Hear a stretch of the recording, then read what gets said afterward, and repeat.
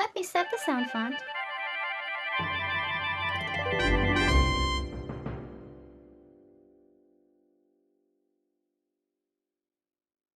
It would only load it if I renamed it to default. Stew.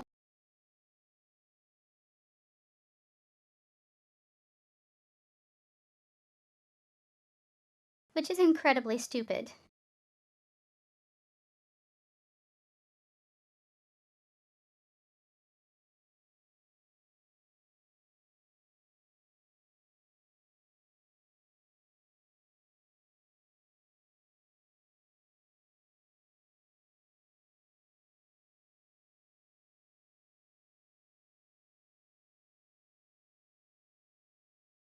Getting retro games to run is fun, guys.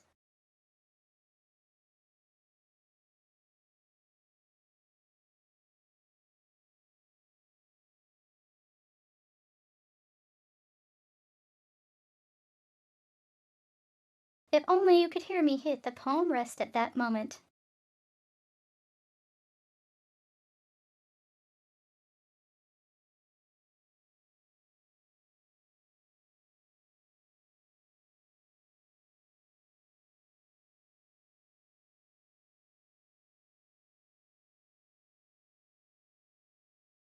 Getting retro games to run is fun, guys. Sound of plastic setting.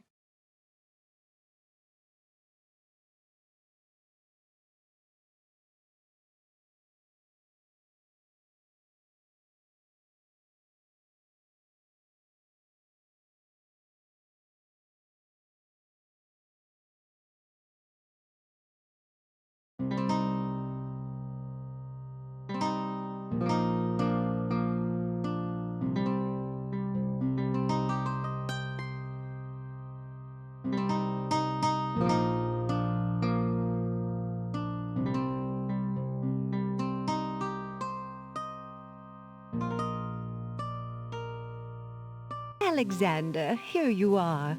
Oh, you're still not thinking about I Kisima, forgot how are chalky you? this looked. I suppose I am. Son, it's been months. You've got to pull yourself together. After all, you only met her that once. I know. Have you discovered anything about the land of the Green Isles? No. No one's even heard of it. It's like she's just vanished. I wish I could help. Please try to think about something else, dear. I'll try, Mother.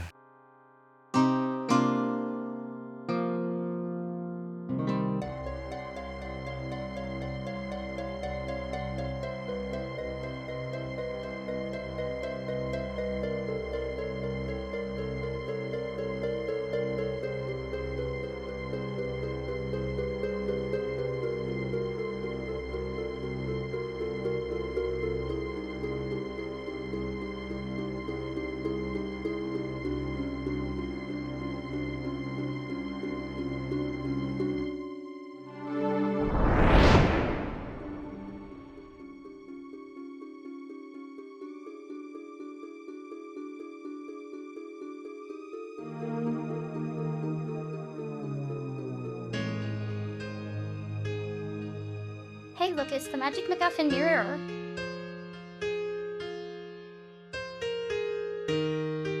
Alexander, I feel so alone. I don't know what to do. Alexander, I wish you were here. Kisima! Wait! Mother! Mother, come quick!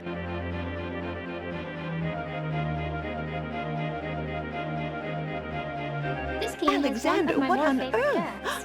You're white as a ghost. Mother, I saw Kisima. She was in the mirror. In the mirror? The magic mirror? Yes! And it showed me how to find her. How? The stars! I saw the stars outside her window. I can navigate by the stars. Oh, Alexander, if you really go...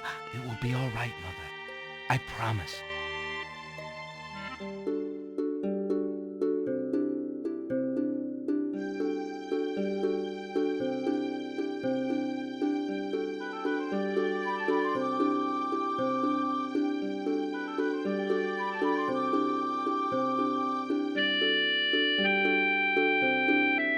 Yes, it's like 5 frames per second.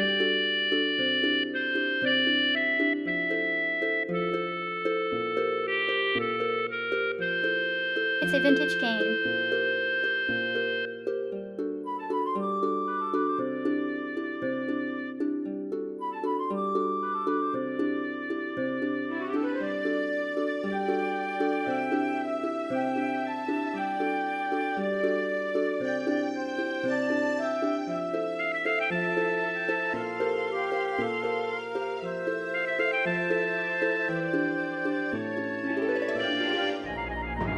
So the music is a modern sound font, and not the crappy stuff we had in the 90s.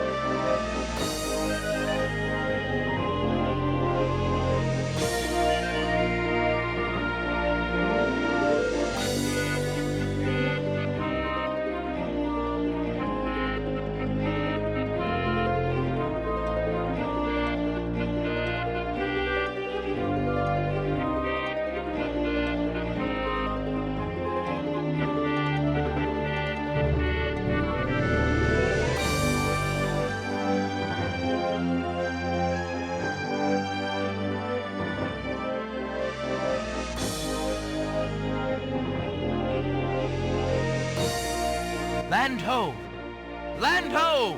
Land ho!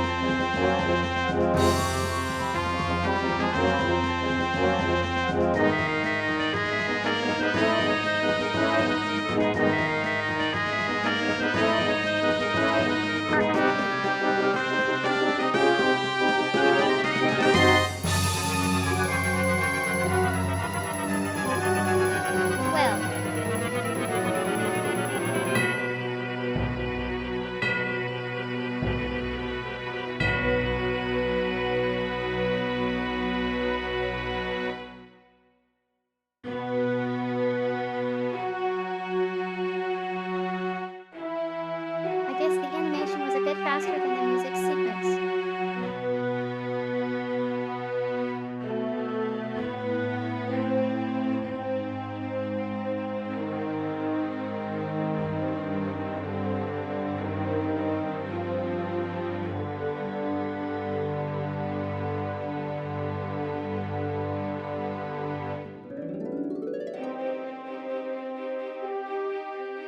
Jane Jensen, The Gabriel Knight series, and is also known for some obtuse puzzles.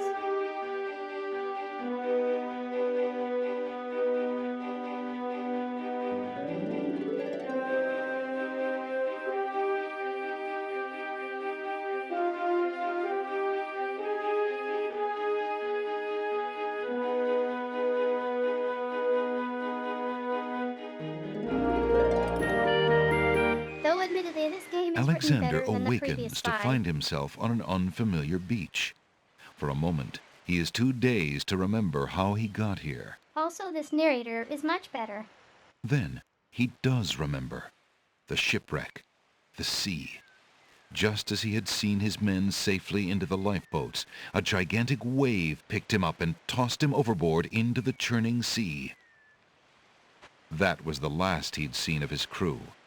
Debris from the shipwreck is scattered along the shore, but of the lifeboats and his men, there is thankfully no trace. He can only hope and pray that the lifeboats survived the currents, and that his men made their way safely back to Devontree. Thankfully.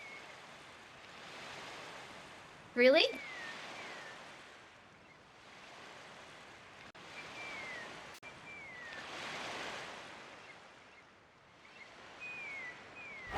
Alexander pushes the plank to one side. A box has been partially buried under sand.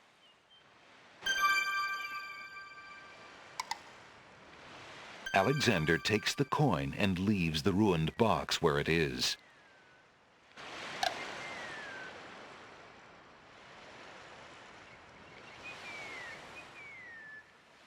Alexander picks up his royal insignia ring from the beach.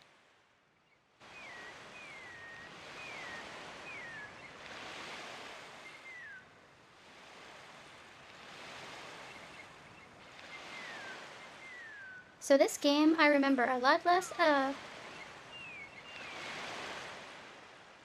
It has 2 endings.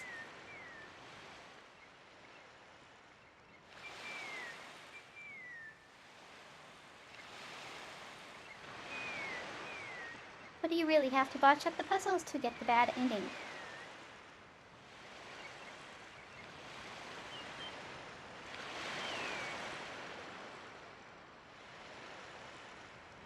And unlike 4, you can't just botch it up at the end.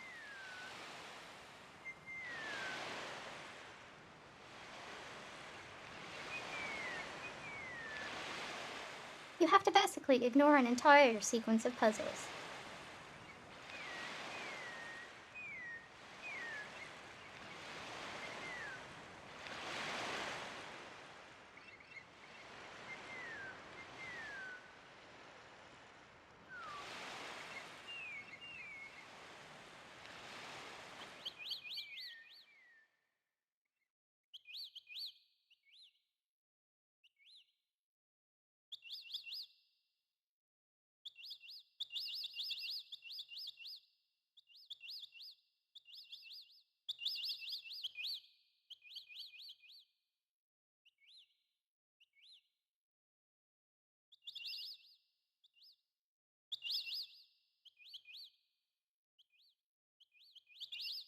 So just in case.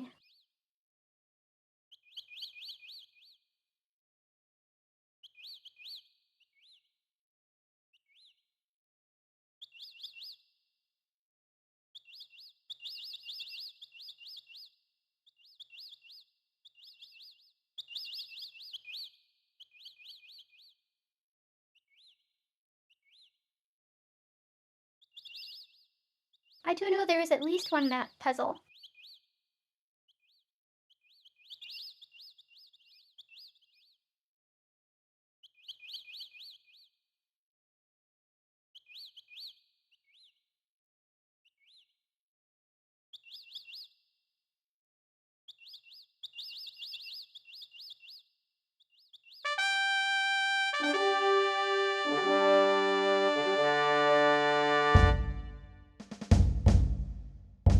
No strangers may enter the castle of the crown.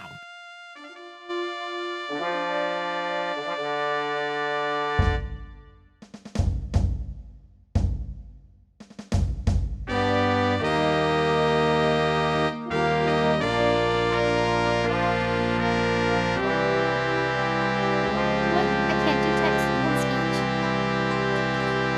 Great.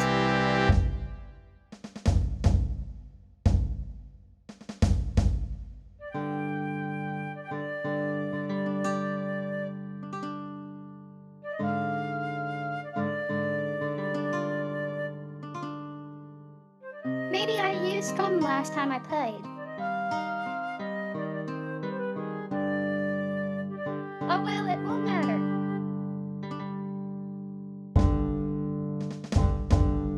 Perhaps Alexander should learn a little more about where he is before offering his family heirloom to total strangers.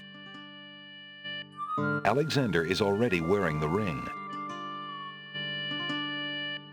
Alexander politely addresses the odd-looking guards at the castle doors, hoping to learn more about his predicament. Good day to you, guards. I was cast upon this island in a storm, and I'm a little confused about my location. Could you tell me what place this is and who lives in this castle? Hey, what is that you say? A castaway? A likely story. We haven't had any foreigners in this part since Alhazred arrived. Don't be so rude, Gruff. He's not asking for any secrets. You're standing on the Isle of the Crown, lad. And this is the Castle of the Crown. The royal family resides here. Rather, what's left of the royal family. The Isle of the Crown. But tell me, am I anywhere near the land of the Green Isles? This is the land of the Green Isles. The Isle of the Crown is the main island, foolish boy. Then Princess Cosima must live in this very castle. Aye, the princess is indeed our treasured jewel to guard, and we consider it an honor.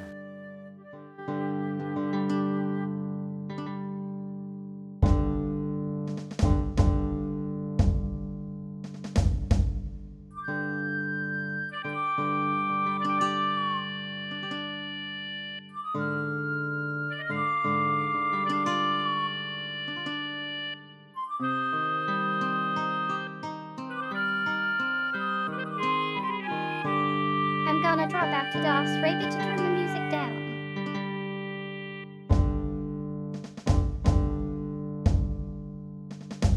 Cause it's really louder than the speech.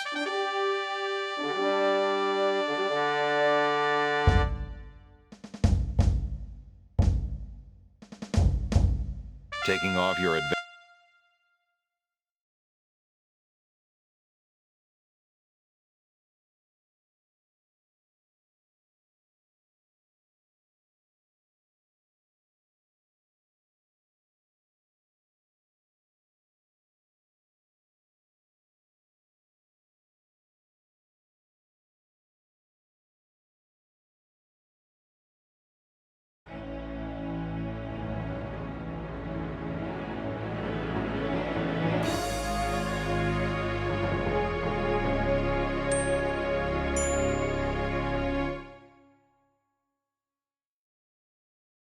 That might not be enough.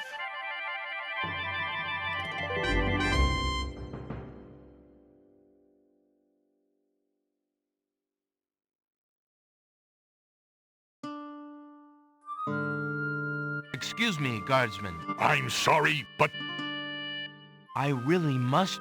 who are you that I should bother Captain Saladin, huh?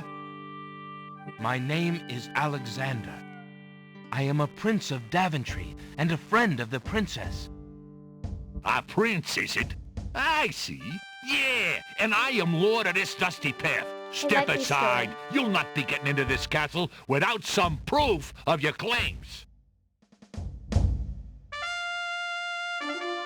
Alexander decides to try his royal insignia ring on the guards. With all of his papers lost in the shipwreck, it is the only possible proof of his identity that he can think of. Perhaps this ring will convince you of my identity. It is the royal insignia ring of Daventry. Ha! I'm sure. Just let me take a look at that ring. Well, I'm sorry, Your Highness. It's just that princes are so uncommon in these parts. Let me get Captain Saladin.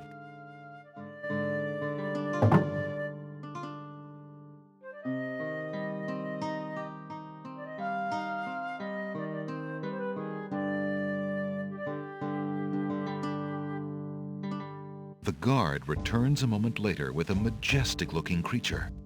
Captain Saladin speaks with a voice that is gentle, but reflects a will of iron. Prince Alexander of Daventry, I presume. I'm afraid I'm unfamiliar with your country, but I'm sure Vizier Alhazred will want to meet you, if indeed you are a friend of the princess. That voice sounds Please, familiar. follow me.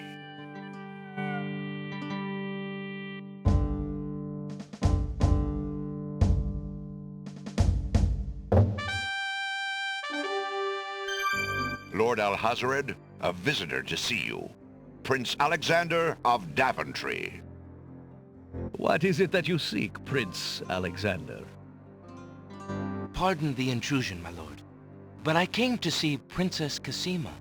Some months ago, my father, King Graham, saved my family and I from imprisonment under an evil wizard named Mordak. The same wizard that kidnapped the princess? Exactly.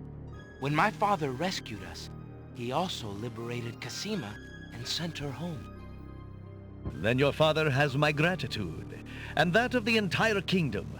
But I'm afraid I still fail to see the purpose of your visit. Saladin is Tony J. Megabyte from Ragood. Well, I came to make sure that Kasima arrived safely and to pay my respects. Before we parted, she gave me an invitation to visit. I have no doubt she did exactly that at the time, Prince Alexander. However, things have greatly changed for Kasima since her ordeal in Mordak's castle. Kasima's parents both became ill and died while she was gone. Kasima is sequestered in mourning for them as befits a princess. She is not receiving visitors of any kind. Even if she were, I do not think your visit would be appropriate. You see, it is time for Kasima to take her responsibilities seriously. With her parents gone, she no longer has the luxury to be a carefree maiden. As was her parents' wish, Kasima and I are to be wed. We shall rule the kingdom together. I assure you, our marriage is all Kasima wants now. Did As this a come out prince before or and after a Aladdin? gentleman, it would be best that you leave before there is any further embarrassment. I see. I suppose that I was mistaken. I thought for certain that Kasima... Well, I apologize. A young man sees what he wishes to see. I'm sorry you've wasted your time traveling to the land of the Green Isles. May your journey home be swift. Perhaps I will take the opportunity to look around your fair land while I'm here.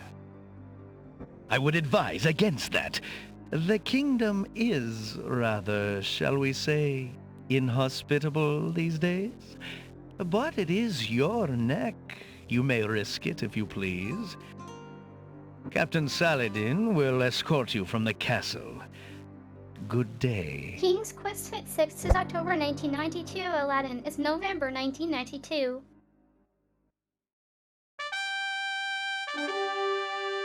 This came out BFORE. You have had your hearing with Vizier Al-Hazred. I trust you will respect his wishes and not return. I have been instructed not to let you into the castle again. Good day, my lord. Captain Saladin whispers something to the guard dogs at the castle gate, and they nod with understanding. I can definitely hear Megabyte in that boy. Alexander has a feeling they won't be letting him into the castle again.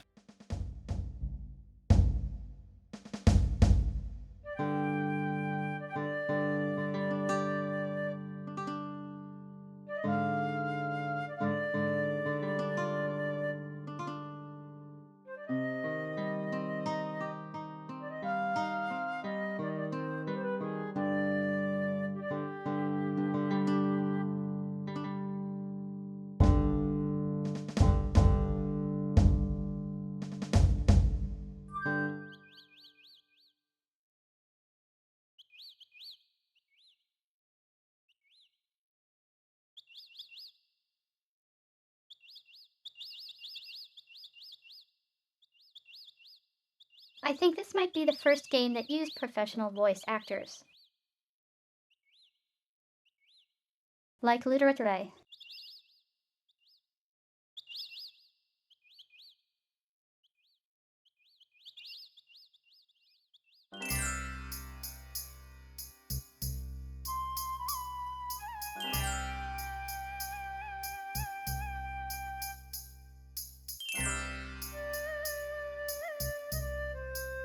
Old lamps for new. Old There's that lamps music for style to put back in new. Quest for Glory 2.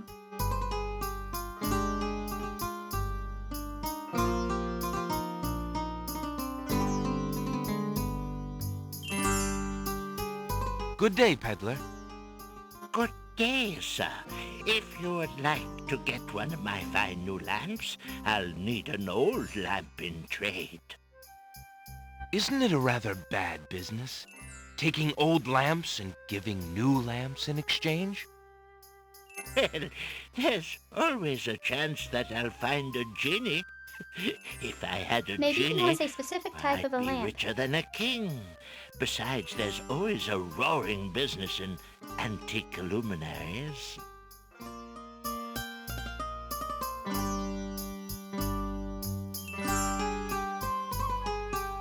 Gee, if only we had that one from the previous game.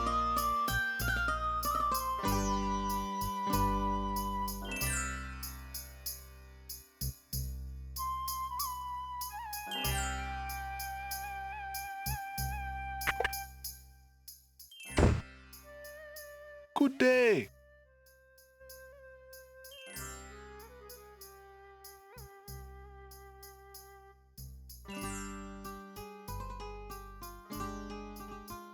So here's another joke you had to play Quest for Glory for. Alexander takes a closer look at the items on the counter. I see you have noticed my mechanical nightingale. She is made of plain tin, but she sings the sweetest song you can imagine, barely distinguishable from the real thing.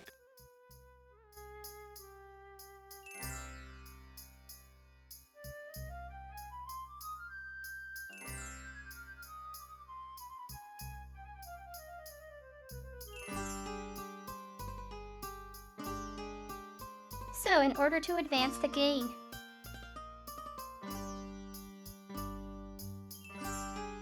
you have to borrow each of these.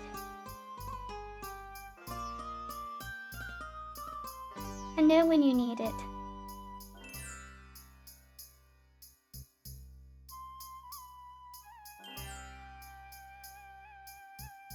So at the moment we don't know which one.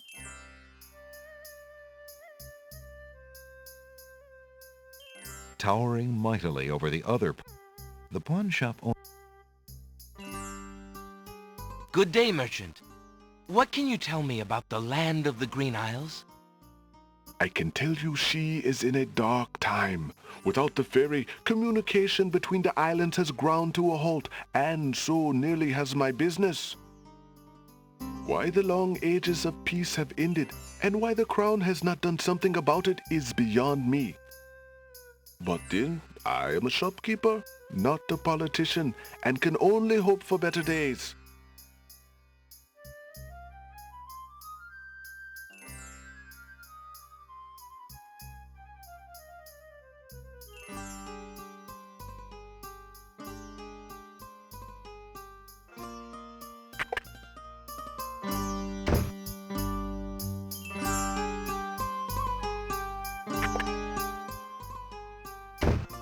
Hello, I will be right up. Now, what can I do for you? Pay attention to the sky in black.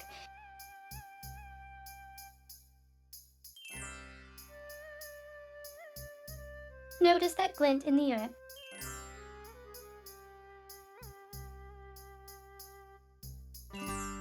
We're going to see that show up a lot.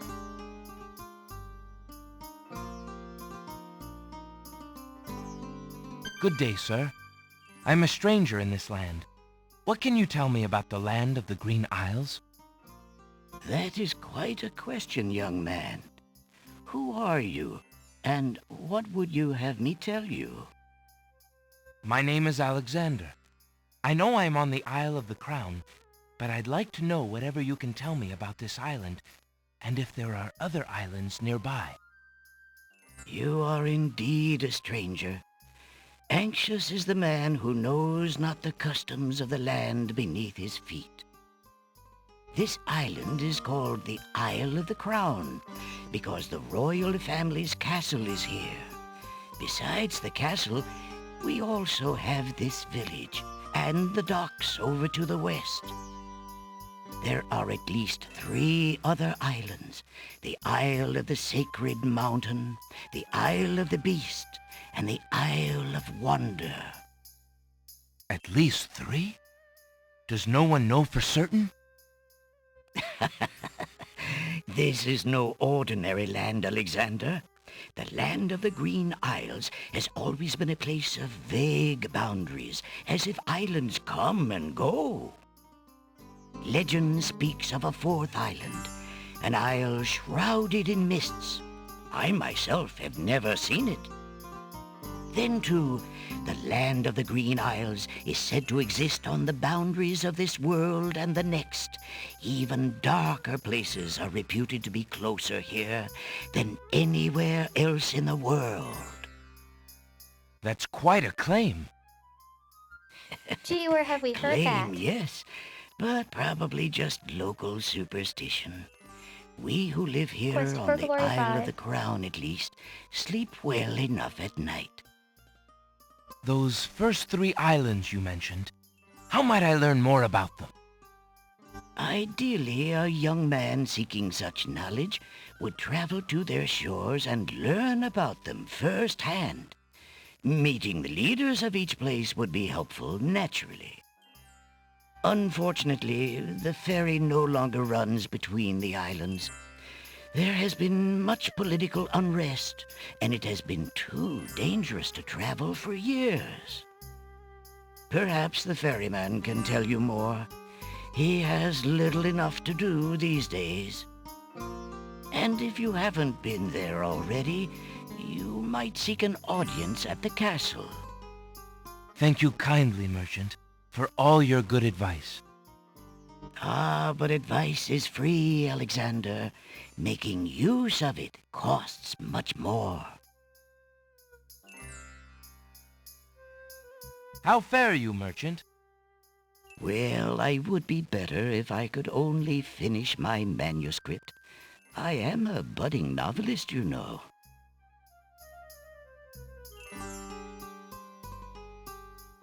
How fare you, merchant?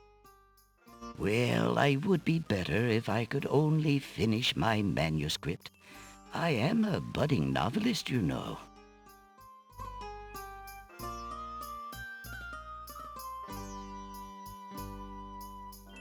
Alexander rests his feet for a moment. Alexander picks up and leafs idly through a book called The Changing Role of Court Entertainers Through the Ages. Well, that was refreshing.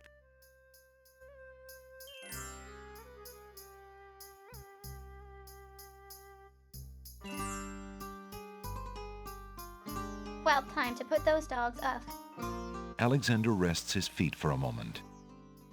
Alexander picks up and leafs idly through a book called The Changing Role of Court Entertainers Through the Ages.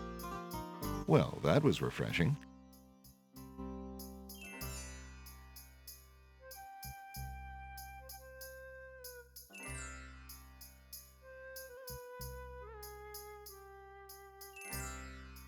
How much for that book on the counter, merchant? It is a fine book, is it not? I obtained it from the estate of the one and only magician this kingdom has ever had. Poofed himself into an aardvark in the end, or so I heard. I never found the spells all that useful myself, but then I lead a boring life. I tell you what, if you can find another rare book, something a bit more marketable, I might be willing to exchange the spell book for it.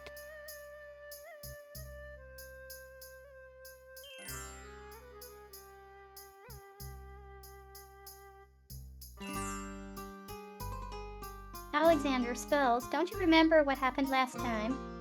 You know, shrinking jar.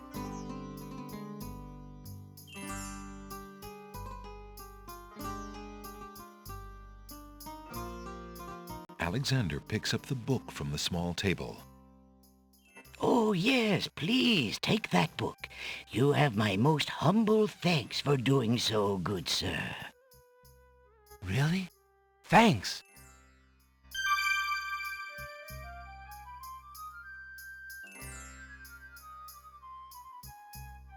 A plaque bearing a merchant crest hangs over the doorway. The bookshop owner must be proud of his credentials.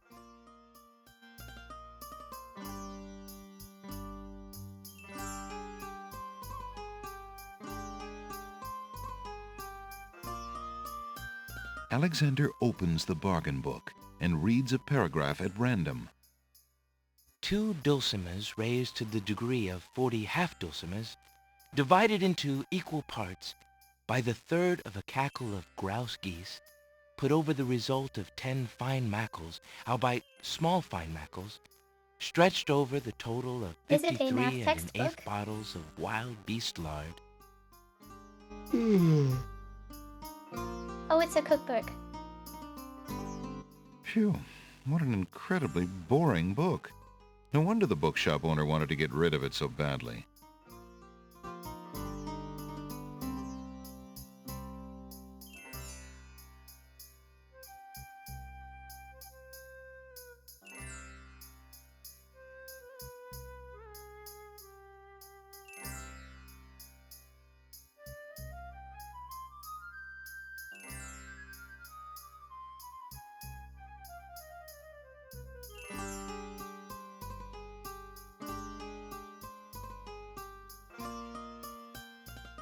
An old man occasionally steals sidelong glances at Alexander from under a concealing hood. Good day, sir. The mysterious old man just ignores Alexander.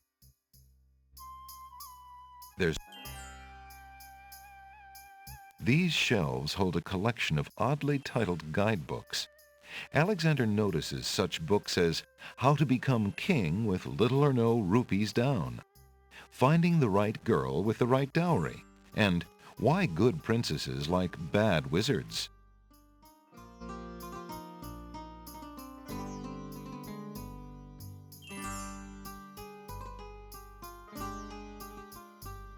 That's sure I take that.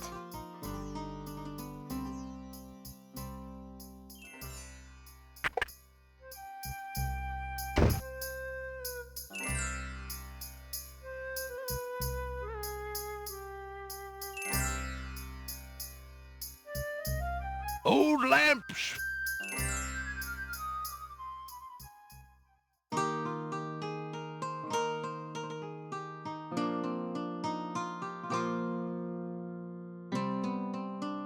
There's a young girl in the yard. The girl is dressed in a long, plain orange robe with a thick headdress. From the appearance of her clothes and from a skittish, fearful look about her, Alexander gets the strong impression that she is a servant, or even worse, a slave. The serving girl appears to be stealing a quiet moment tending the rose bushes. I've told you 1,000,000 times, those flowers are too sweet for the likes of you. You've still got to do the breakfast dishes, make lunch, and clean the stables yet this morning. And get your veil back on. No one wants to look at your face. Yes, stepmother. Good.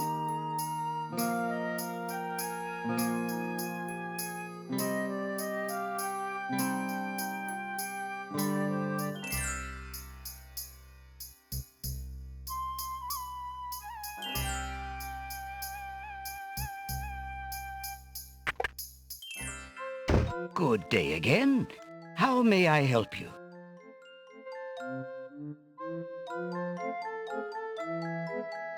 Good day, sir. Is there anything you can tell me about the land of the Green Isles? I'm sorry, but I have no time for idle conversation.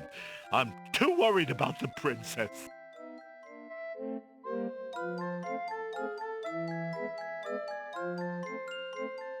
That voice also sounds familiar. Excuse me again. I told you I'm not interested in talking to strangers.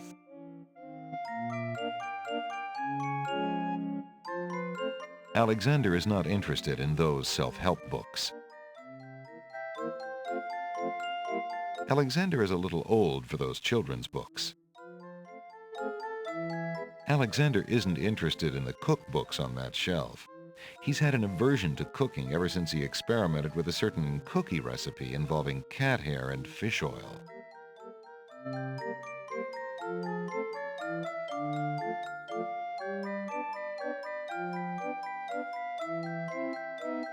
And that's the most direct callback to 3. Right now, Alexander is too involved with the journey he's on to take time to read about the journeys of others. Alexander is not interested in those self-help books. Thinking of Cosima, Alexander decides to leaf through one of the volumes of love poetry. He reads, "Thy hair, thy lips, thy beauteous face, and all thy studied female grace have won for thee anon a place within this broken breast." Not bad. And another. "Upon the shore the lilies bend, untouched by worldly care, where shadow they her earthly bed, oh, that she were not there." Yikes. And another. "What was it when I looked at you?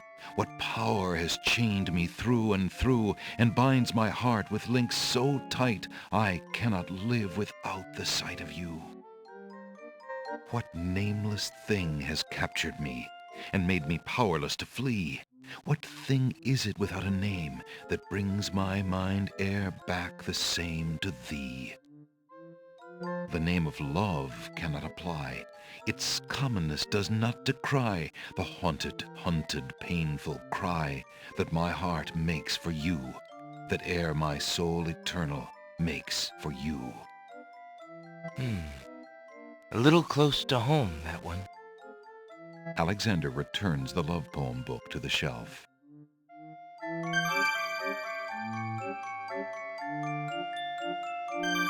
Alexander picks up the fallen page. It's the love poem he particularly liked. It must have fallen out of the poetry book. I see that old volume has lost another page. You may keep it if you like, sir. I have glued the stubborn thing back in place 2 times already. I do rather like it. Thank you, merchant. Only 2.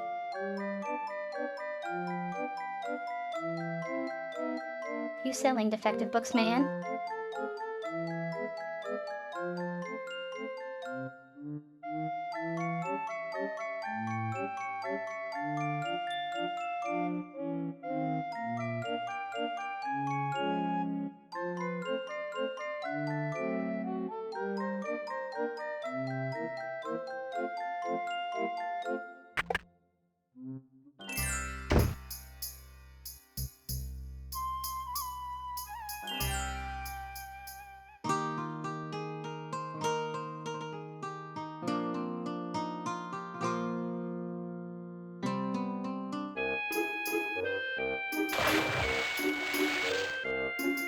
Hey, stranger, come join me. The water is wonderful, and I can show you the way to the next island.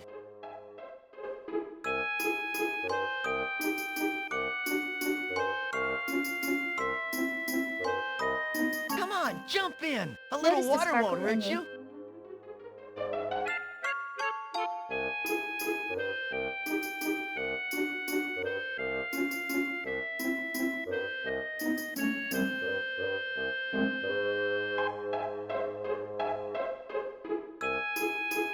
Good day.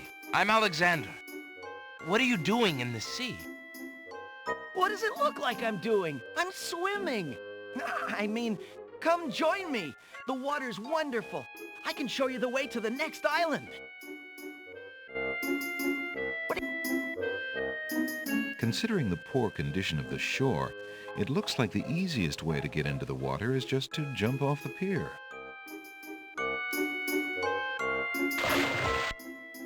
The powerful currents grab Alexander. Struggle as he might, he feels himself being pulled out to sea.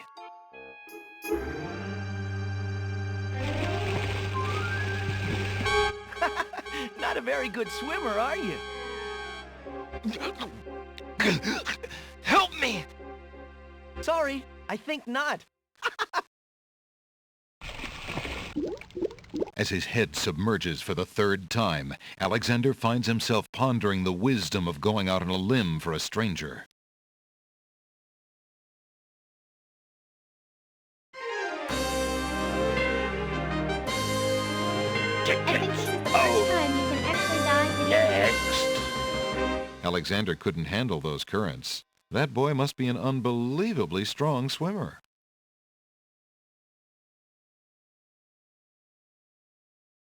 So take note of this.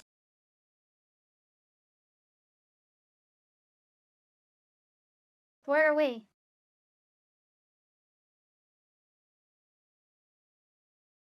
Land of the dead. No other game does this.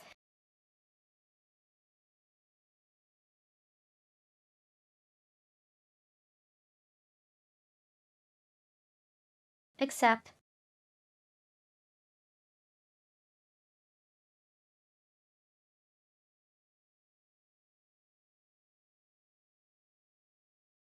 you know which game did something like this.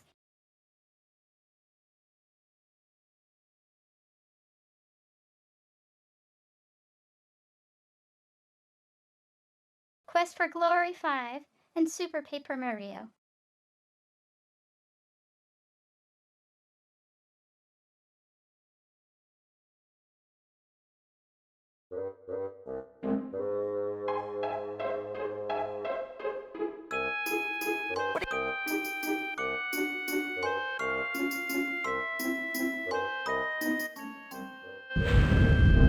That's strange.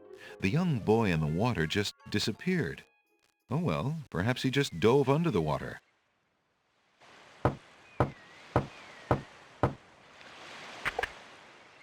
Yeah, what do you want?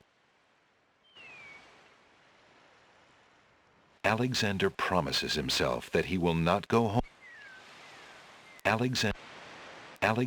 The boat does not reply.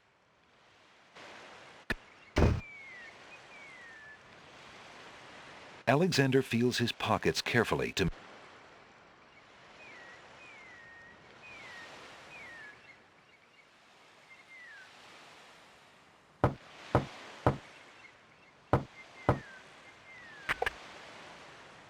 I said the ferry's out of business. What do you want to keep bothering me for?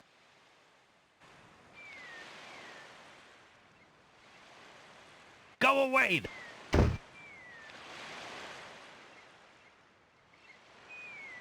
The door is...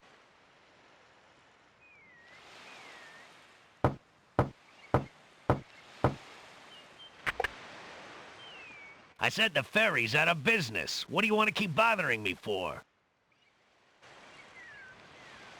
Excuse me. My name is Alexander. The owner of the bookshop in the village told me you might be able to help me. I hear you used to run this ferry for the islands. I'd like to talk to you if you have a moment. You say old Allie sent you? I can't see why. The ferry's not running, you know. I understand. I'd just like to talk to you about the islands if you don't mind. Well, I guess it'd be all right if Allie sent you. Well, don't just stand there. Come on inside.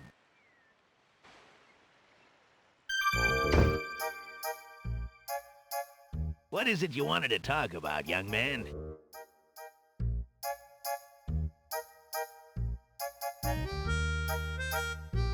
I'm a visitor to these islands. I'd like to learn what I can about the area.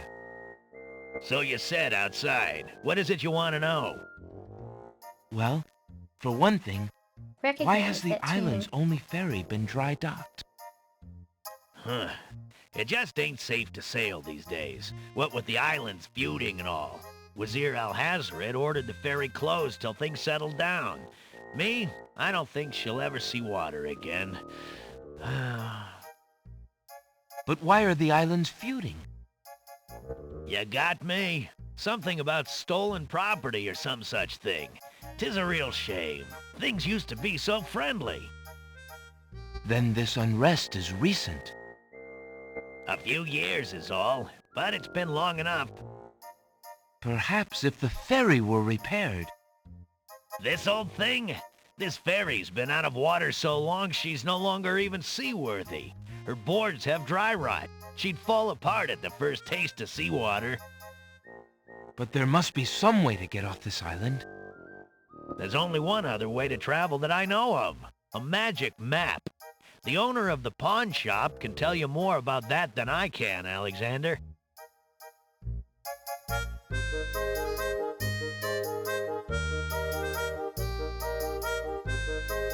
main track called Blow the Man Down.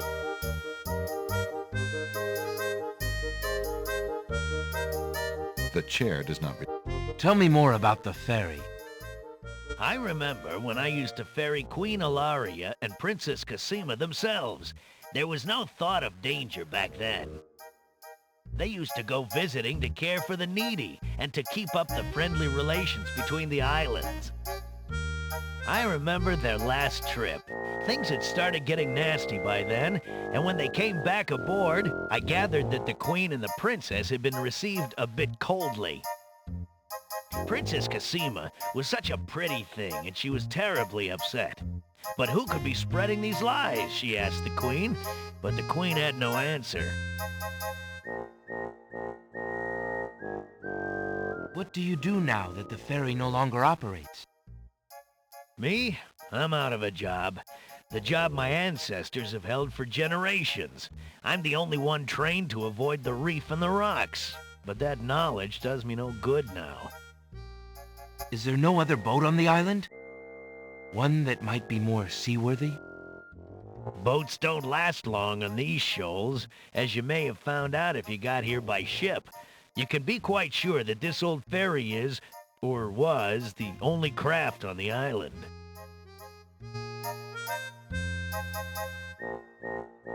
I see you have a rabbit's foot. Has it brought you much luck? As you can see, my luck's been out for some time now, Wasn't lucky despite for that the old rabbit. charm. Why don't you take it with you? Perhaps giving the darn thing away will bring me good fortune at last. Perhaps it will at that. Thank you.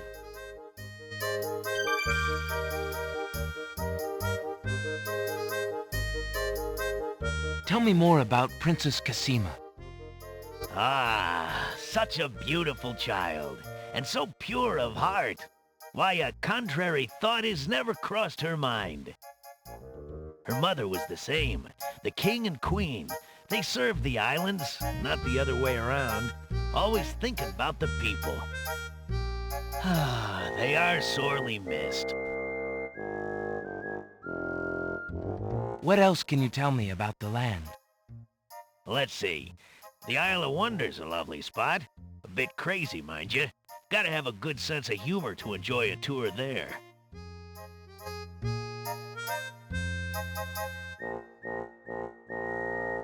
What else can you tell me about the land? The Isle of the Beast is pretty, but unfortunately, you can't get very far onto the island.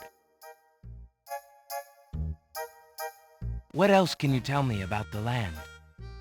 The inhabitants of the Isle of the Sacred Mountain are the most gorgeous creatures you'll ever see. If you ever get to see them, that is. What else can you tell me about the land? The Castle of the Crown sure is a beauty. She's the finest palace ever built, I'll warrant. What else can you tell me about the land? Some say that the land of the Green Isles is near the edge of the world, and that the deadly currents are a result of a magnetism that sucks life from this world to the next. Of course, that's just silly talk. Is it now? What else can you tell me about the land? Let's see. The Isle of Wonder's a lovely spot. A bit crazy, mind you. Gotta have a good sense of humor to enjoy a tour there. Okay, he's repeating himself. Let me get a drink.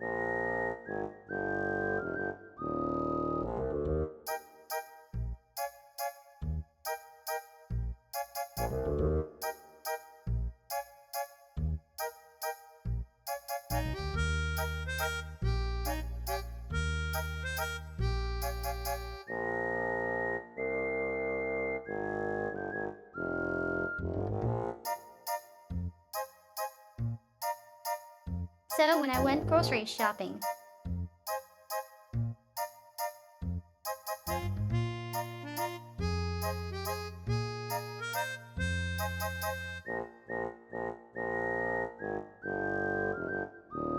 I found one more box of strawberry and cream Dr. Pepper.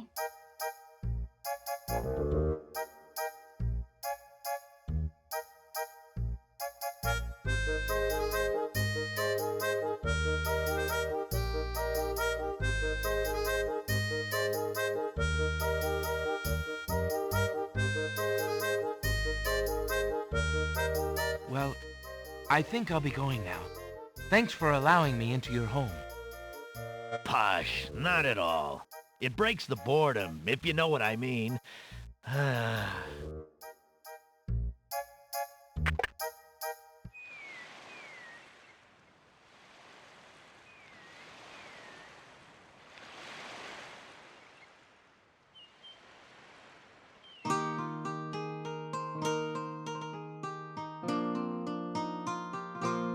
Alexander has not been invited to pick the family's roses.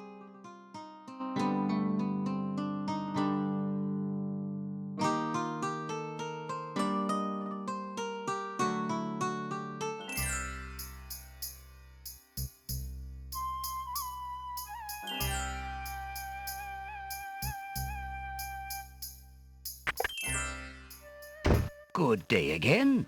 How may I help you?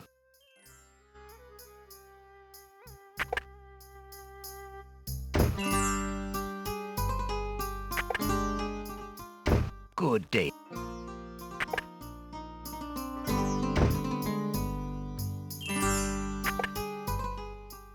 Good day again. How may I help you? Did I screw it up?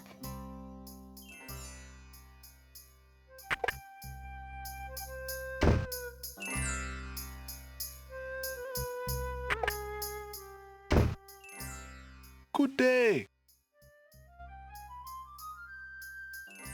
A mysterious old man also patronizes the pawn.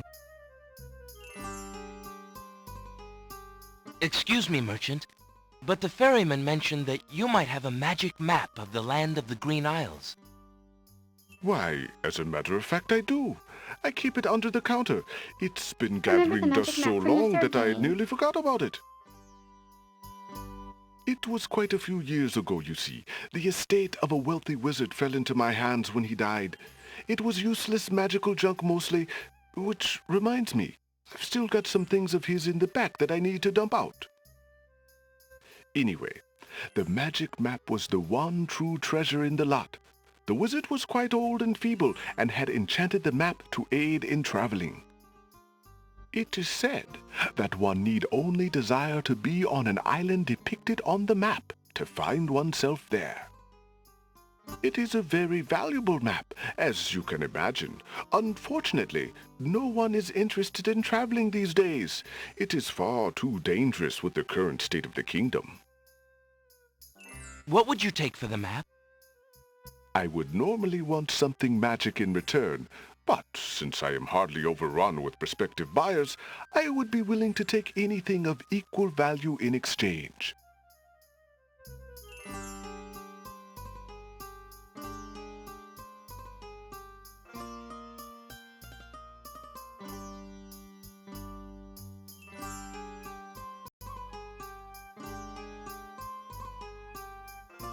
Alexander is carrying a copper coin of Devonry. King Graham graces the front of the coin.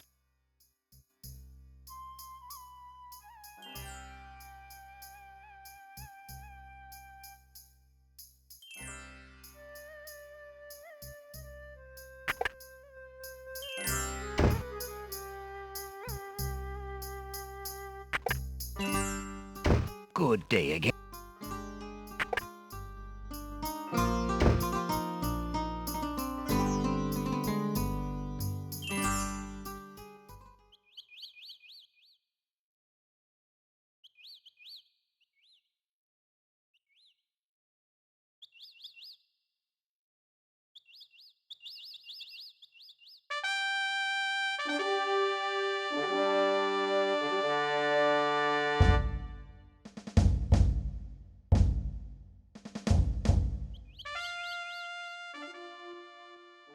vines have begun to climb.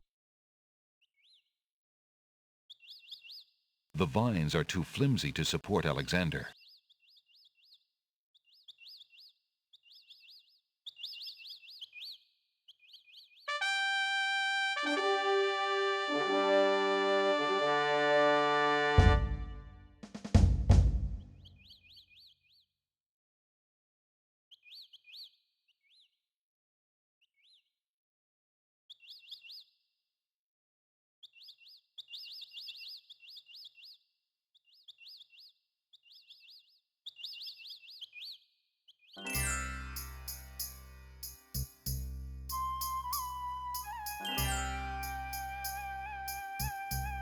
Yuck, I think these carrots were not washed properly.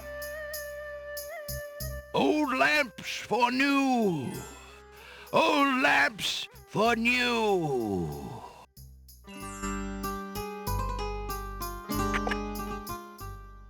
Good day again.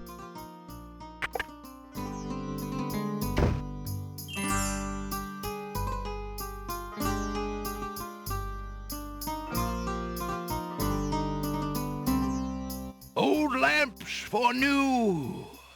Old lamps for new!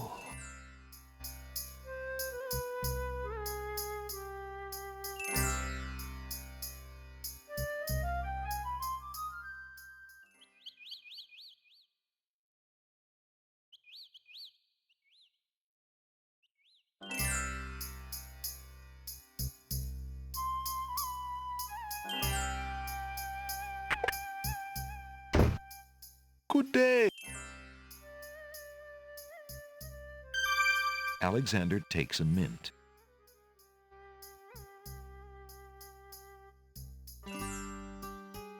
I have this copper coin. Will it serve in exchange for the map? An interesting enough piece, but it is not nearly valuable enough to trade for this map. In fact, I would say it is about the worth of our own copper. The only items in the store that I could let go for the price of a single copper are the 4 simple items I normally display on the front counter.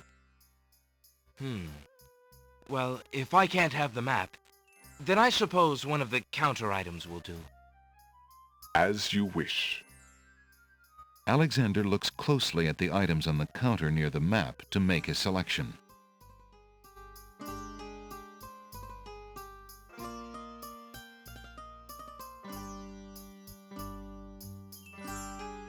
A magic map lies. The flute is only... A mechanical... Ah, yes, the painter's brush. Have you an interest in tinder boxes? A battered tinder box. A used painter's... A plain wooden... A magic...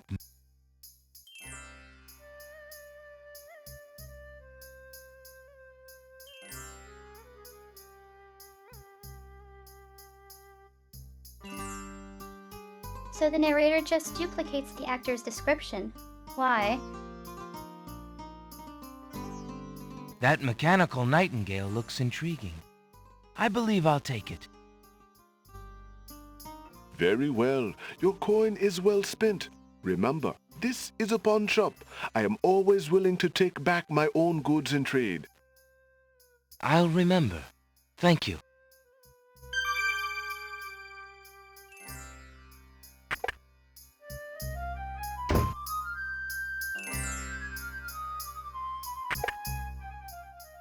Good day again.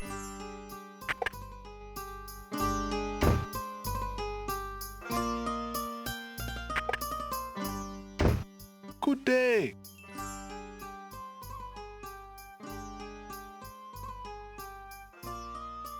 Would you be willing to take my family ring in exchange for the magic map? Daventry, are you a king then? No, that's my father, King Graham. I'm just Alexander. Well, Prince Alex, she is a beautiful ring. Are you sure you can part with such a unique family heirloom?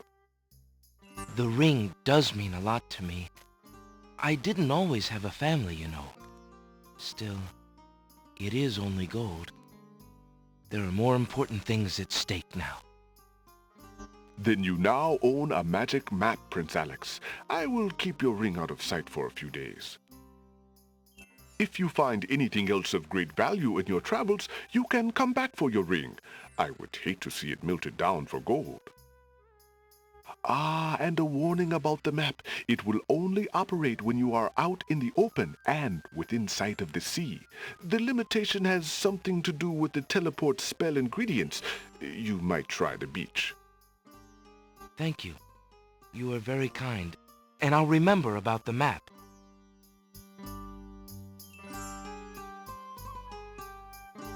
Suddenly, the old man in the concealing cloak sneaks past Alexander, and with a sneaky dart of his hand, steals a mint from the candy jar.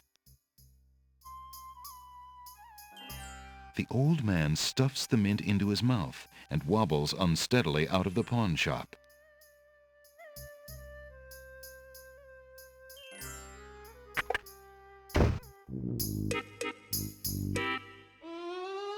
Now why would that be? Master! I followed Prince Alexander as you wished. From the pawn shop owner, he just abstained, just Let's make him reprieved. He just got a magic map.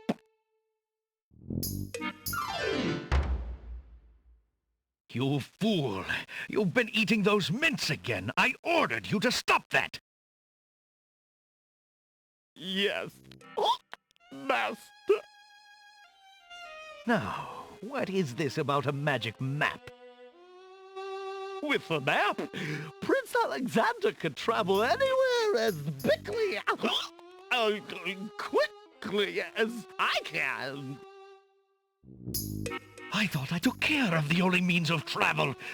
By my scimitar, I can't have him stirring things up now. Get a hold of yourself and listen carefully, Shamir. Go to the other islands and tell them...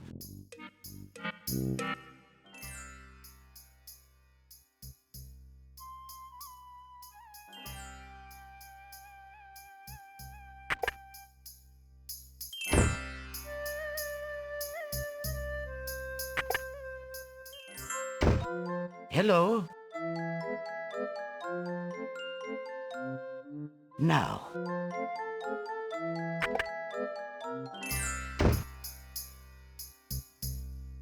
Great, after I gave the ring up.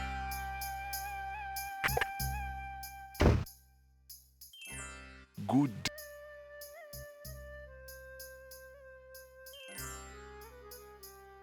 I'd like to trade this magic map back for my family ring, please. As you wish, Prince Alex. I suppose you have had enough adventuring for now, eh? Perhaps. Thank you, merchant.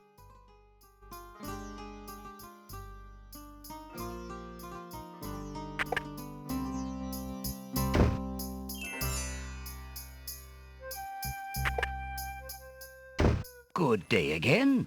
How may I help you?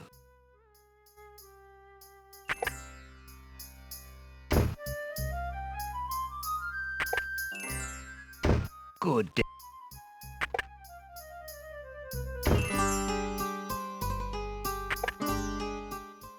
Good.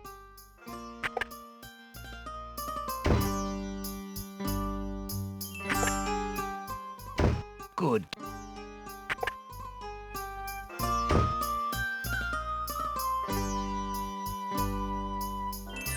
I don't think this is a soft lock.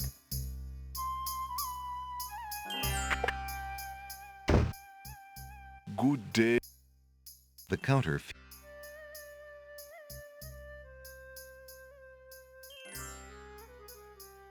Can I trade you my ring for the magic map again, merchant? I'm afraid I'm still in need of it. Looks like Of it. course. Unset the fly.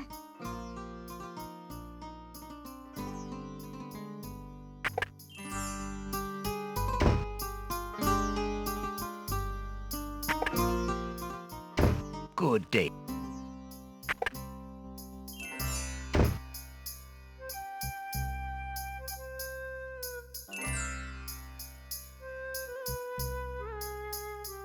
Whatever, I don't think it's important at this point.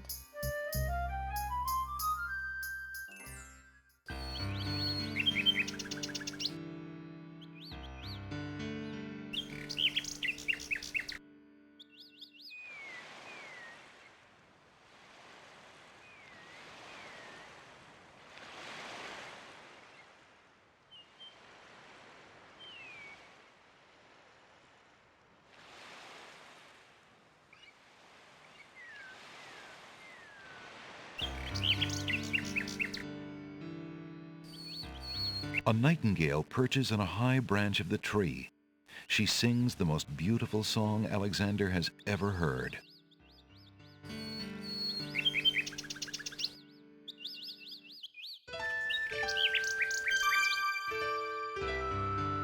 Alexander winds the mechanical nightingale and places it on the ground.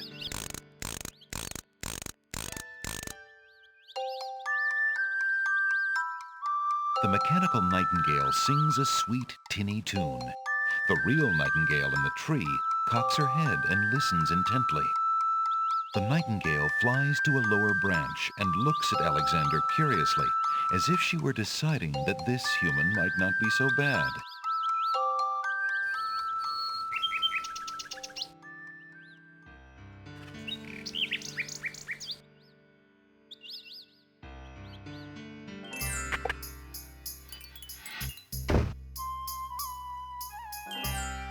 A large round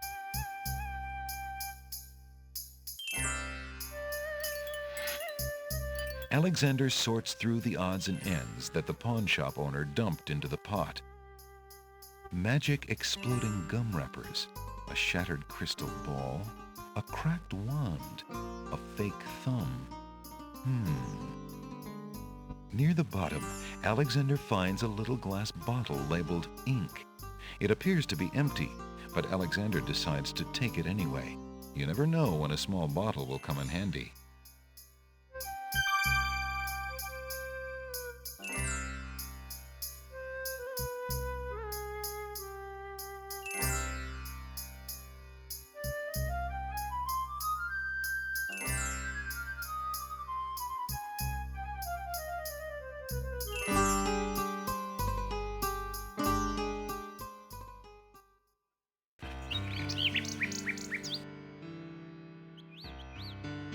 The magic map is made of...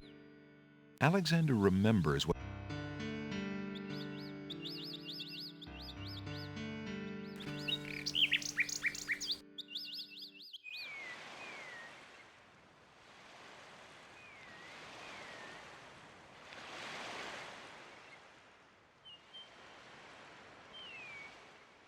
Alexander pulls out his magic map.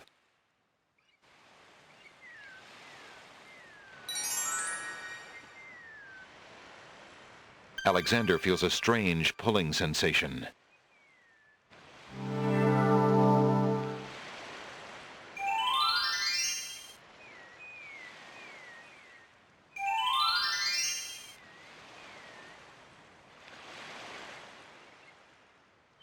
Alexander takes the feather.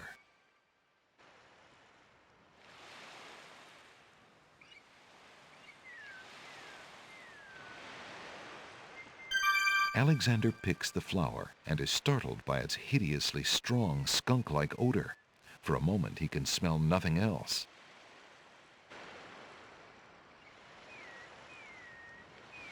Phew, did he pick up a pot plant?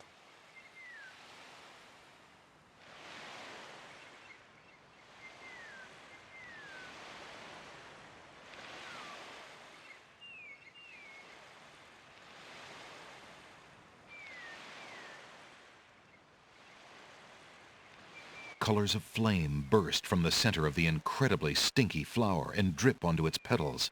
The flower's appearance is as flamboyant as its smell. The magic... Alexander pulls out his magic map.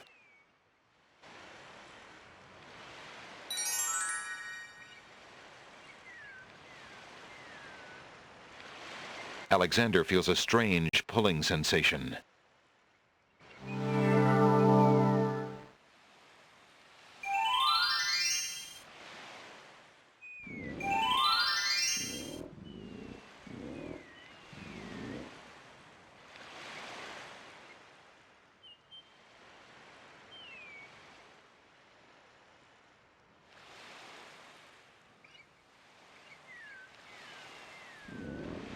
Why aren't you asleep like the other oysters? Oh, I'm so weary, but I can't sleep. I have a terrible ache in my mouth.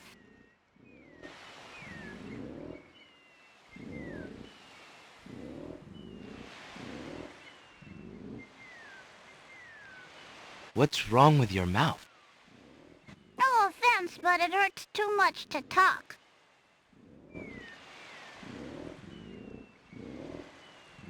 Alexander wades into the sea to get the strange object in the water. The ocean currents tug at Alexander wades deeper into the sea to get the strange object in the water. The underwater tow is amazingly strong here. It pulls ferociously at Alexander's legs. Before Alexander can retreat, the currents grab his legs. The shifting sand vanishes from beneath his feet. Against his best efforts, he is dragged out to sea.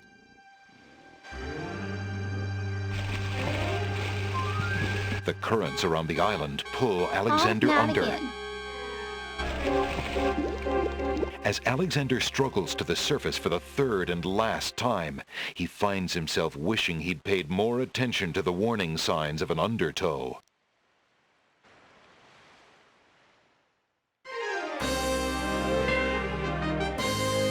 Tickets out.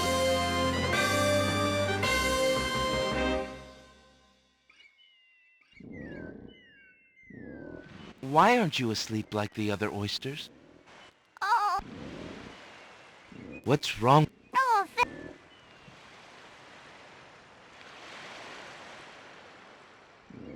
If you're having trouble sleeping, perhaps you'd like me to read to you. Hey, that would be great.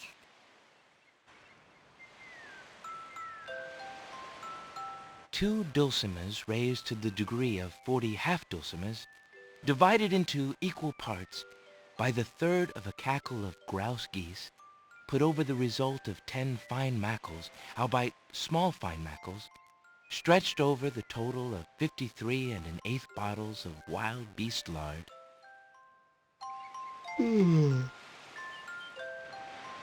Yields a gilded minnow of precise measurements, 2,069 centidrills by 3,023 6/7 puns, not punts, as might be expected. This is not to say, however, in any sense whatsoever, that deviations in mean temperature of 5 or 6 dregs or so. Alexander makes a grab for the pearl. Hey, you fixed my mouth. It feels great. The little oyster drifts into peaceful slumber with the rest of his oyster friends.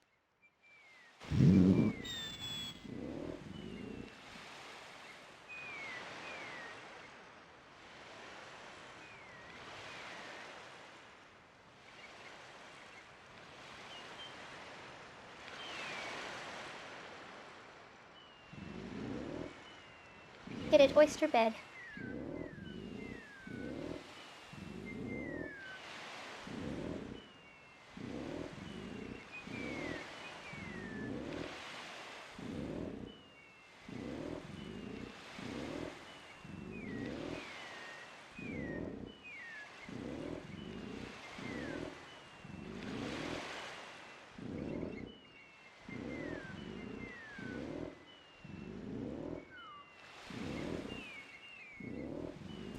Alexander picks up the object floating in the water.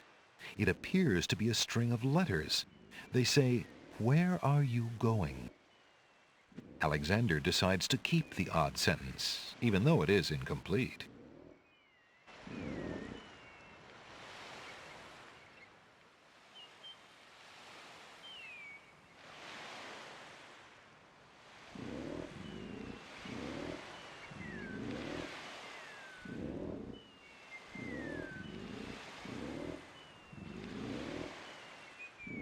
Alexander hears someone coming.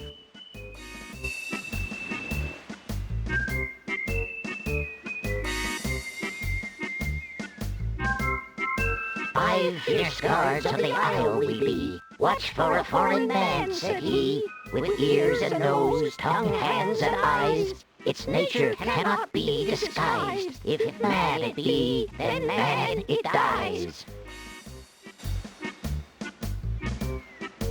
Old Tom Troll, smell your smell. Do that which you do so well.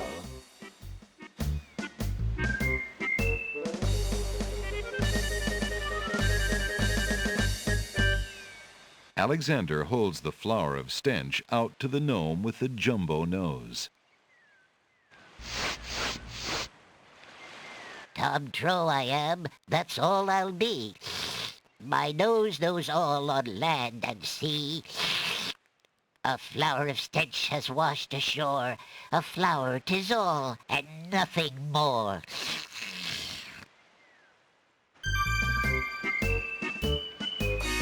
Listen, hark you, Groganor, do your duty as you swore. With your ears, please tell us more.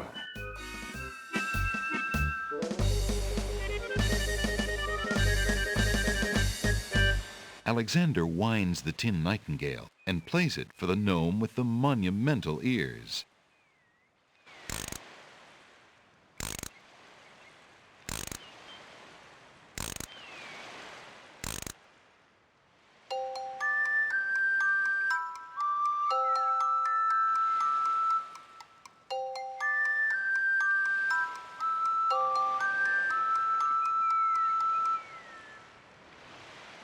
A nose is not a way to spy. My ears cannot be told a lie. A nightingale is all there be. No man is near, and so say me.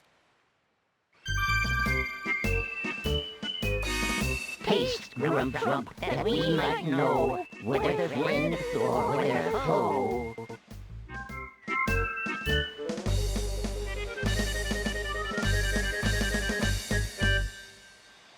Alexander holds the mint out for the gnome with the gigantic mouth. Grump knows a tasty treat. It matters not what others bleat. No danger is this one so sweet. Trilly dilly, use your hands. Is it beast or is it man?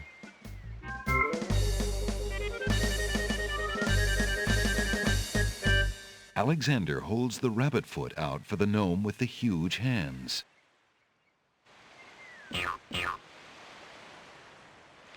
Be all you mad? What aileth thee?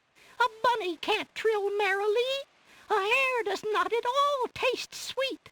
A rabbit here is all we greet. Old Bill Batter, never fatter. Vision can resolve this matter. Look you now and end this chatter.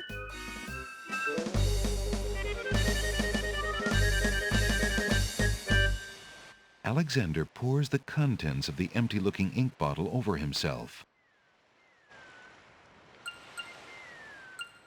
By all that's beauteous, fair, and sightly, 4 morons do I sleep with nightly.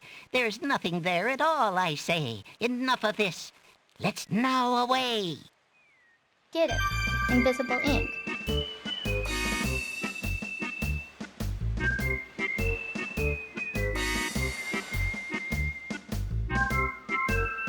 Alexander did it! He's fooled the guards!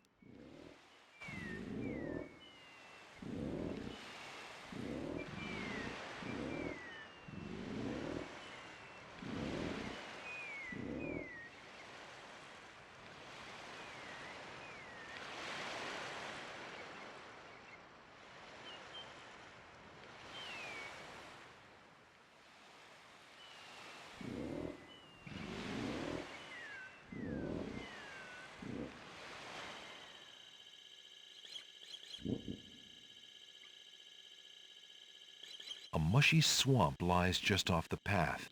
It doesn't look like very good swimming. Alexander sees no point in trying to talk to that stick in the swamp.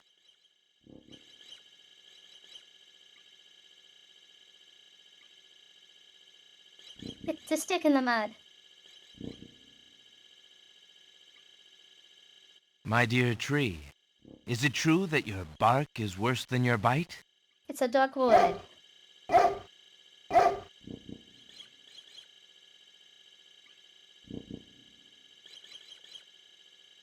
That bump on the log does not look particularly conversational to Alexander. It's a bump on a log.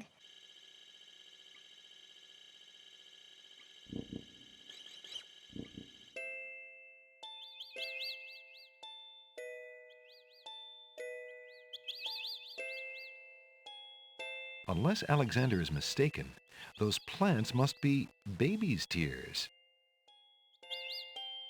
Vines of sweet ripening tomatoes climb up little wooden posts.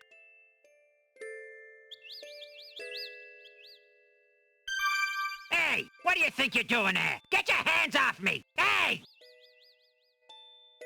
Alexander picks up rotten tomato and puts him away. One never knows when one will need a rotten That was tomato. a very Cartman voice.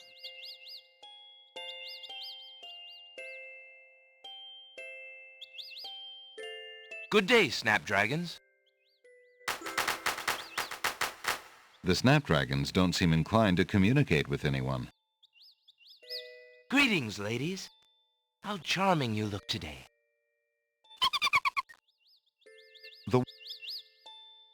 Alexander decides to pick up the hole in the wall. A hole in the wall could be a very useful thing.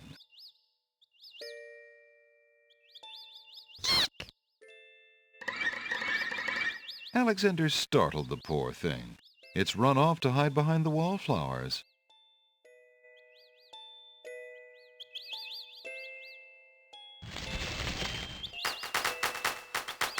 The wallflowers, overcome with shyness at Alexander's approach, cluster together and cover the hole in the wall.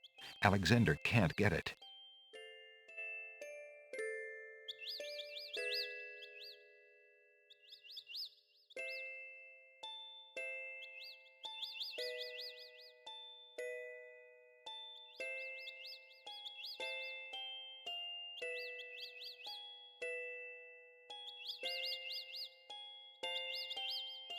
Good day, tomato vines.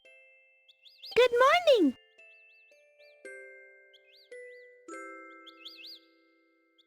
Alexander addresses the grapes. Why are you so sour, if you don't mind my asking?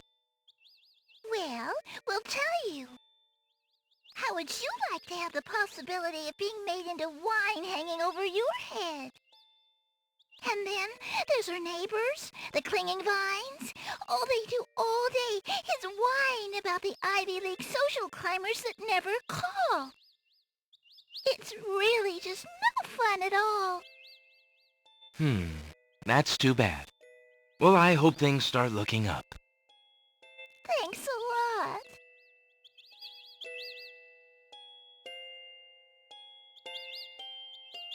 Hello. Aren't you a bunch of fine-looking young plants? Goo-goo gaga!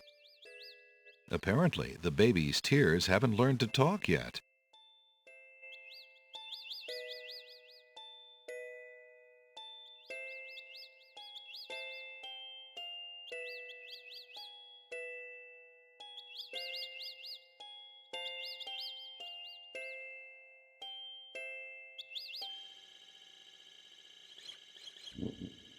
Alexander takes a bottle of milk from the milkweed bush.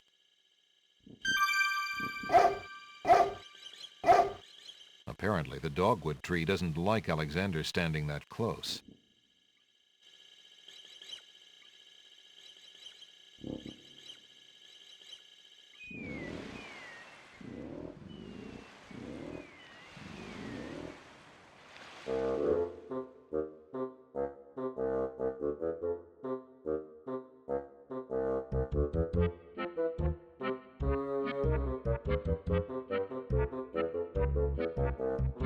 I'm sure that song is public domain.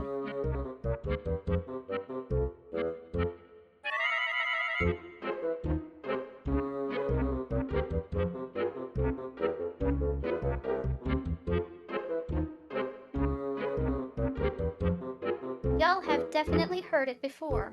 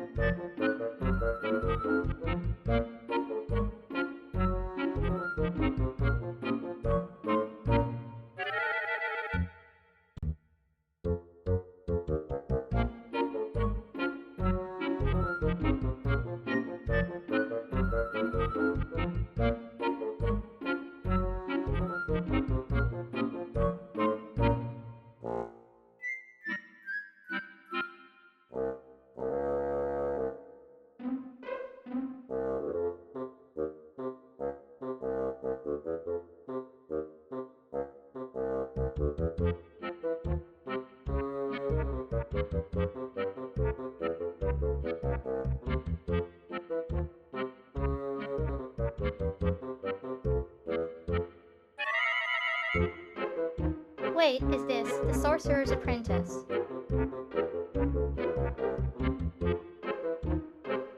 Let me check.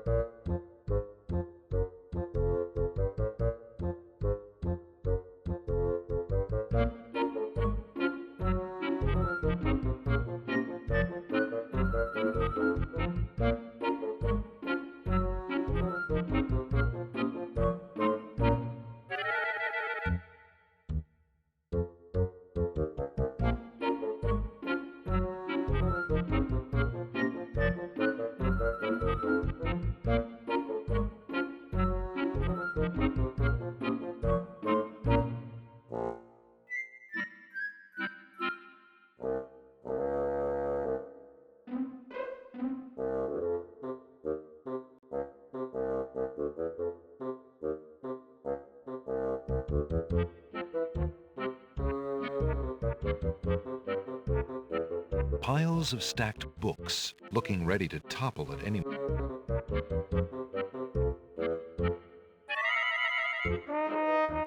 Wow. Hiya, gorgeous. Oh, what a luscious-looking hunk of flesh you are. Thank Clearly you. a Black Widow. I guess. Who are you? How charming of you to pretend not to know. I'm Black Widow, of course. The femme fatale of all femme fatales. Know what I mean? You know, I was just thinking it was time I found my 50th, another husband. It would be quite a horror, an honor to have me as a bride. Just look at my beautiful weaving. It's so light, so delicate. You'll never want to leave my little nest. It is a lovely web, but my heart is elsewhere, I'm afraid. Oh, drat! Well, the loss is yours. I'm sure you'll change your mind once you consider the advantages.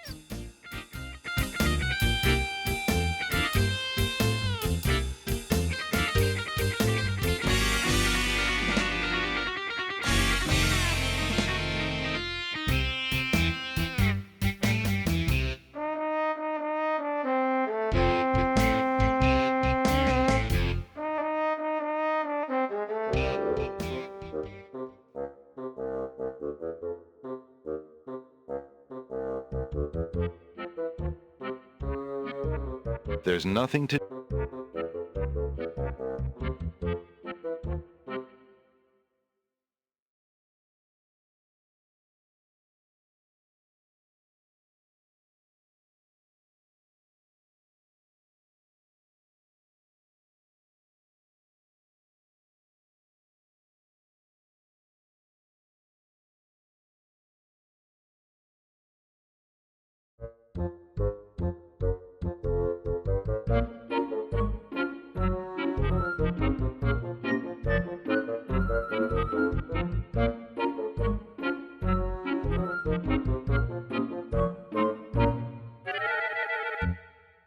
Yeah, I think it's the Sorcerer's Apprentice.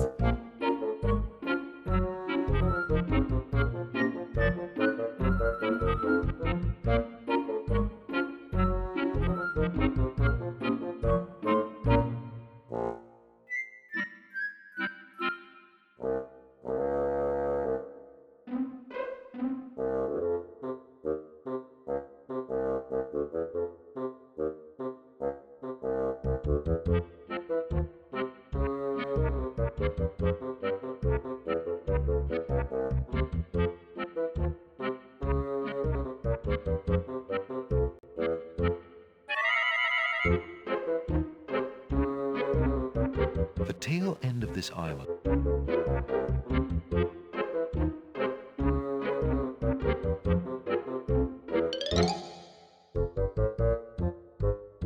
What do you think you're doing? I'm sorry. I didn't realize these books had an owner. I'm in need of a rare book. No owner. All books have owners, my good man. And this book owner, bookworm to you, wouldn't part with one of his books for anything. Isn't there something I can do for you to pay for the book? Let's see. Do you have an itinerant clause? No. No clauses at all, I'm afraid. As an exception, you always should.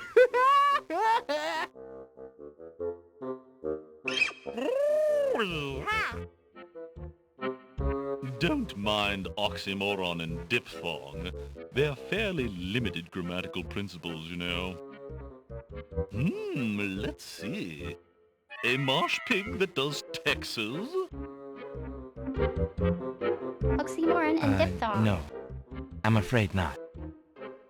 A dangling participle? I'm fresh out. A purple fiddle whacker? A dangling participle. No, I don't think so. Sorry. An idiosyncrasy, perhaps? Afraid not. Ha! Then what good are you?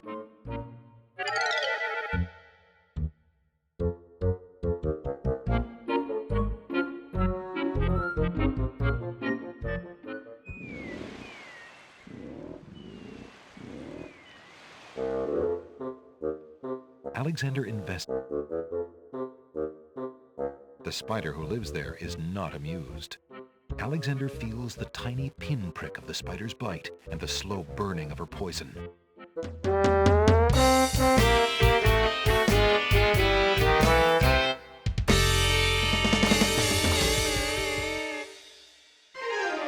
That was a performance of what? Tickets only. Next. Why do you think they call her a widow?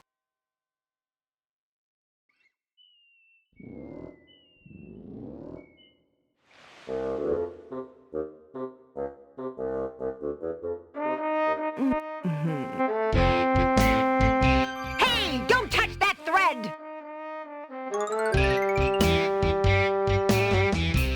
Alexander snatches the scrap of parchment, curious to see what's written on it.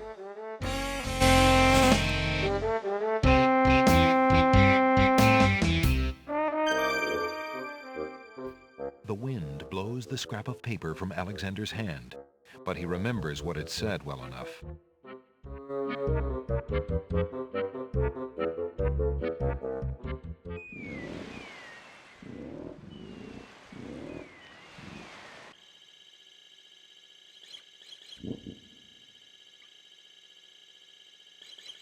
Alexander takes a bottle of milk from the milkweed bush.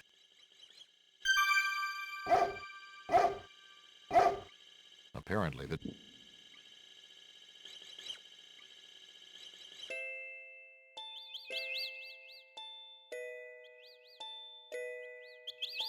How did you manage to fall off the vine, Mr. Tomato? What do you think? I'm old. I'm rotten. Yeah. Leave me alone. If you say so. After... Hey, what do you think you're doing there? Get your hands off me. Hey! Alexander picks up Rotten Tomato and puts him away. One never knows when one will need a rotten tomato. Alexander picks a head of iceberg lettuce. Ye gads! Is that cold?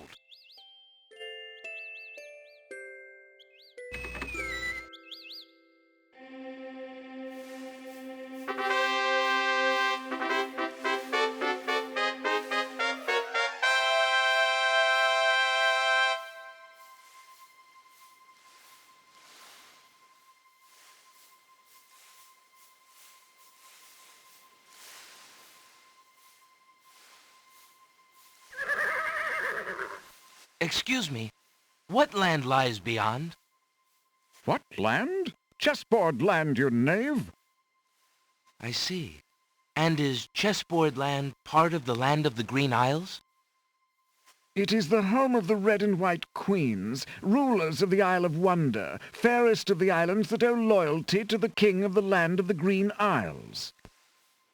But perhaps not for long. What do you mean?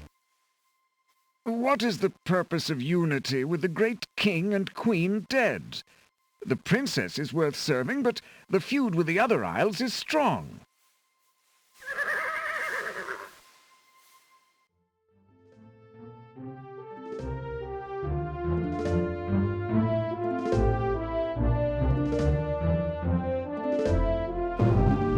I must insist, Your Highness. I shall send the lump of coal to the Vizier and the Princess as a present for their wedding, and that's the end of it. And I suppose you'll leave me with only this stupid spoiled egg to send, Your Highness. I want to impress the new king and queen of the realm as much as you do. As queen of this island, I have every right to that lump of coal. Who isn't queen of this isle? The lump of coal is in my possession. Therefore, I shall do as I please with it. Besides, there's nothing wrong with that spoiled egg. The egg, though delightfully spoiled, is not nearly so valuable as the lump of coal, and you know it. Your Highness always got to carry the singing stone. It's not fair that you get the coal, too. That doesn't count. The singing stone was stolen by that horrid beast. I should get to keep the coal just because my stone was stolen. It wasn't your stone. It belonged to the Isle of Wonder treasury. Your Highness always thinks that everything is hers. Excuse me, my good man, but could you settle an argument for us? Which of us should get to carry the coal and which the egg? Remember, white is the color of deserving truth and virtue. Quiet, Your Highness, and let him make up his own mind. I, for one, shall be more proper, and not even mention the fact that red is the color of love. I'm sorry, Your Majesties. I'm partial to both red and white, but I'm afraid that I don't know how to solve your problem. One of you will just have to be gracious and allow the other the lump of coal. What a Just being ridiculously useless. stupid idea. Quite ludicrous. He was a lot of help, wasn't he? Oh, yes. Obviously a man of high intelligence.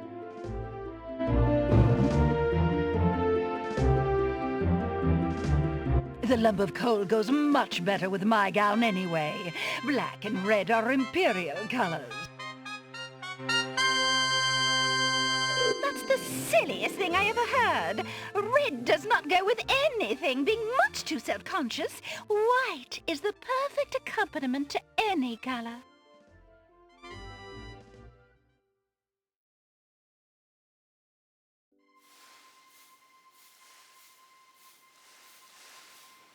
Alexander picks up the Red Queen's scarf.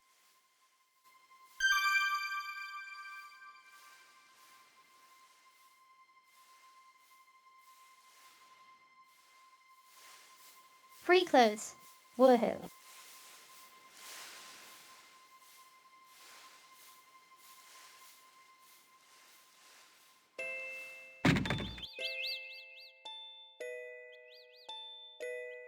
Alexander is carrying a full head of a queer-looking lettuce made of ice. The lettuce is rapidly melting.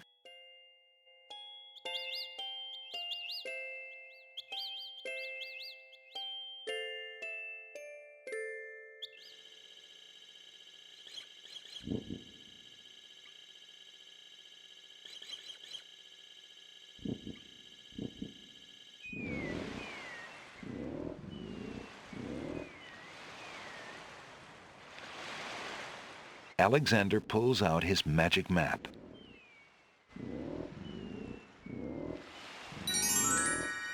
Alexander feels a strange pulling sensation.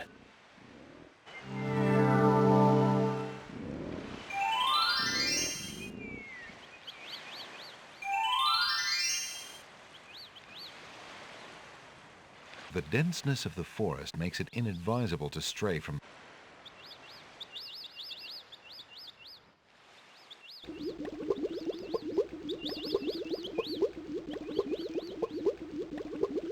Hoping to cool down the boiling pond, Alexander throws in a head of iceberg lettuce. The pond's water slowly stops boiling, cooled by the ice. It still looks hot, but bearable.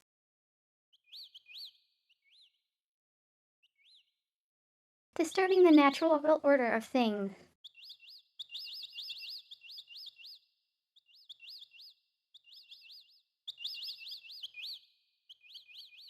Who benefits from having a boiling bath? Alexander decides to brave the steaming pond. Ouch! Ow! Ooh, ooh, ooh, ouch! The pond is no longer boiling, but it's hardly bathwater. Alexander takes the old hunter's lamp from the tree.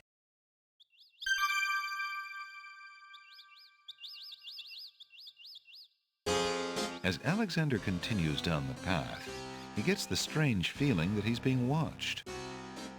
Come on over here and see what I'm doing with these flowers. Never mind that stone fella on top of the gate. He won't hurt you any. He's just there to scare you.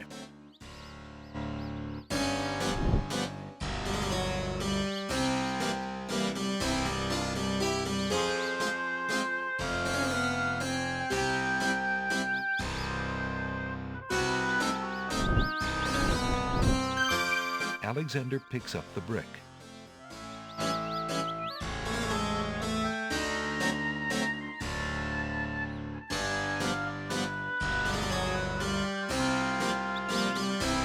Throwing the brick at the stone archer might scratch his marble, but it won't stop the archer's vigilant watch over the path.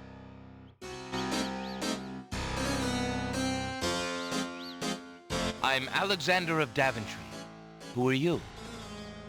What difference does it make? Just come on over here. I'll tell you my life history if you still want to hear it.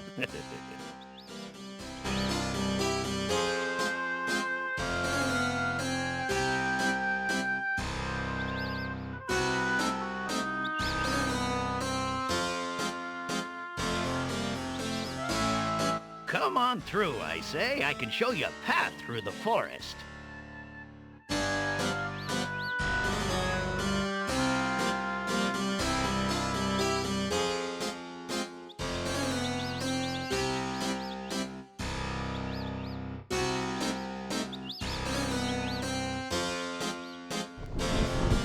You aren't gonna listen to me, are you?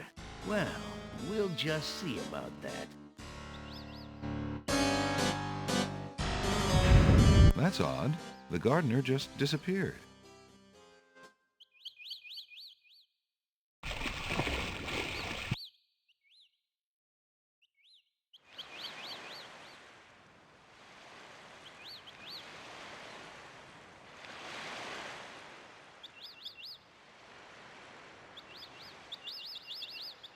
Alexander pulls out his magic map.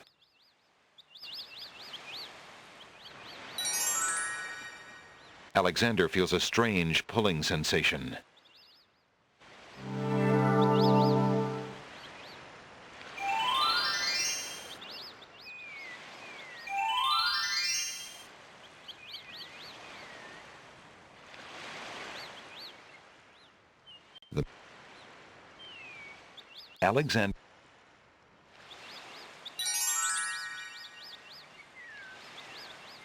Alexander feels a strange pulling sensation.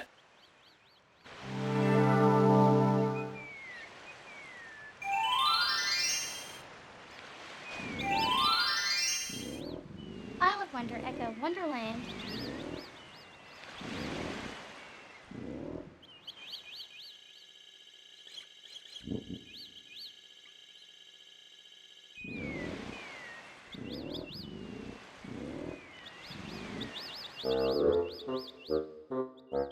Alexander should read the books if he wants.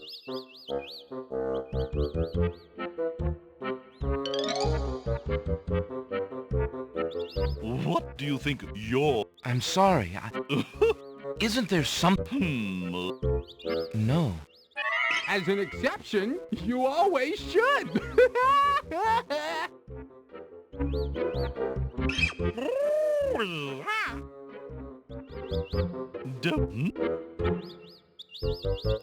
No. A dangling participle? I'm fresh out.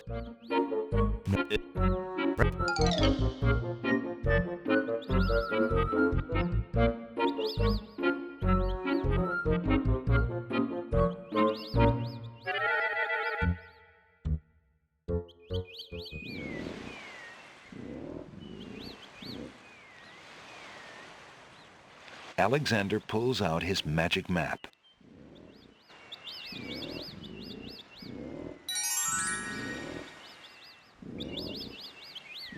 Alexander feels...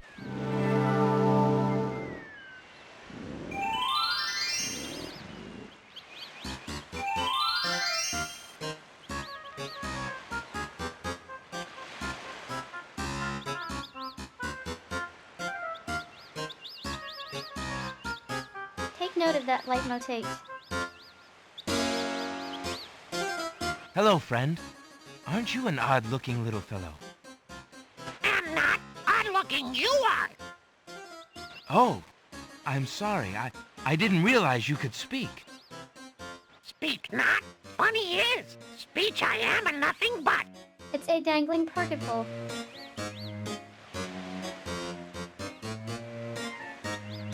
You speak strangely, friend.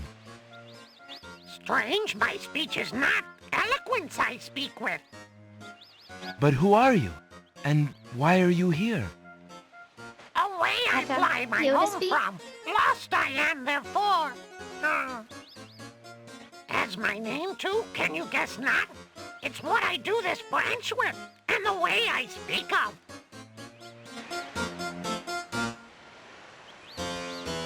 If you're lost, perhaps I can take you home. Take me home, too? Think not I do. Know you I do not. Won't you come down? Come down? Why for? Know you I do not. Alexander promises himself that he will... Are you sure you don't want me to try to find your home? Trust you I do not. Stay here I will.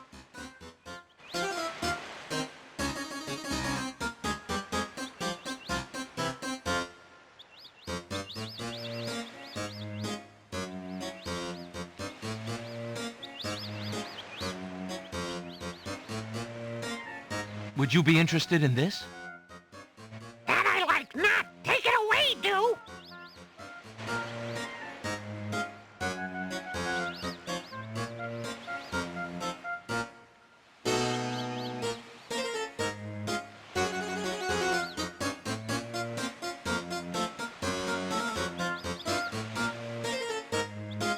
This is literally how I learned what a dangling participle is.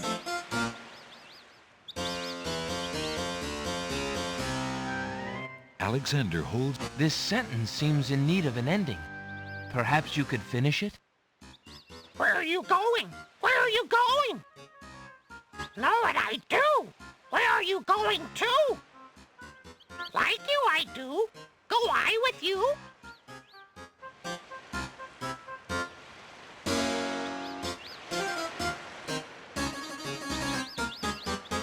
Well, that was certainly interesting. It looks like Alexander now has a passenger. Two of them, actually. Tickle me not.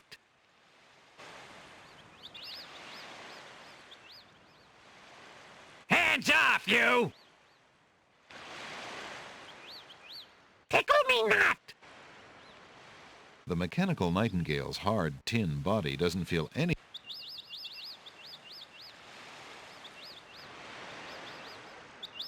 Alexander pulls out his magic map.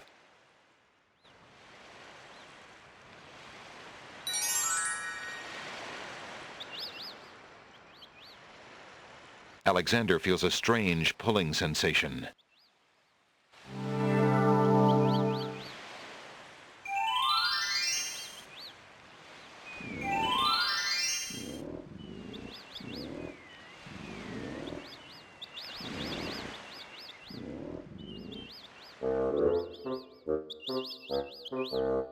One end of the creature resembles a miniature dragon, while the other looks like a possum. What a strange-looking fellow. Tickle me not! There's no reason to... Hello, bookworm. I have something you might be interested in. Well, what is it this time? I found this little fellow lost on another island. Coming home I am too. There you are, you naughty boy. I told you not to leave the island. Glad I am seeing you too. A most solemn celebration.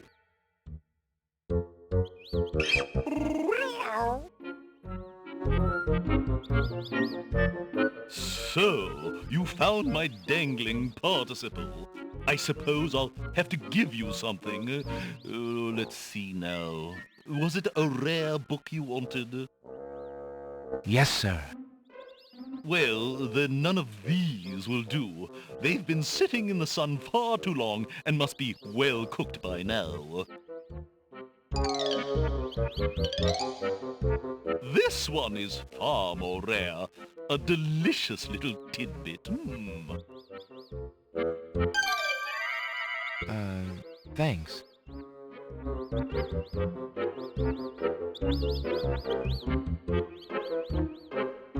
Alexander is carrying a rare book from the bookworm. The words in the binding are very faint. The something riddle book. Alexander opens the rare book and looks inside.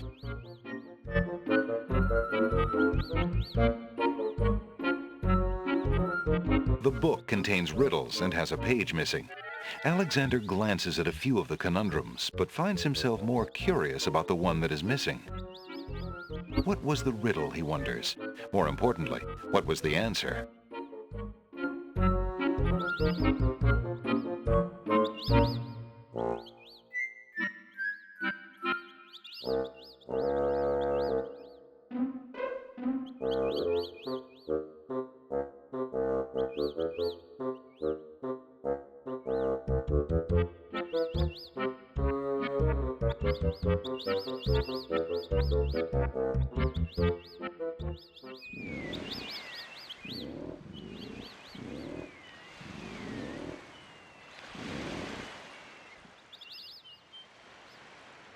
Alexander rubs the lamp, but nothing happens.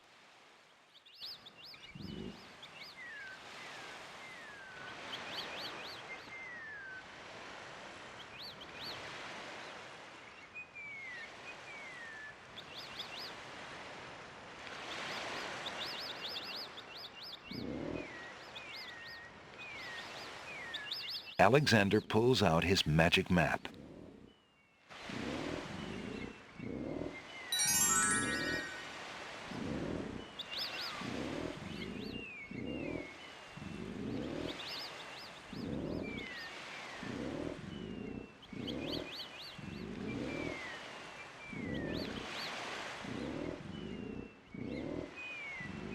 Alexander feels a strange pulling sensation.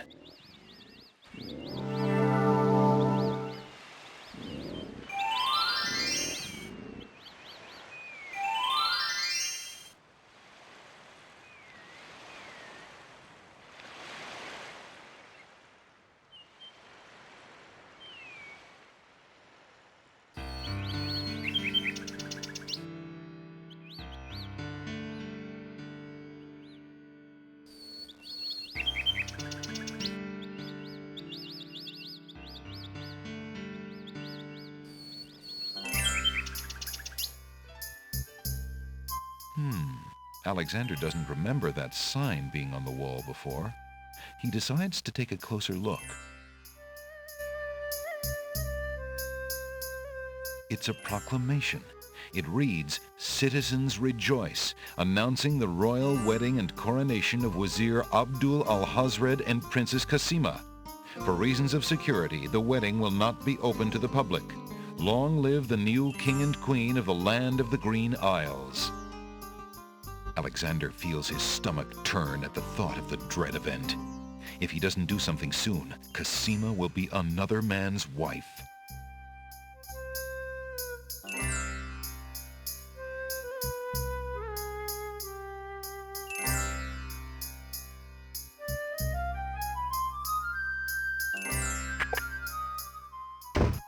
Your candy dish is empty. I am sorry, sir, but I have no more mints. Somebody has eaten them all.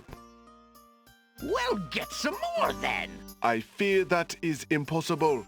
Without the fairy, I can no longer get imports from the other islands, and we do not grow mint extract on the Isle of the Crown. Oh, I hate not getting what I want.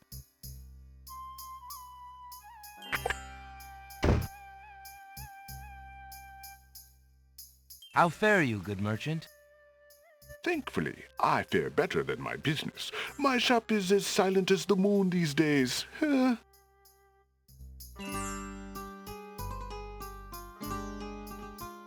I found this large pearl.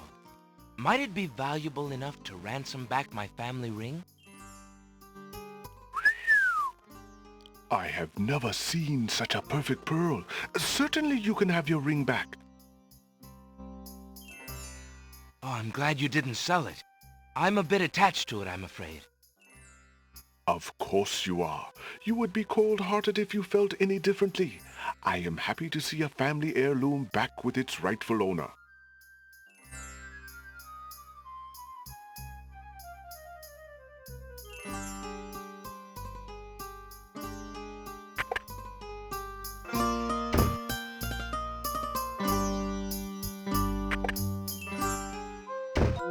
Hello. I will be right up. Now, what can I do for you?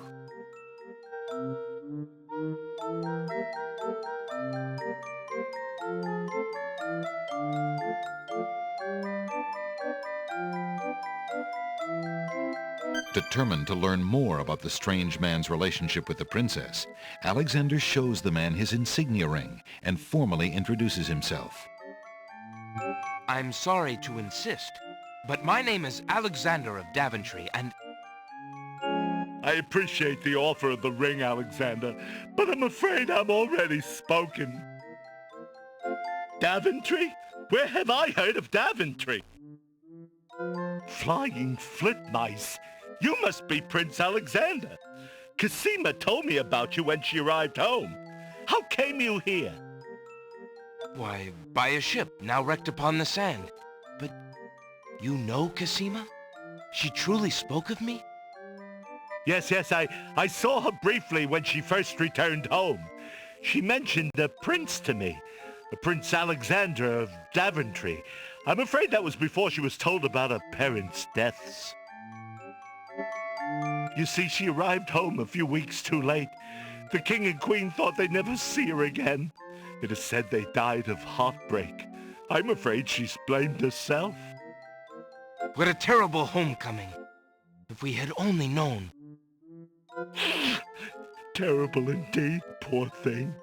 Everyone in the kingdom seems to despair with her these days. The streets are silent.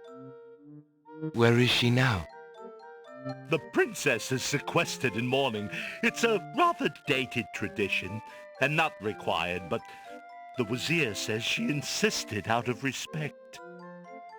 I see. You've yet to say who you are, and how you know the princess. I? Oh, pardon me. My name is Jalo. I am clown to the royal court, and have been since the marriage of Cosima's parents, King Caliphon and Queen Alaria. Oh, those were the happy days. The pair of them were so full of joy and life, so in love. And Cosima's birth. It would be hard to explain how long they had waited, how they had hoped for a child. I mean, she was such a charming little thing, smart as a whip, kind and sweet. Oh, she means everything to this kingdom, Alexander, and to me. I'm so terribly worried about her. About her grief over her parents, you mean? Well, the truth is, I do not trust the Wazir or his plans for Cosima. I'm still living at the castle of the crown as court clown, his clown. But it is more to keep my ear to the ground than out of loyalty. I wish I knew what the princess thinks these days. If only I could find Sing Sing, Casima's pet nightingale. I might be able to send the princess a message. As it is, I must wait for the end of her seclusion. What can you tell me about the Wazir? The Wazir? Now there's a dangerous subject. His name is Abdul Al-Hazred. He came to the kingdom 15 years ago. The king was fascinated by his knowledge and his fine-sounding ideas. It didn't take long for Al-Hazred to convince the king to trust him with the minor problems of daily government. You see, Caliph had a wife and a new daughter he wanted to spend time with. Al-Hazred became Wazir. And now? Well, he's had his eye on Kasima ever since she was a young girl. And she is the only thing between him and the throne. Do you think he means to harm her? Oh, I honestly don't know. I think he'd rather keep her as wife. But whatever his plans for the princess, he will use her to his best advantage. That's his way. Perhaps he has charmed her. Perhaps she cares for him now. The Wazir is capable of anything. And Kasima must be vulnerable and lonely right now. Still, she has always instinctively distrusted him. Kasima has a good head on her shoulders. I'd be surprised if she's truly fallen for his words of love. Now I must return to the castle. Look, I don't want to arouse suspicion. I'll try to meet you here again later. Thank you for the information, Jallo. Be very careful.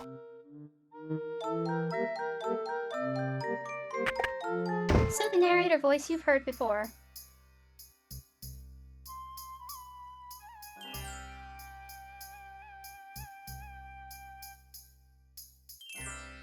It's Admiral Odina from Mass Effect.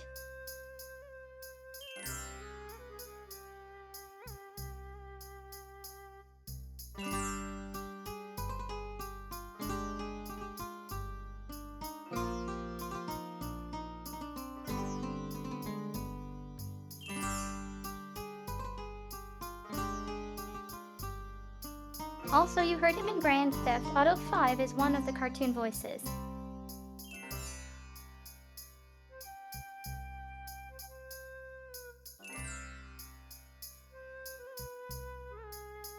I found this rare book, and I thought of your offer. Very interesting. Oh, it is a wonderful riddle book. Riddles are much more marketable than spells these days. I guess people believe more in mirth than in magic. Here is the spell book you wanted, and a fair trade it is, I must say. Enjoy it. I certainly hope so. We shall see how rusty my spellcasting truly is.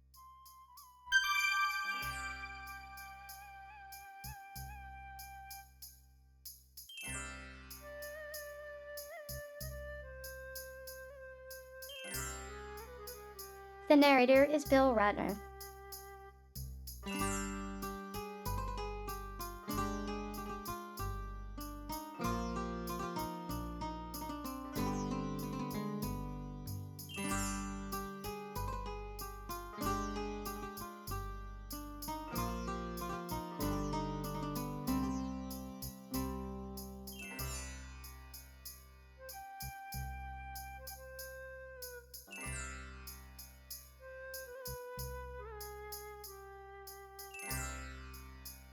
The voice of the Black Widow earlier and the White Chess Queen is Cheryl Bernstein.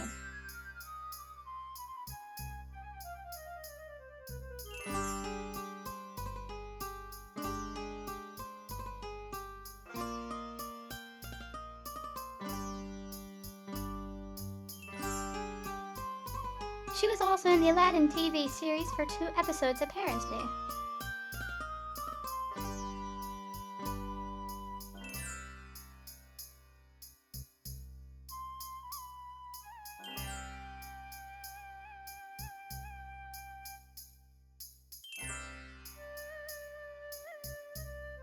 More no for the Pink Panther TV series.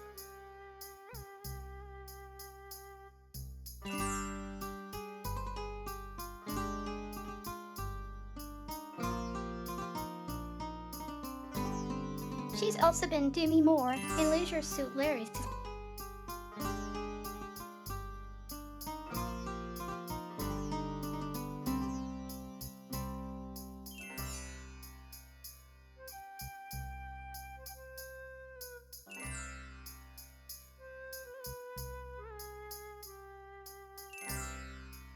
Liza's Vander Chill in Darkwing Duck.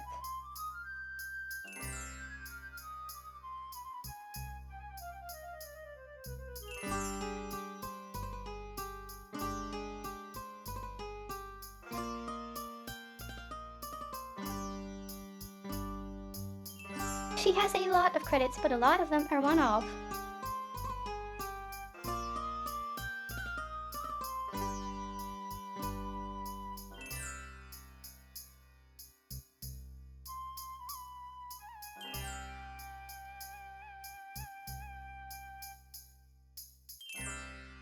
The Vizier is Townsend Coleman.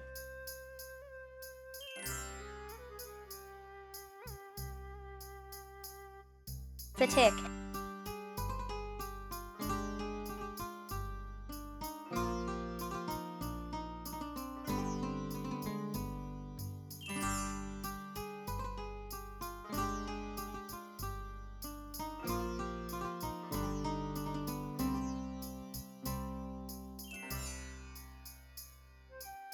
And Michelangelo of Teenage Mutant Ninja Turtles 80s cartoon.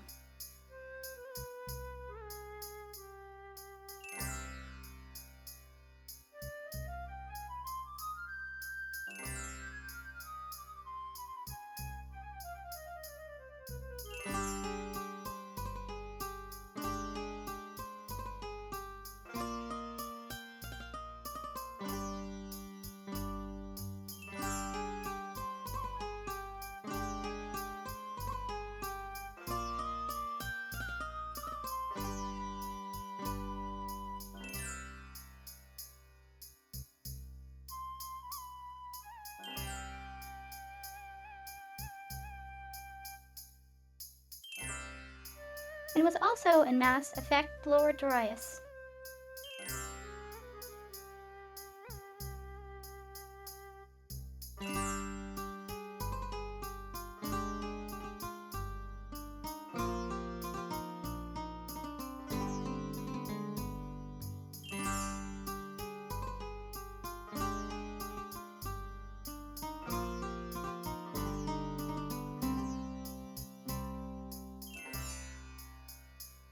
So these are all very talented voice actors.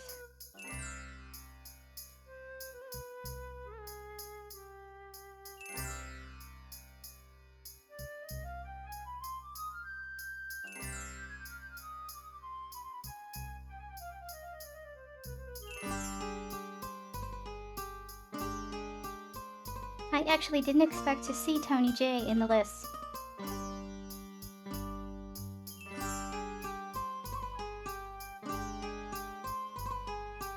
But as soon as I heard the voice, I was like, I know that voice.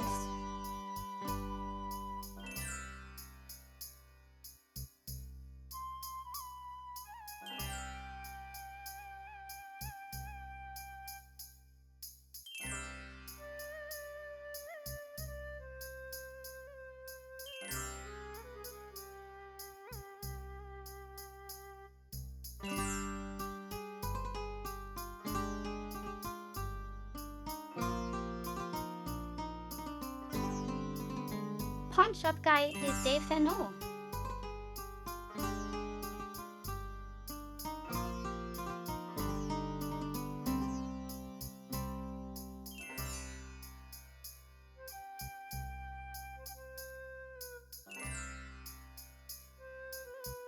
Lots of credits.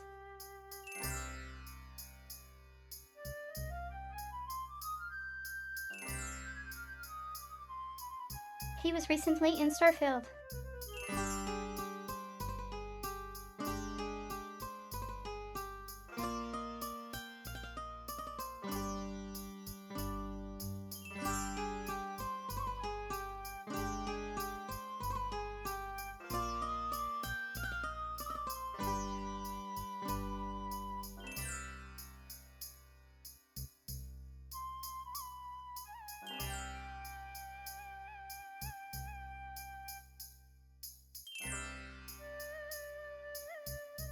Wait, he was in RWB where?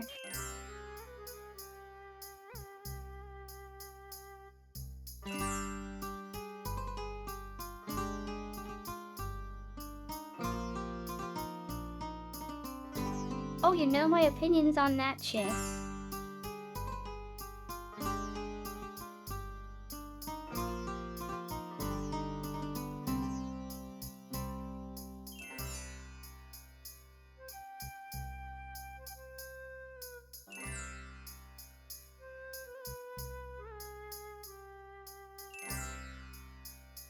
Trying to find something he's mourned for.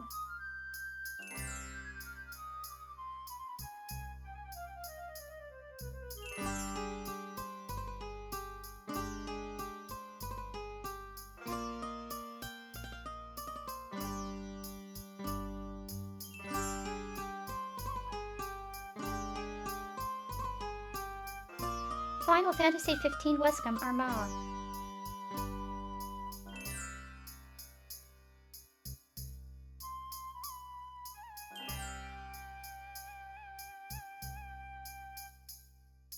The directory in Fortnite.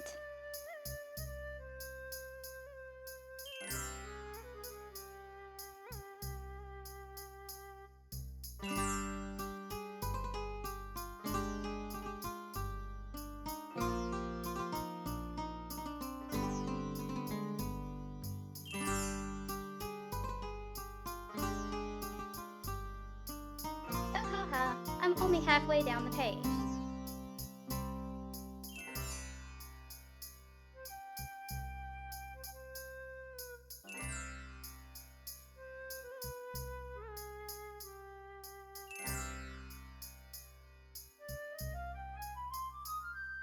I think he's in pretty much everything.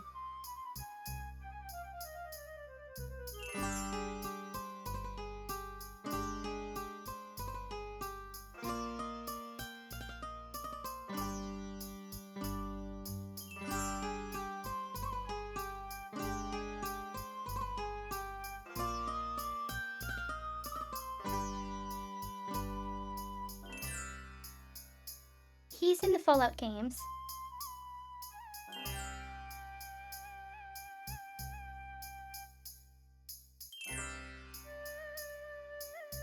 He's in Mass Effect 2 as Lord Okir.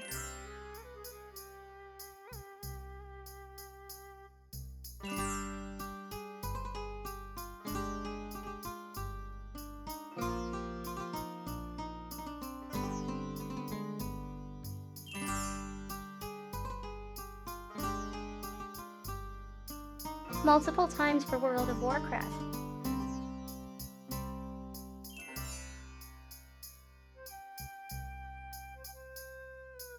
Chances are you've heard him many times.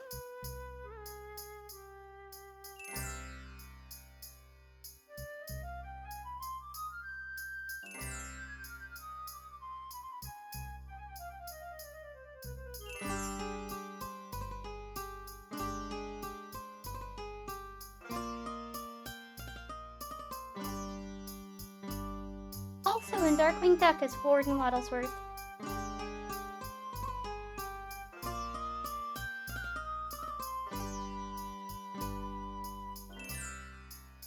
This game was actually his fourth row.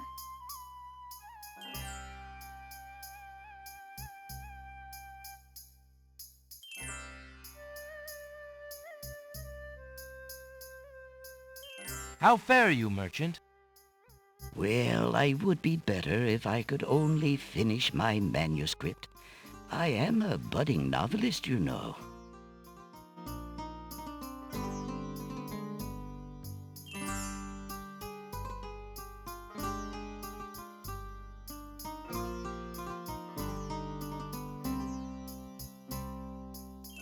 So Jala, the guy who just left the store. Chuck McCann.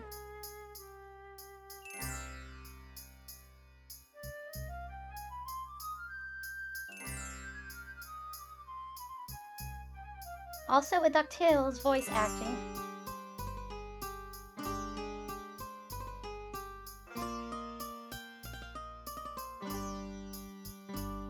played Duckworth.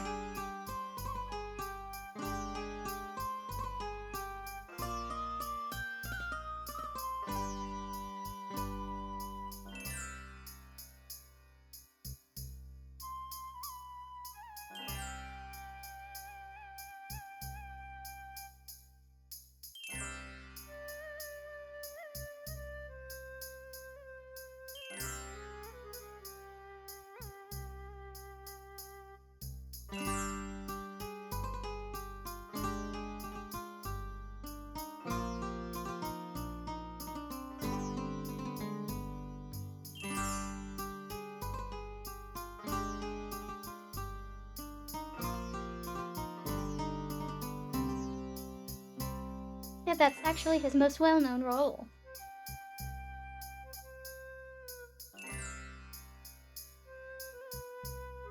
The Beagle Brothers and Duckworth.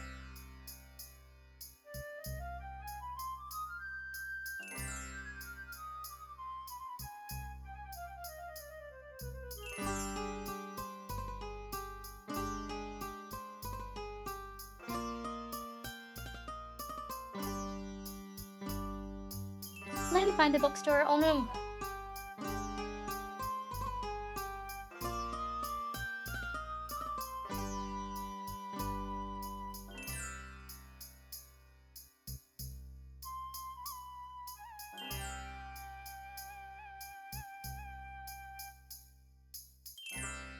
Not credited.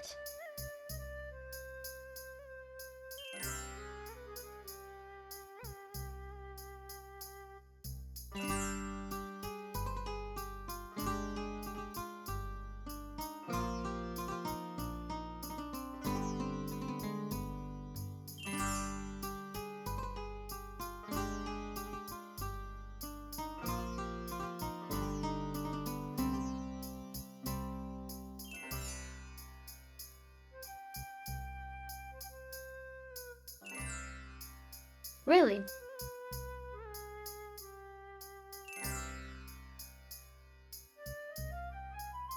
Was the bookstore owner named?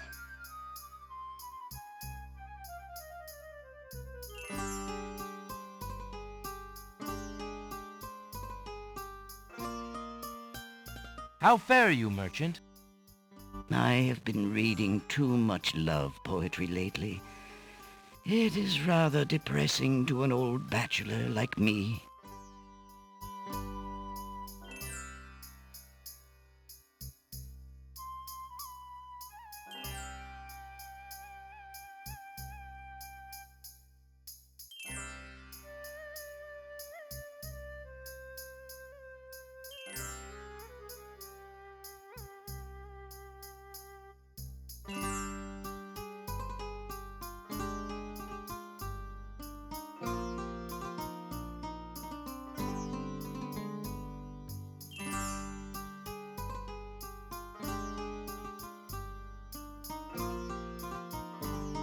Oh, his name is on the bookstore.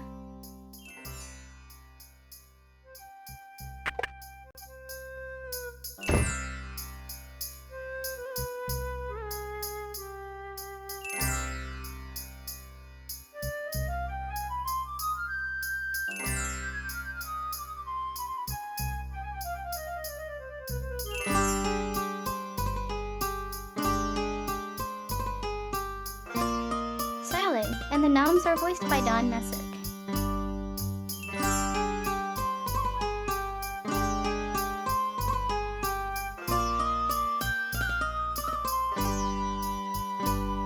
Oh, he died in 1997.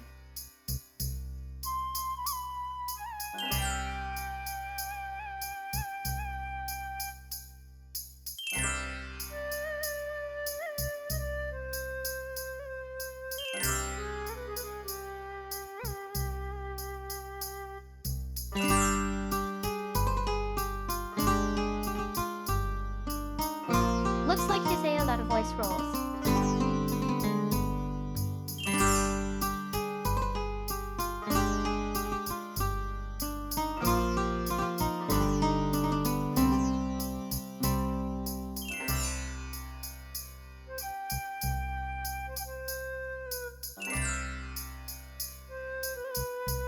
His last role was Dr. Benton Quest's Johnny Quest.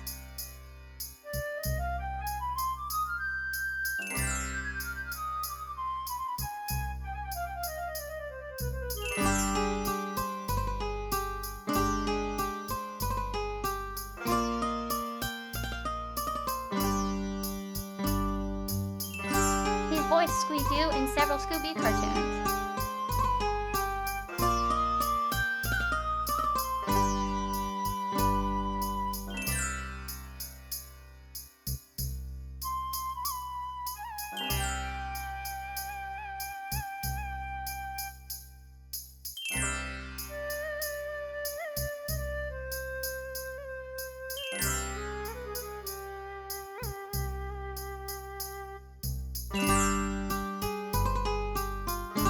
True Boy, Hampton J. Pig Boo in Yoji cartoons.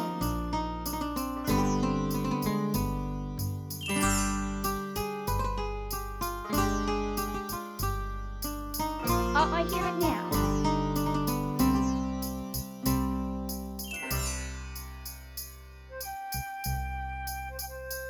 He definitely has that droopy dog voice.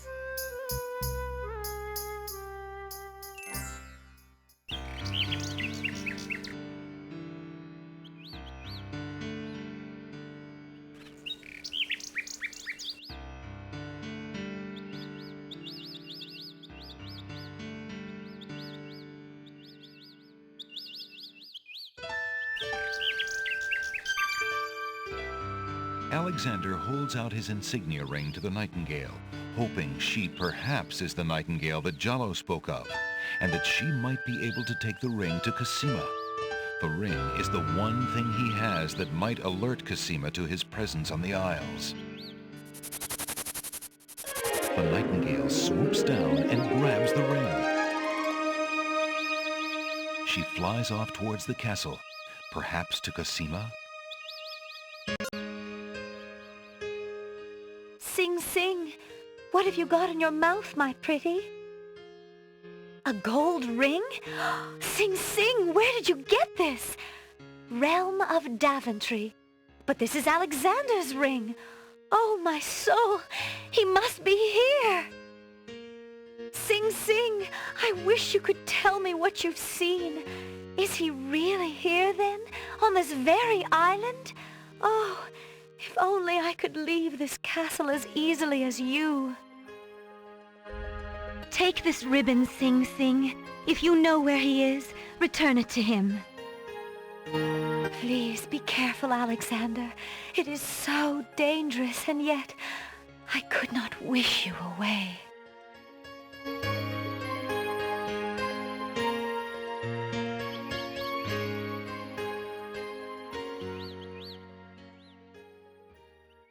The little bird makes a delivery.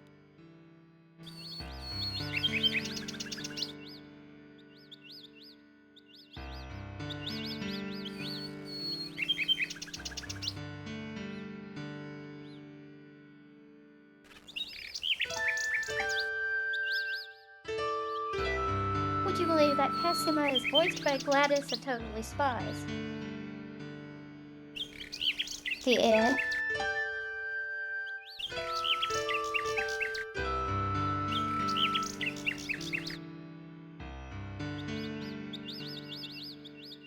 She's also voiced several Care Bears.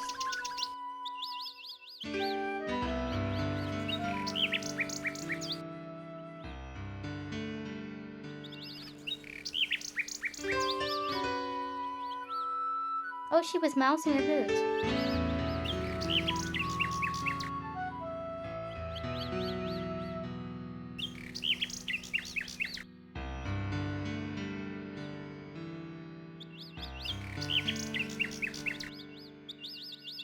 So we have not only Megabyte, but Mass.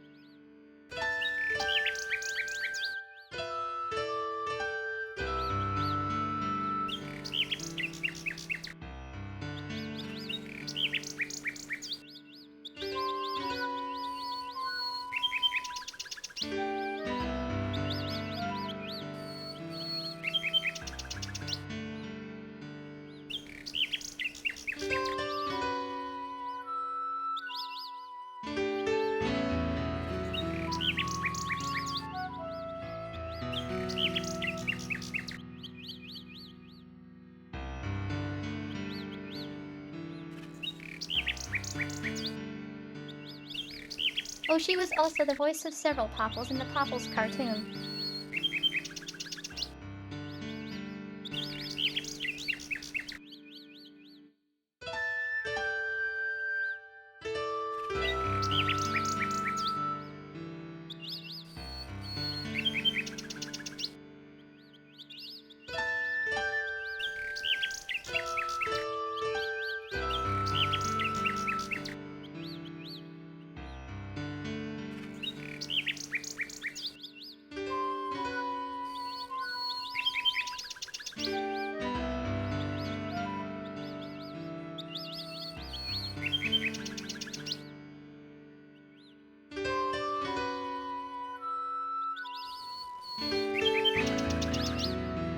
IMDb lists her voice actor as Louise Valance, but her credits are mixed as to what name they're under.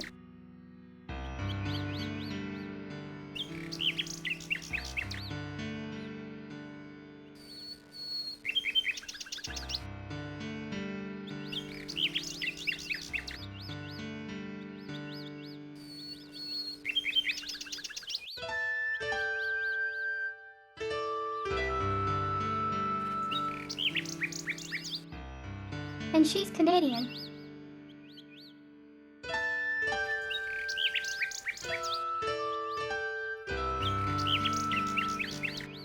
Although the nightingale...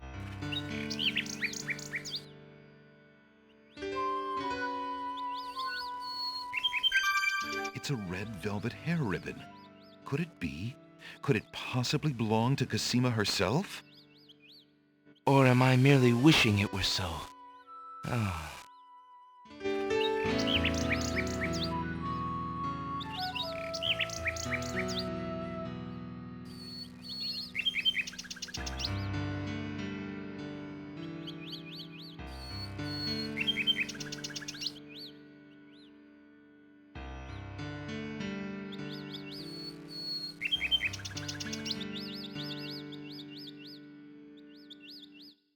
Alexander examines the red ribbon and finds a strand of long black hair.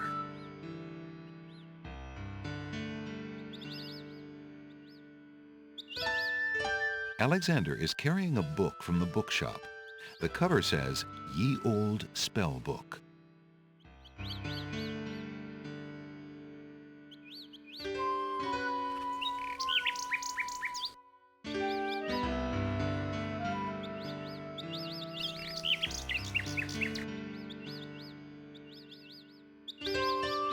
Whatever sticks here.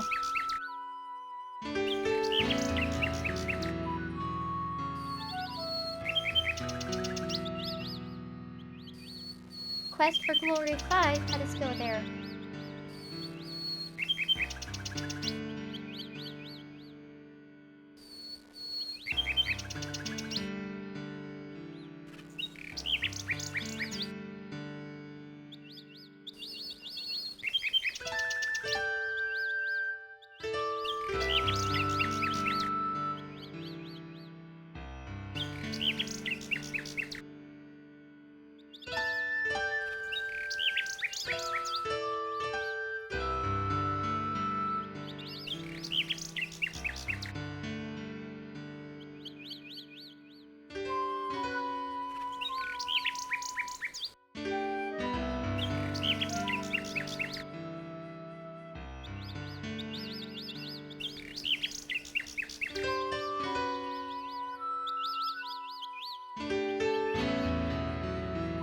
Alexander has a love poem.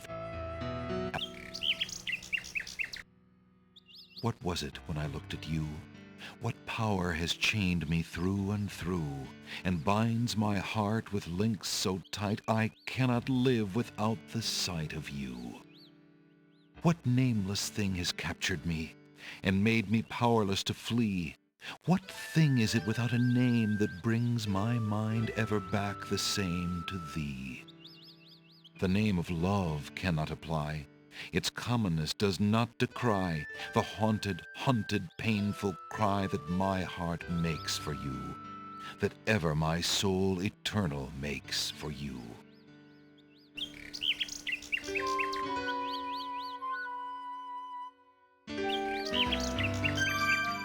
Alexander holds out the love poem, hoping that the bird will deliver it to the same place she took the ring, in the chance that the receiver might truly be Cosima.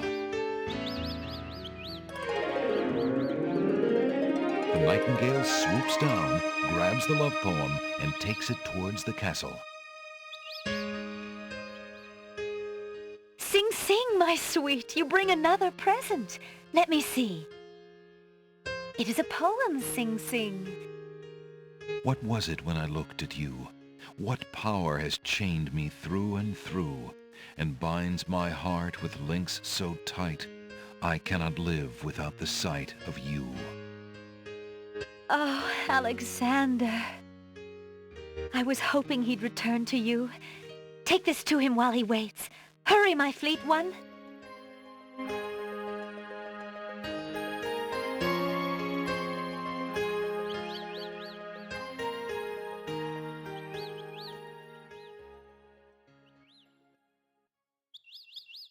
The little bird makes a delivery.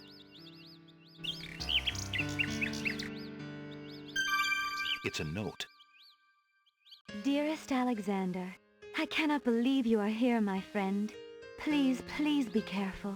Abdul isn't about to let anyone interfere with his plans. Watch out for Abdul's genie, Alexander, and do not do anything rash. I am not without resources, and I will prevail if I can only find some small means of defense. Do nothing to try to get to me. You must not be endangered again for my sake. Greatly in your family's debt, Cosima. Alexander's hand trembles as he reads the note. For the first time in his long search, he has heard her voice again, if only in writing. No words of love, only friendly concern. Friend.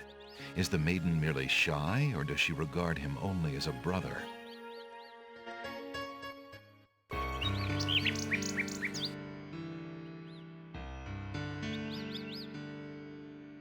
The glass bottle is full of milk. How strange for a plant to produce not only milk, but a container to go with it. The old rotten tomato gives Alexander a mean look and grumbles sourly.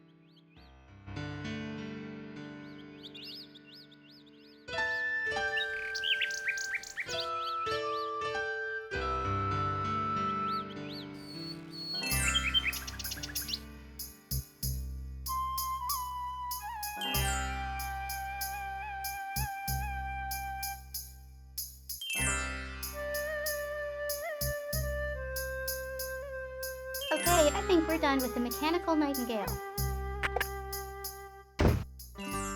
Good day, Prince Alexander.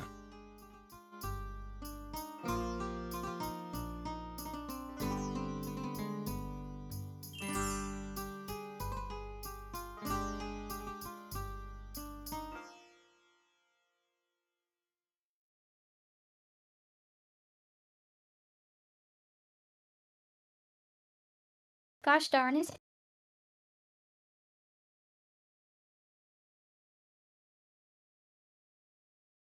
Yeah, I mentioned commission on Twitter and got like bombarded with highs. I'm open for commission messages, replies, DMs.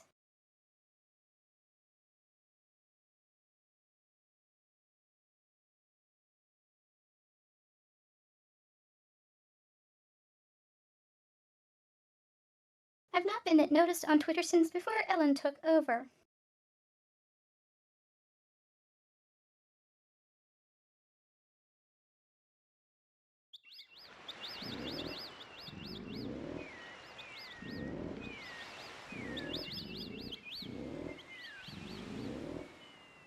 Aw, dang it, this was a while back.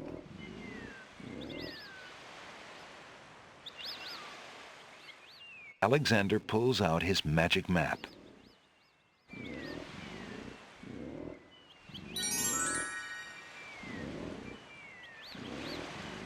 Alexander feels a strange pulling.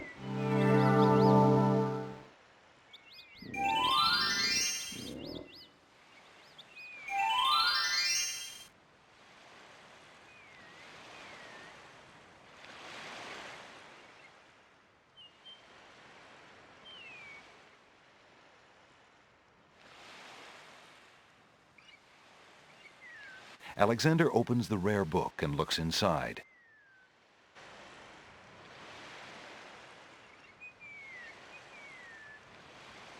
The book contains riddles and has a page missing. Alexander glances at a few of the conundrums, but finds himself more curious about the one that is missing.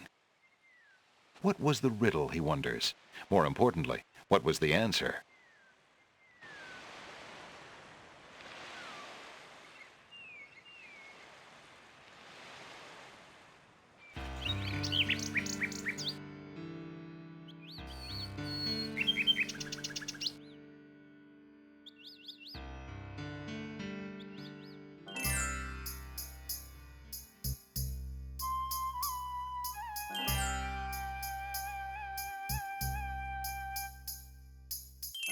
Fortunately, we already heard these conversations before the game crashed.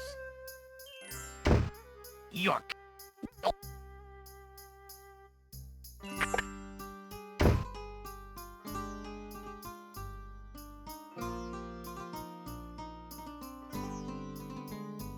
I found...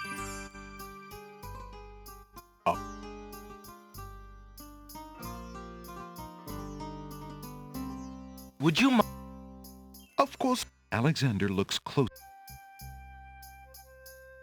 I'll take the flute. The flute? Very good, Prince Alex.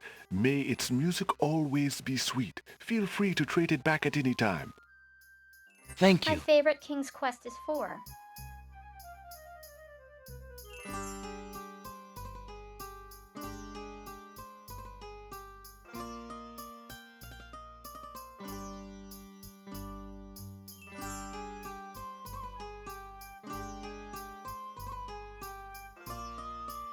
This one always gave me trouble.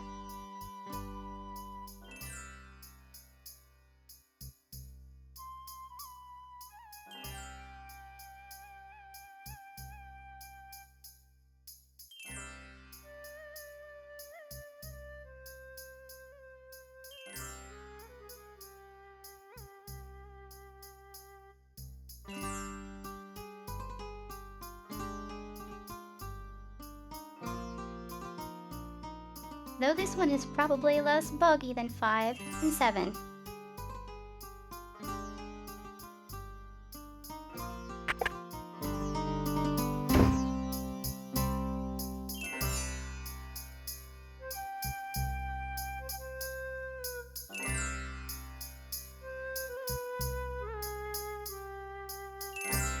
The problem with this game is that I only ever remember playing the Alexander floppy disk doesn't remember version. that sign being on the wall before.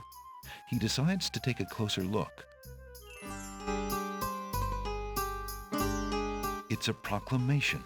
It reads, "Citizens rejoice, announcing the royal wedding and coronation of Wazir Abdul al-Hazred and Princess Kasima. For reasons of security, the wedding will not be open to the public. Long live the new king and queen of the land of the Green Isles." Alexander feels his stomach turn at the thought of the dread event. If he doesn't do So something I feel soon, I have played the Kasima CD-ROM will be version, another but I don't man's remember the wife. differences.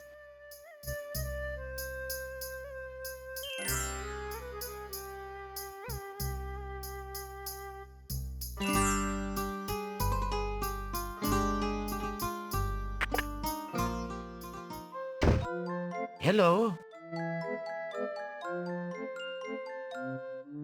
Now.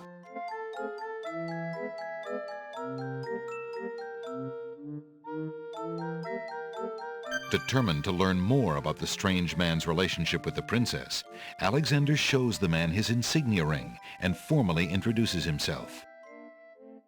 I'm sorry to insist, but my name is Alexander of Daventry, and... I appreciate the offer of the ring, Alexander, but I'm afraid I'm already spoken. Daventry? Where have I heard of It's so Daventry? funny when I recognize the voices. Flying flint mice. You must be Prince Alexander. Kasima told me about you when she arrived home. How came you here? Why, by a ship now wrecked upon the sand. But you know Kasima? She truly spoke of me?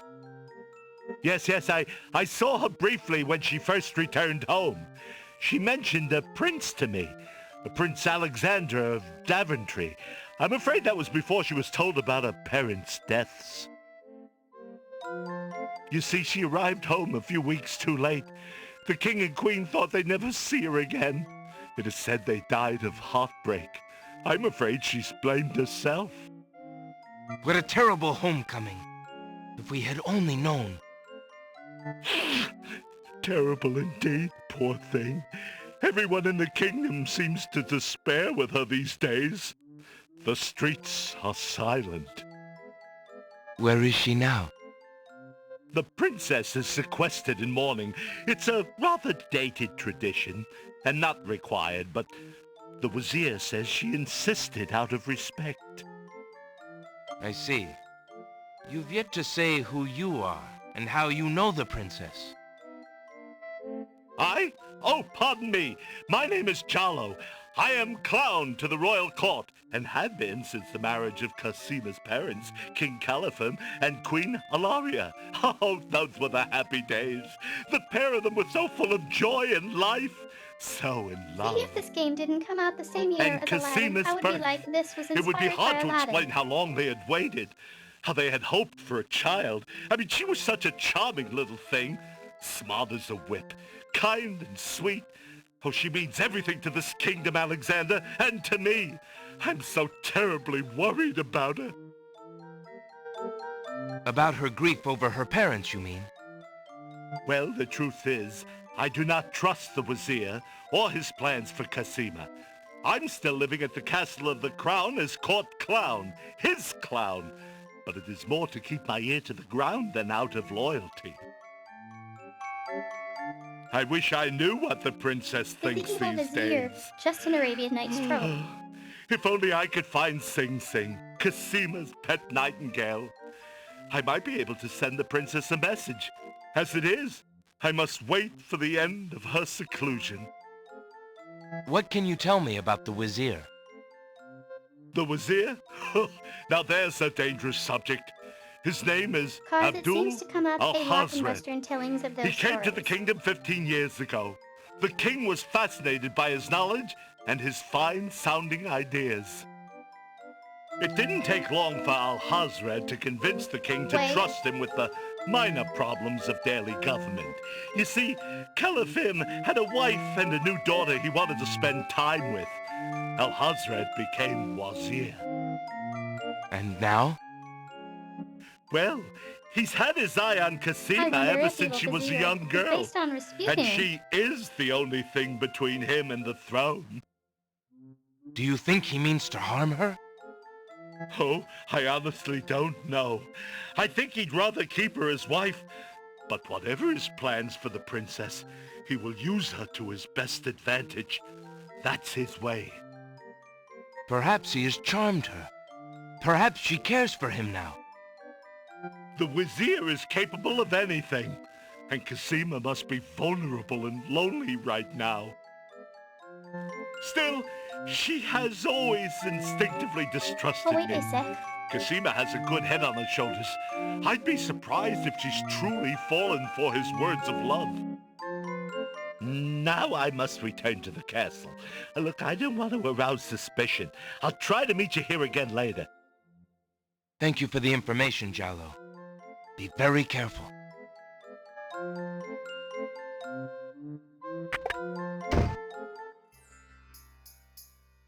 Apparently Dante's Inferno, the 8th circle of heck, is reserved exclusively for them.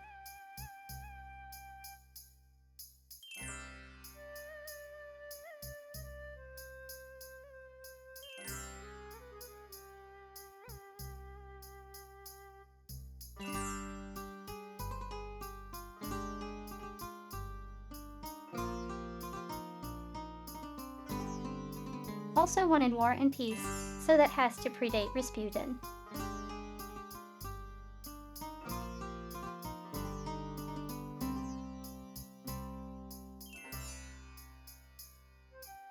I found this rare book, and I thought of your offer. Very interesting. Oh, it is a wonderful riddle book. Riddles are much more marketable than spells these days. I guess people believe more in mirth than in magic. Here is the spell book you wanted, and a fair trade it is, I must say. Enjoy it.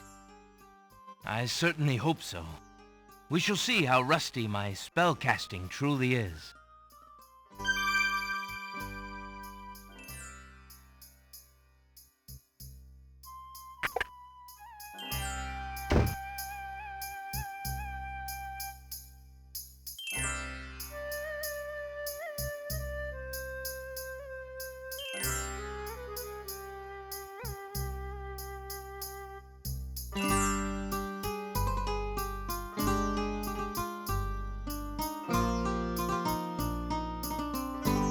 Alexander.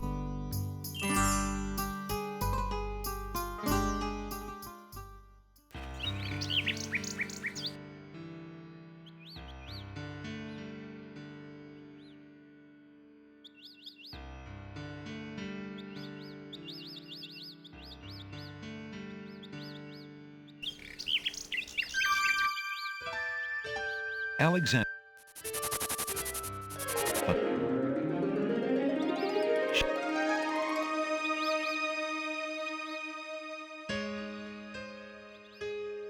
Sing up.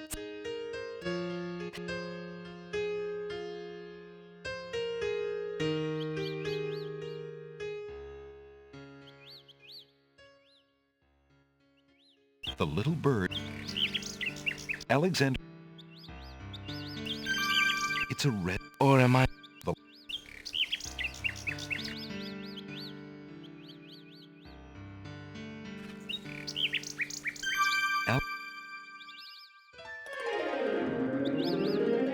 The nightingale swoops down, grabs the love poem, and takes it towards the castle. Sing, sing. It is a po- What was it? Oh, I...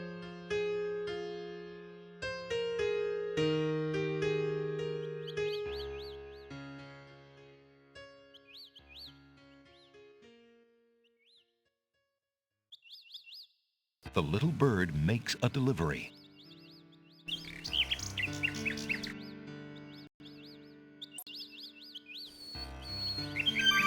It's a note. Dearest Alexander, I cannot believe you are here, my friend. Please, please be careful. Abdul isn't about to let anyone interfere with his plans. Watch out for Abdul's genie, Alexander, and do not The game do crashed anything like rash. immediately after I this. am not without resources, and I will prevail if I can only find some small means of defense. Do nothing to try to get to me. You must not be endangered again for my sake. Greatly in your family's debt, Cosima. Alexander's hand trembles as he reads the note. For the first time in his long search, he has heard her voice again, if only in writing. No words of love, only friendly concern. Friend. Is the maiden merely shy, or does she regard him only as a brother?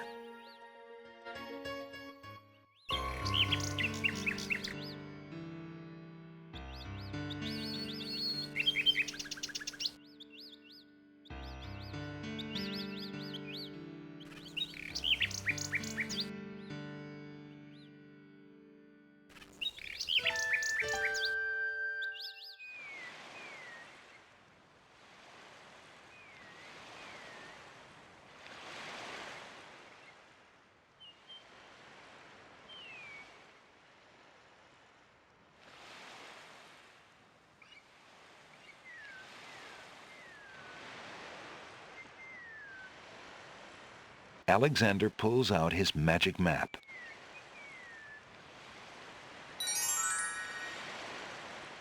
Alexander feels a strange pulling sensation.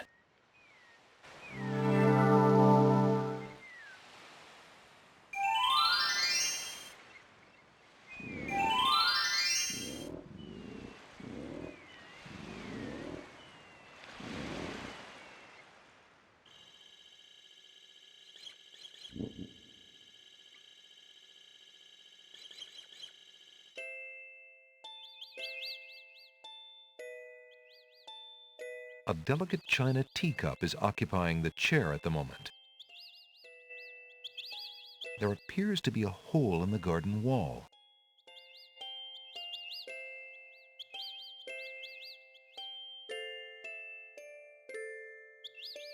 Through the hole in the wall, Alexander sees a land that resembles a giant chessboard. Wow, it really is a hole in the wall. Zounds, those wallflowers sure are shy, and the snapdragons are awfully protective of them. Alexander can't even get close to the wallflowers without causing quite a stir.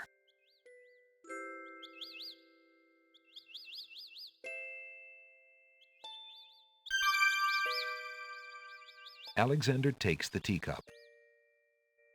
Free teacup.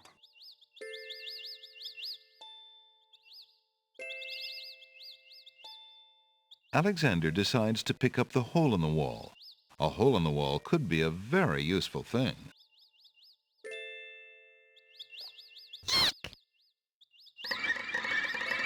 Alexander startled the poor thing.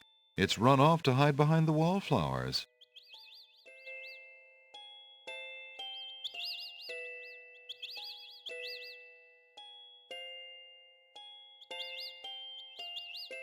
May I have this dance? Oh, my!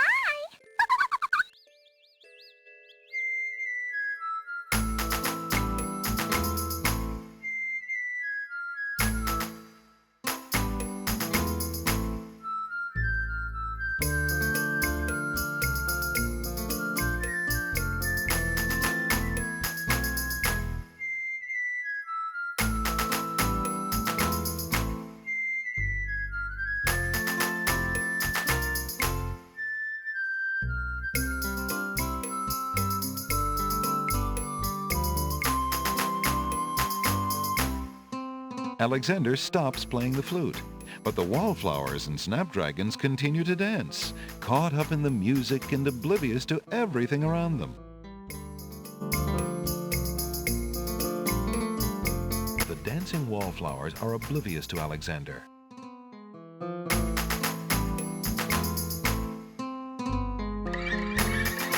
While the wallflowers dance, Alexander snatches the hole in the wall.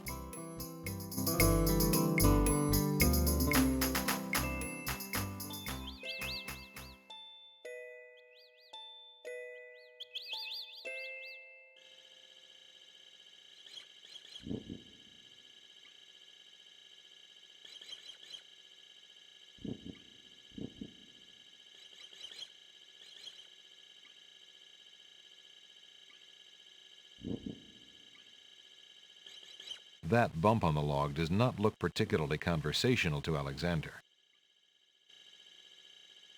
The bump on the log does not look particularly interesting to Alexander.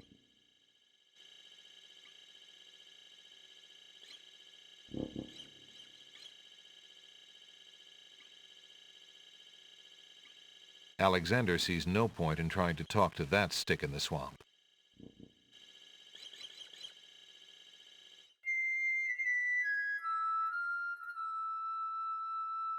Alexander plays a lovely little tune on the flute. What would a dogwood tree do with that?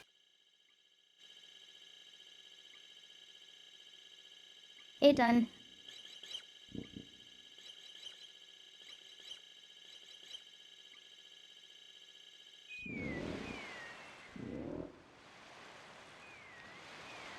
Alexander pulls out his magic map.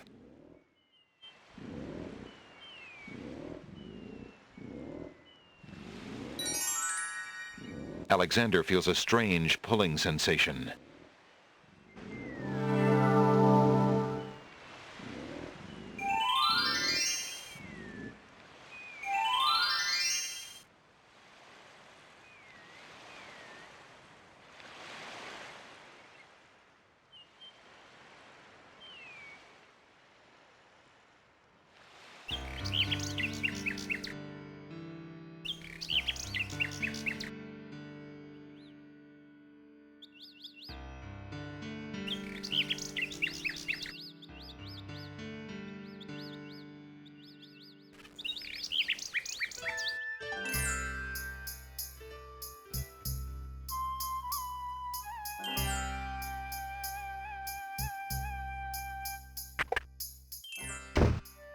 Good day, Prince Alexander.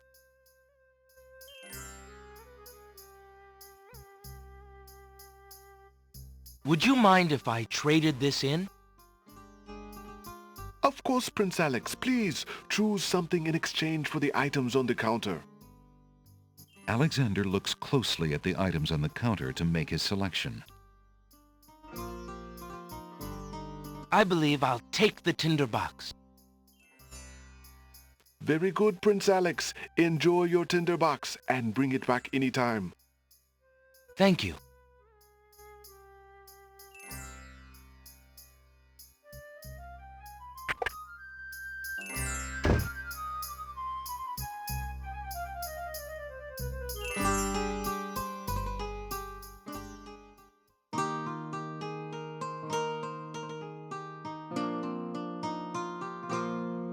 Alexander can't see any way to hold a conversation with him. The girl is too far away to hold a conversation with Alexander. Are you out here again? Have you finished the chores I gave you? Yes, stepmother. The house and the stables are clean. Then start polishing the silverware! Do I have to tell you everything? Yes, stepmother. Right away.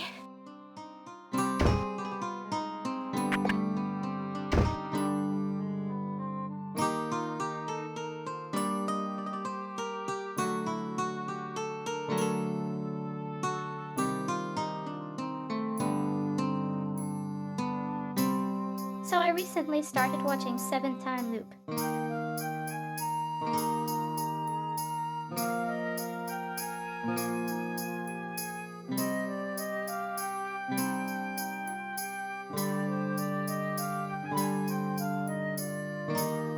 And there is a section of the 3rd episode where she picks maid staff. And I'm just like...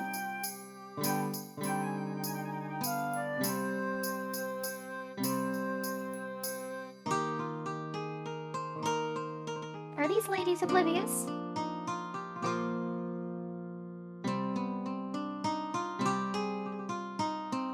And then I thought about it.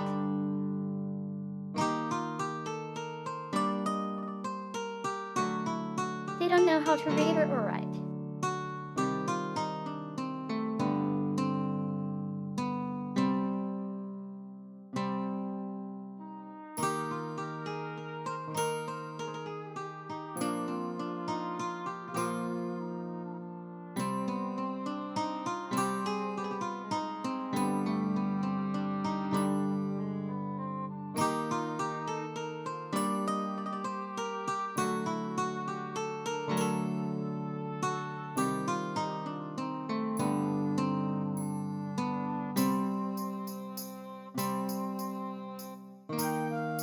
If everyone is coming and going, you probably wouldn't notice that one person doing maid core is not dressed as a maid. They're just there.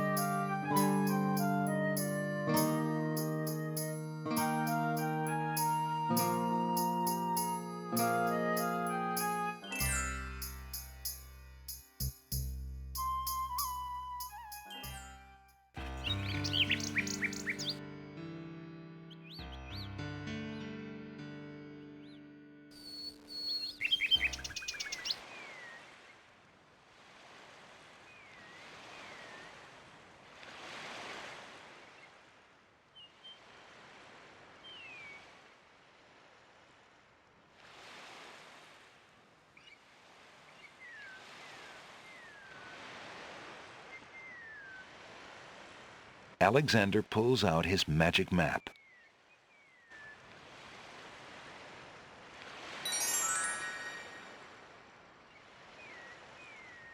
Alexander feels a strange pulling sensation.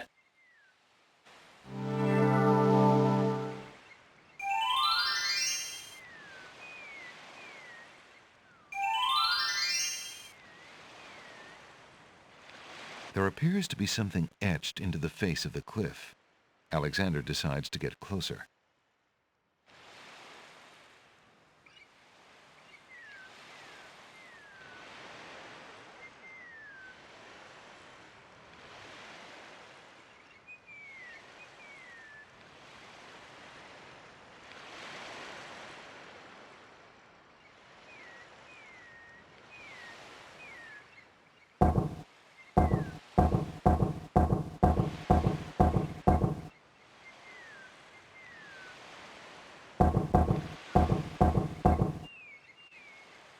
There appears to be something etched into the face of the cliff.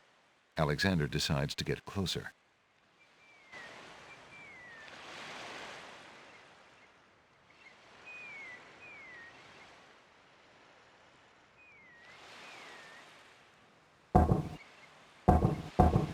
Huge blocks of stone erupt from the granite cliffs.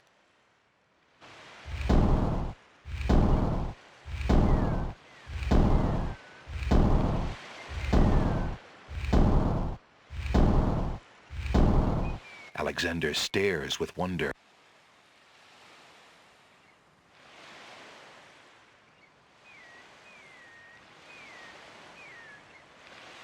Remember the last game. Remember the surprise falls. There's nothing of interest there.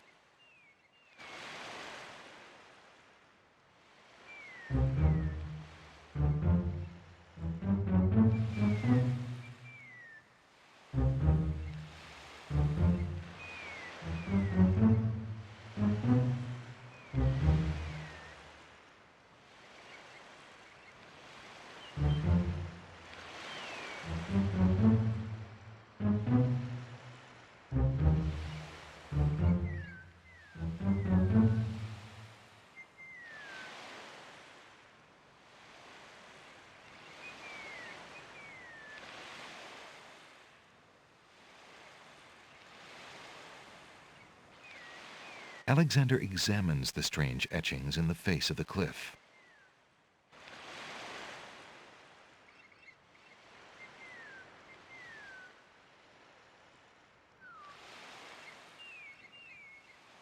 Dang it.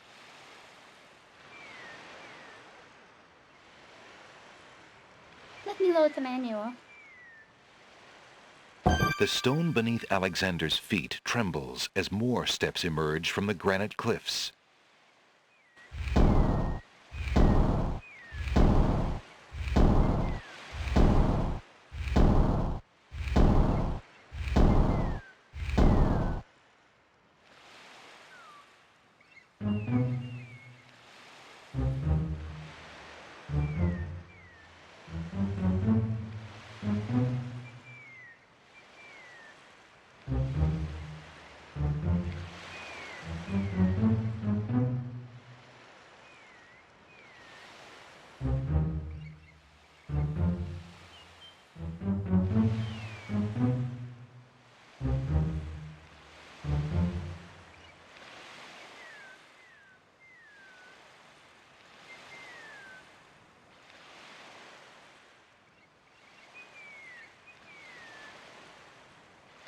Alexander examines the strange etchings in the face of the cliff.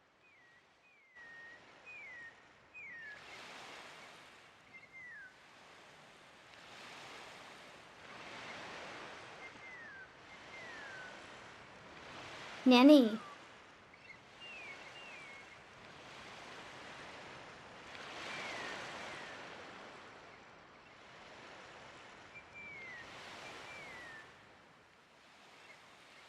Another riddle in the manual.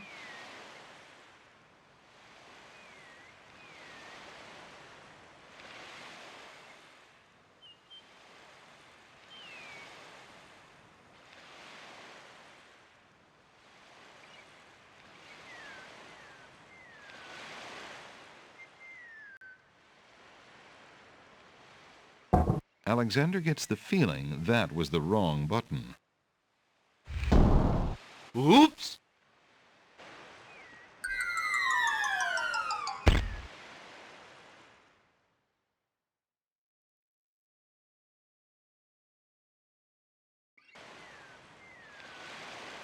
Oh, wait.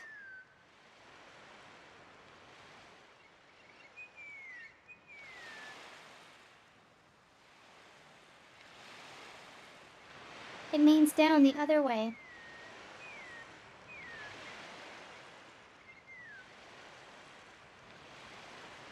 Not in order, but falling. Nothing happens. Alexander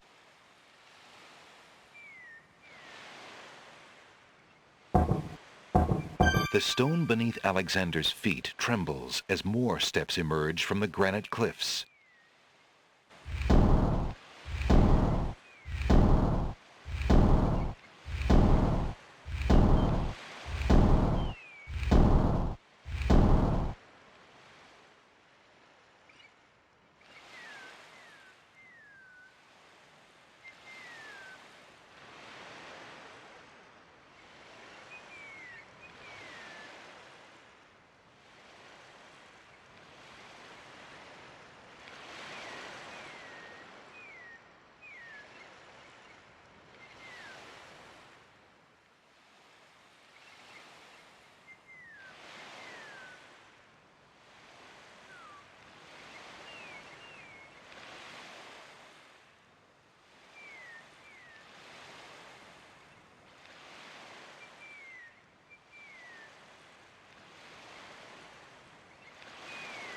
Had to get rid of my empty bag of carrots.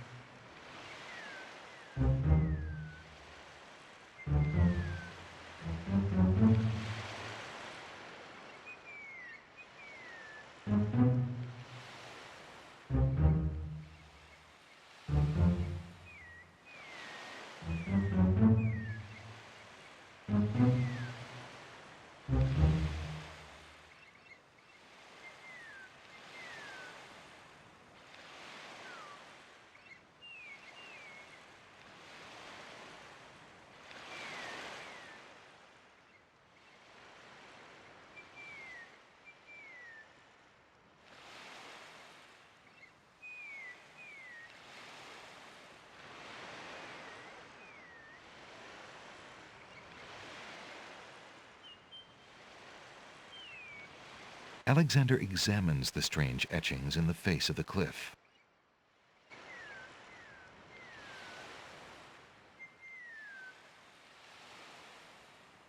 Sacred Fall. The stone beneath Alexander's feet trembles as more steps emerge from the granite cliffs.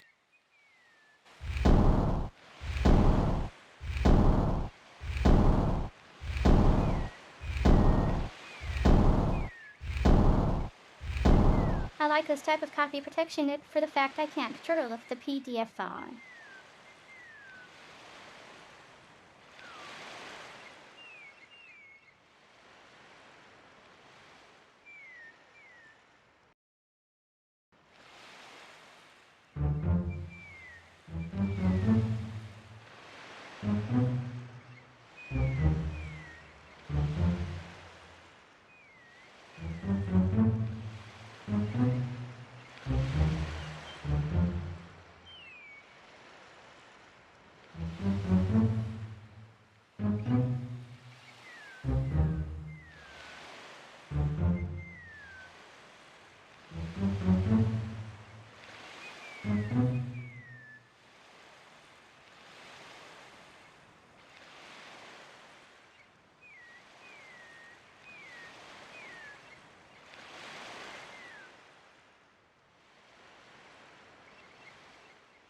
Alexander examines the strange etchings in the face of the cliff.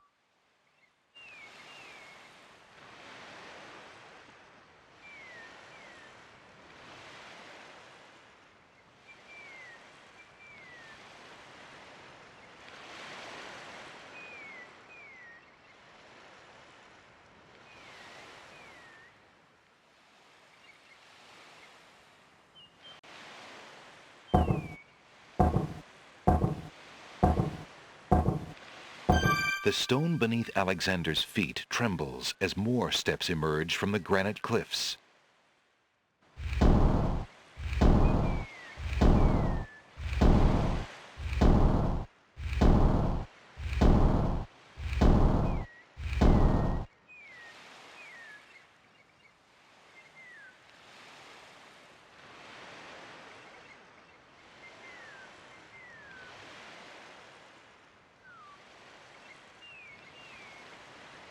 All the words were like synonyms for flight.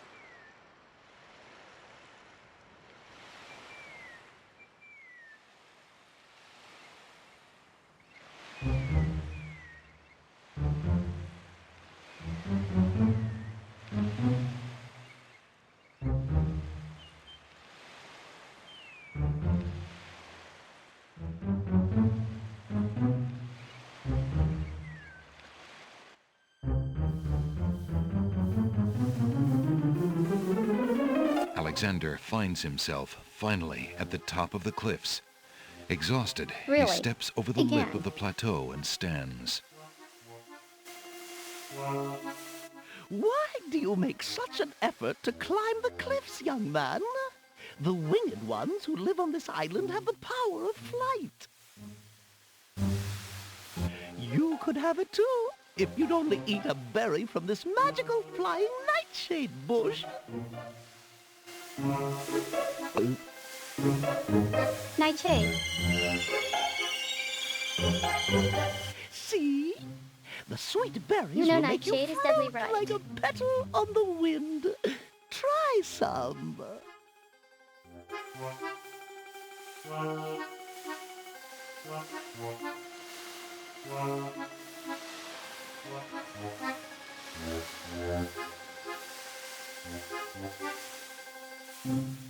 Perhaps one of the leaves? Not the leaves, dearie. The berries on top of the bush. All right. I'll try some of your berries. Oh, goody. Eat quickly, dear boy, and I'll show you the way to the Lord and Lady of this isle. What? Slightly bitter, pretty one.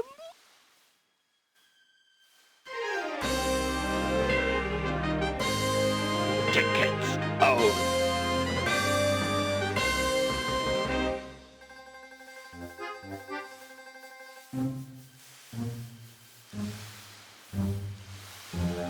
All right, then. Stay tied to the ground like a load of lead. See if I care. You human. How odd. The old woman just disappeared in a cloud of smoke. Perhaps those berries are even more powerful than she led Alexander to believe. Look, an intruder! Hold! How did you get up here, human? I climbed the cliffs. That is not possible. No one has solved the cliffs of logic in several centuries. And if the cliffs were to be solved, it would certainly not be by a human. I didn't mean to trespass. I only wanted to visit this beautiful island. No visitors have been welcome on the Isle of the Sacred Mountain in years. Not since the Red and White Queens had spies in the guise of friendly visitors steal our island's sacred golden fleece. But we will not display such foolish trust again. You will have to answer to Lord Azure and Lady Ariel. They will determine what will be done with you. I can assure you, it will not be pleasant.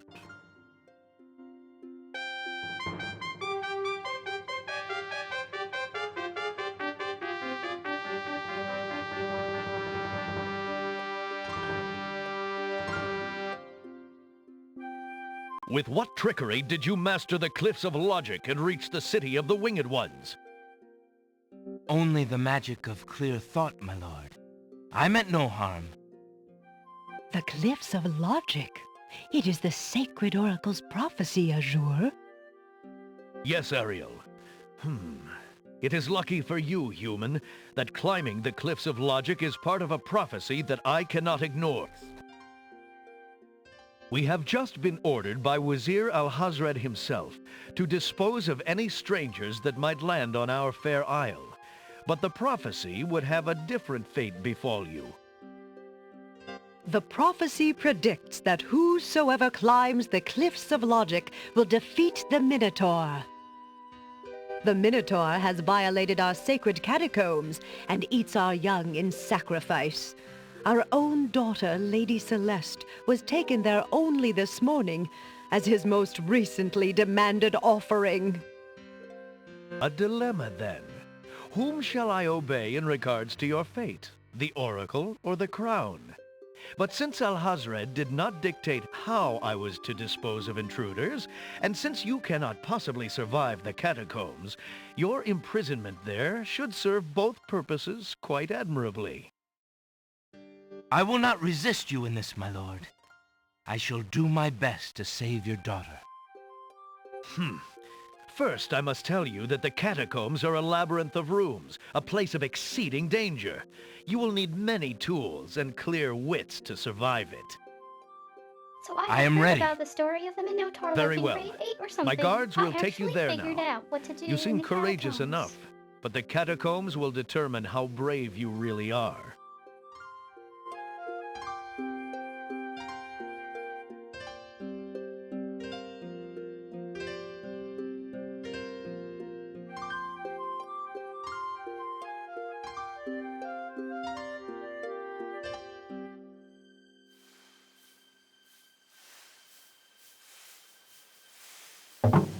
Why did you tell Lord Azure you were ready and willing to face the catacombs? No one is ever ready, and only a fool could be willing.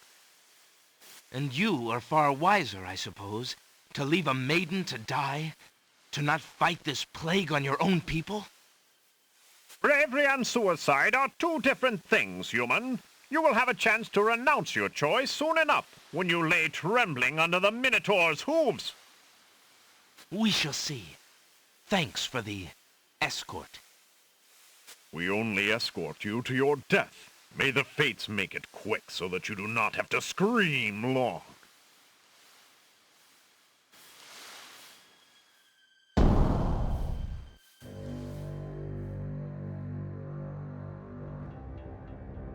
The catacomb's entrance door is locked from the outside by the Winged One's guards.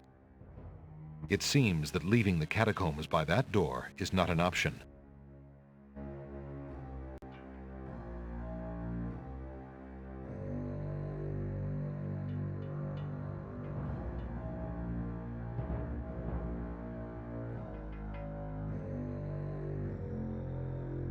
Yet another maze.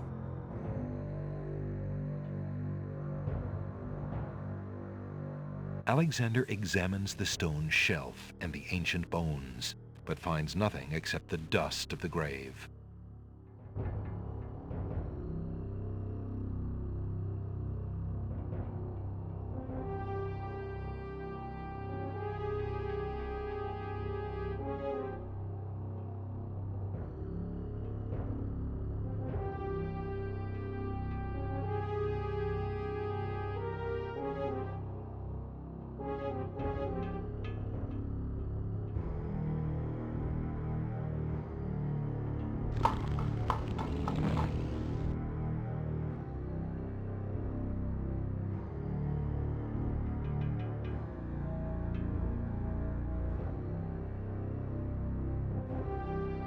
Alexander doesn't want to disturb that skeleton.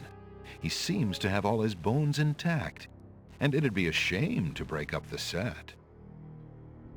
Alexander doesn't want to disturb that skeleton. He seems to have all... The remains of 3 of the skeletons are completely intact. Alexander picks up the skull.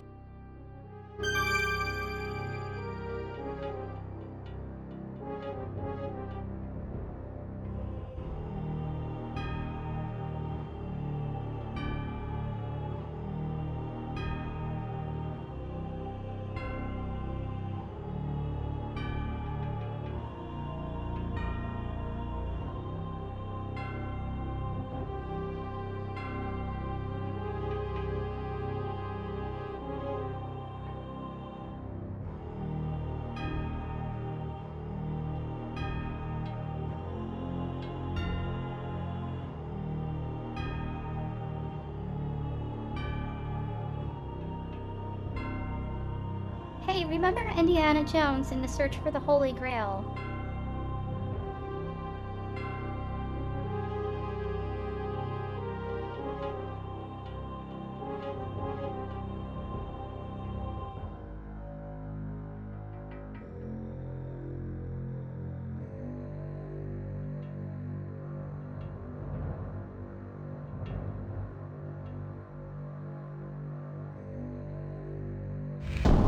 Alexander feels the tile he's standing on shift beneath his feet. Uh-oh!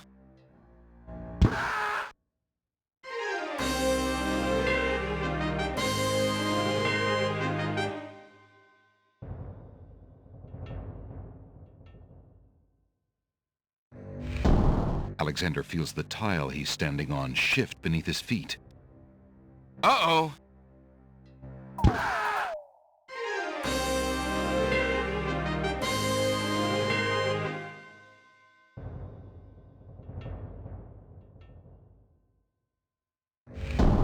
Alexander feels the tile he's standing on shift beneath his feet.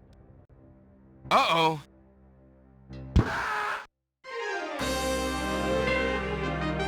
Safe's coming time. Tickets! Oh!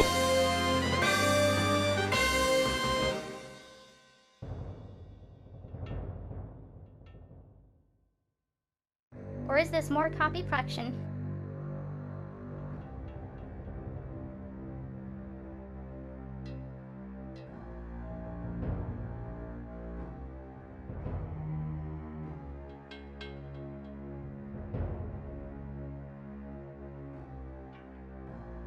Nope, it's copy protection.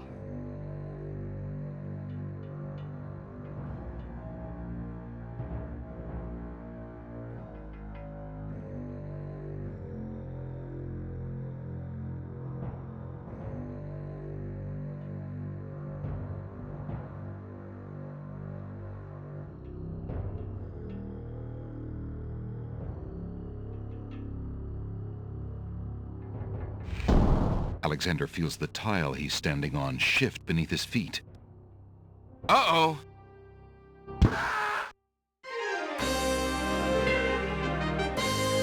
Tickets! Oh! Next!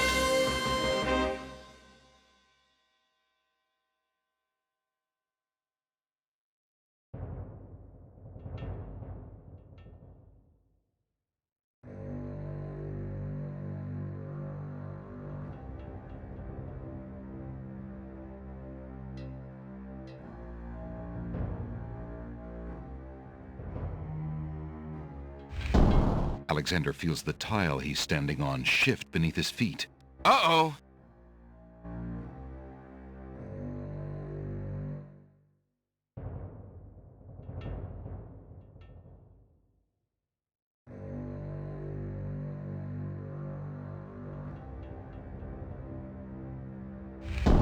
Alexander feels the tile he's... Uh-oh!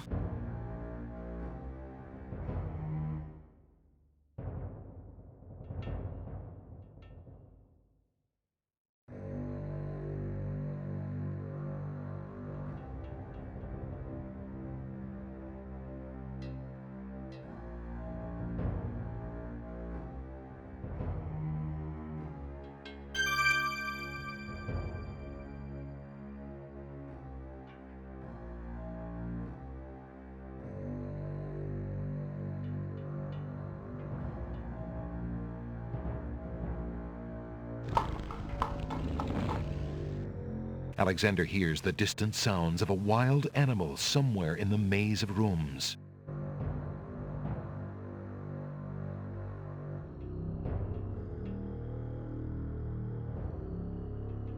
Alexander takes the shield from the wall.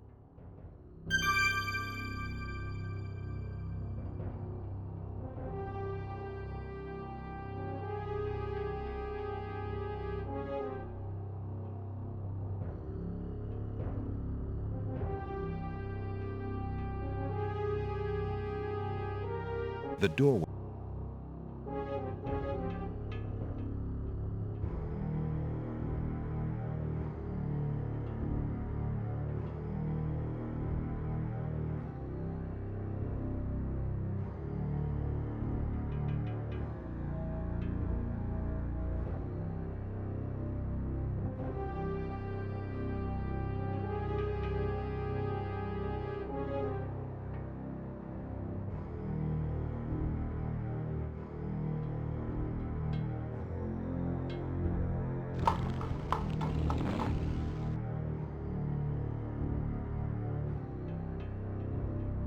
Alexander finds 2 coins on the skeleton's eyes. He takes the old coins.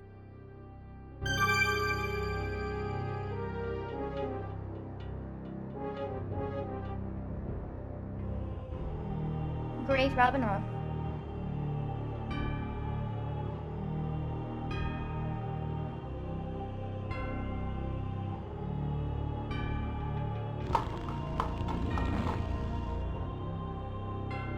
It's a trap. The doors have sealed Alexander inside. And the ceiling is coming down. The brick is already heavy enough to carry around. In a desperate move, the brick is caught between two cogs. The gears shriek and shudder. The mechanism grinds to a halt. The ceiling is stuck. The trap is sprung.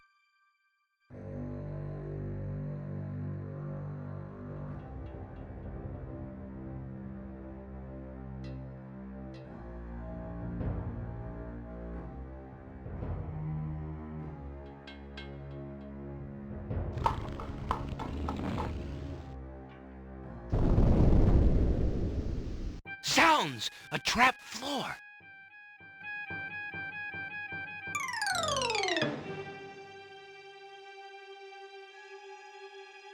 Alexander seems to have fallen to a lower level of the catacombs.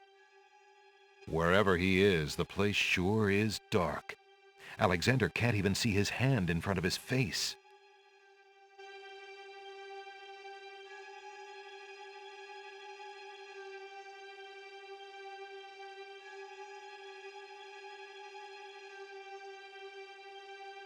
The pawn shop's tinderbox is slightly battered, but in reasonably good shape. The tinderbox contains a candle, as well as some flint and tinder. It feels exactly... There's no reason to use that in the lamp. Alexander takes the candle from his tinderbox and uses the flint in the box to light it. Aha! So that's why it's dark in here. A torch is out. Alexander lights the extinguished torch and puts his tinderbox away.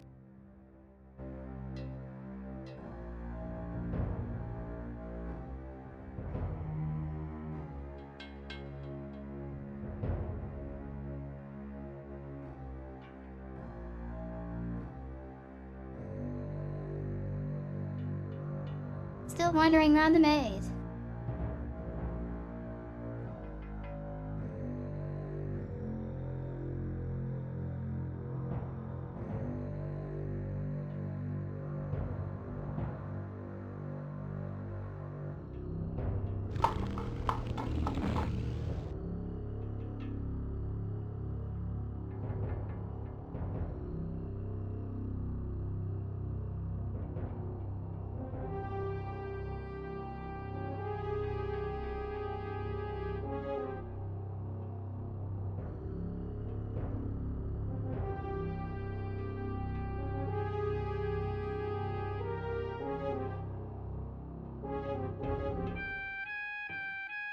As he walks through the doorway, Alexander gets a very bad feeling about this room.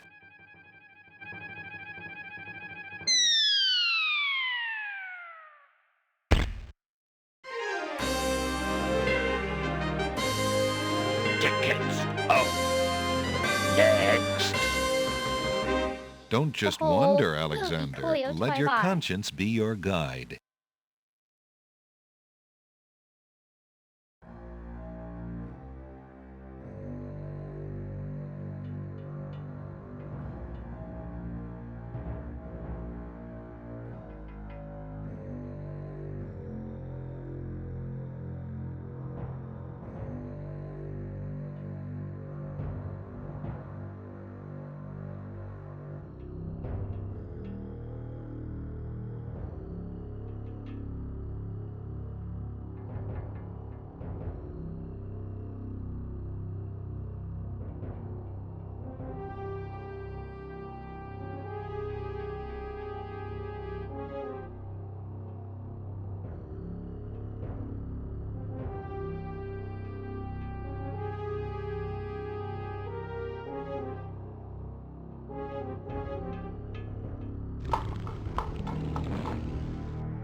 Alexander hears the sound of a wild beast again.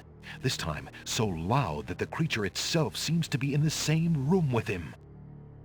The noises are coming from the other side of the east wall.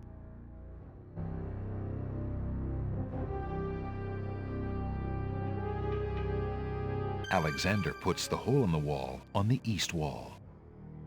The hole in the wall trembles slightly with dread at the clammy feeling of the stones.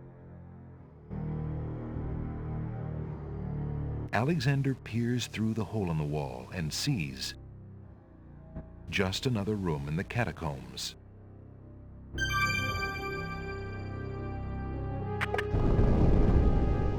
Aha! Not just another room at all. So that's why Alexander couldn't find the Minotaur's lair. At least Alexander now knows the lair exists, somewhere in the maze on the other side of this wall. While Alexander contemplates what he's just seen, the hole in the wall, frightened by the Minotaur, makes a run for it. Alexander hopes the little creature finds its way home to the Isle of Wonder.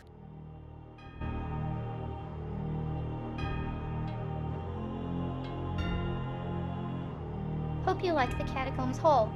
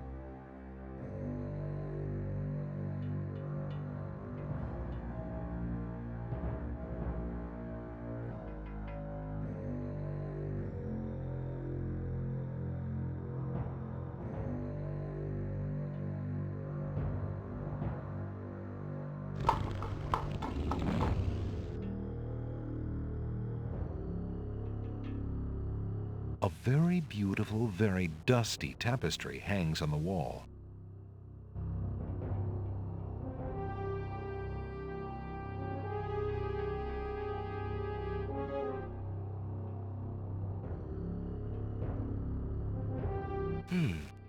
This tapestry looks familiar.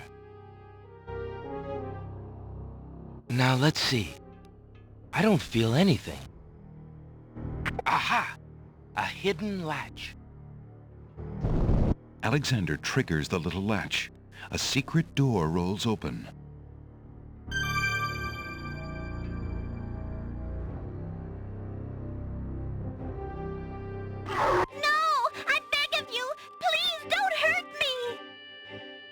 Your struggles are useless. It's the Minotaur, and he's struggling with a Winged One's girl. She must be Lady Celeste.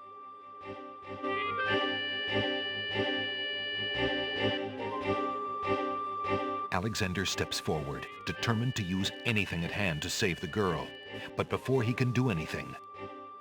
You there, human! Help me!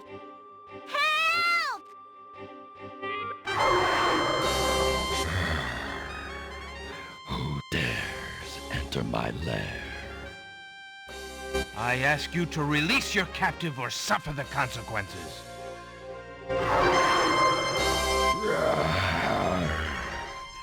Never. You die, human.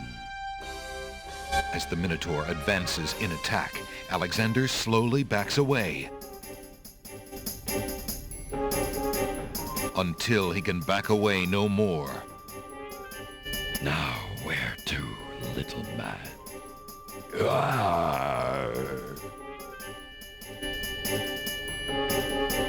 Alexander, his back inches from the fiery pit, tempts the Minotaur with the Red Queen's scarf. Look here, you bully! Nice, bright red. Red. Now you die!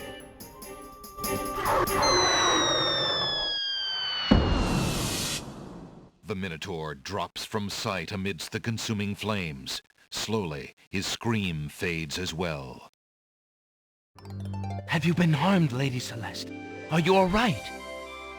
No, I am not all right. I assume you do not intend to leave me tied up on this vile monstrosity. Of course not. Sorry. Let's see. If you'll give me a moment, I'll have these untied in no time. I can't wait that long. Look, I wear a small dagger just inside my belt. It should be enough to cut the rope. Oh, She all sounds right. kinda like Iron Mouse. I've got it, Lady Celeste. Here we go.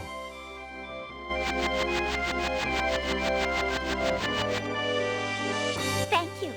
You may keep the dagger as a gift for saving my life. That's very generous. Forget it. Do you mind if we just get out of here now?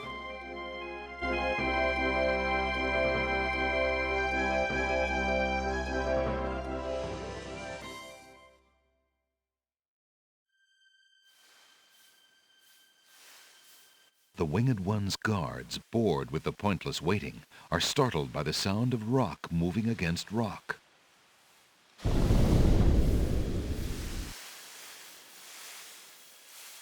Lady Celeste, bide thee well.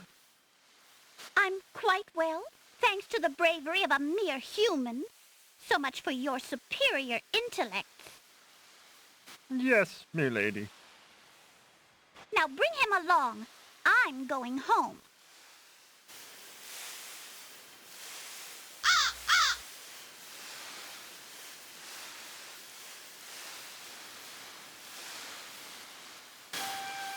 I see you have proven yourself the hero of the prophecy.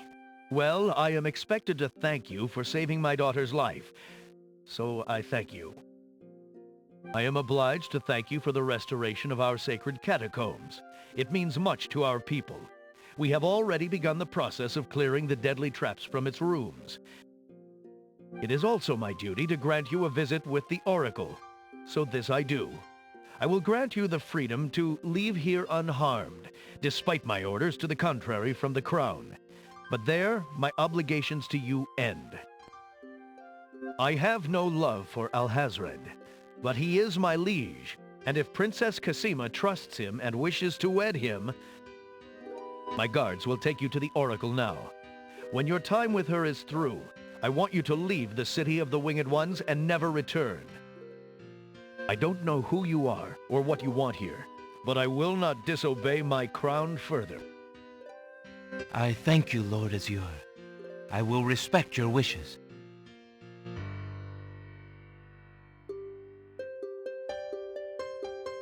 Oh my god, Rusty Taylor is Min Mouse, Martin Prince on The Simpsons, and the triplets from DuckTales. Hail to thee, great oracle. Lord Azure sends you this wingless mail. It appears that he solved the cliffs of logic and... defeated the Minotaur in his lair. So I have seen. So this is the one that haunts my pool of late. Welcome, young seeker. What knowledge do you desire? Princess Cassima, whatever you can tell me, great oracle. Ah, of course, the princess. That explains my images. Let us see what we can see.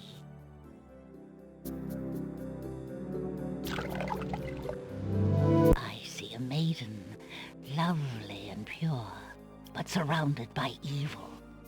She's a rose set amidst bitter thorns. It is her fate to be the pawn of dark powers, and yours to try to redeem her. How? How do I redeem her? Fate is not like the cut of a blade, young one, but rather like the myriad of paths formed when a hammer cracks ice. I will tell you what I can, but what will actually come to pass is up to you. I see that any attempt to reach the girl will force you into battle, a struggle against a dark force. If you lose, your life will be forfeit. Who must I fight? A great darkness surrounds your adversary, preventing me from seeing clearly. I can only make out the shape of a black cloak. But before this final struggle, I see an infiltration, a dangerous game of hide-and-seek in corridors filled with enemies. The risks are high, but it is the only way to reach the one you seek. There is more than one way into this place. Your choice will dictate much. What else do you see, mighty Oracle?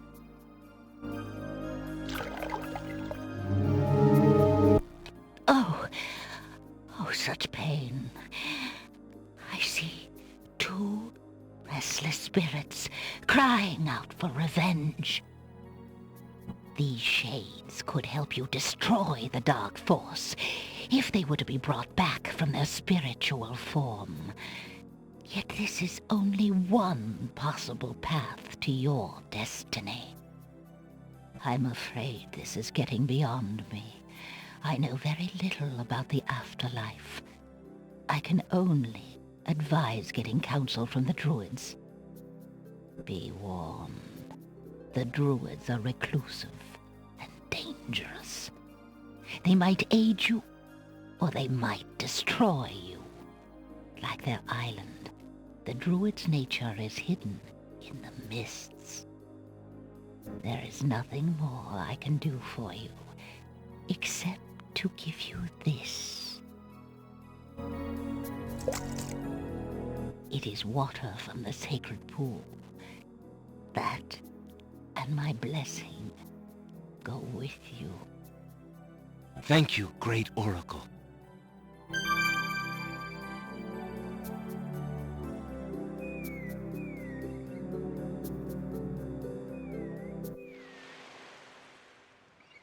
Lucy Taylor has been Minnie Mouse since 1987.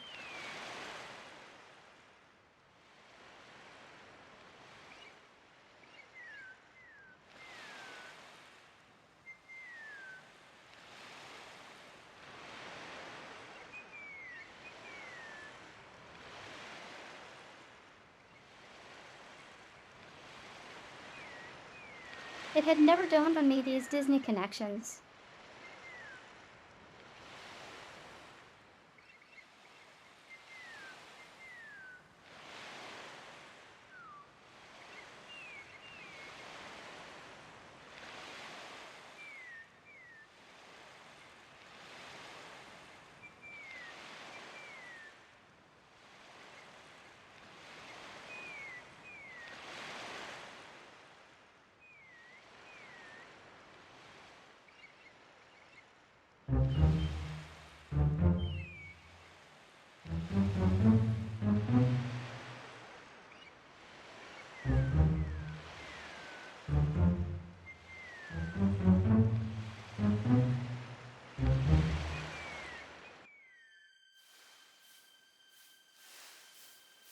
Alexander arrives at the top of the cliffs, somewhat winded after his long but uneventful climb.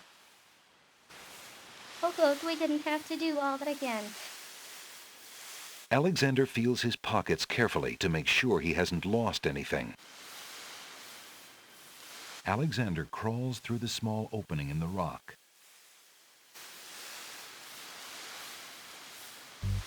Alexander finds himself in a dark cave.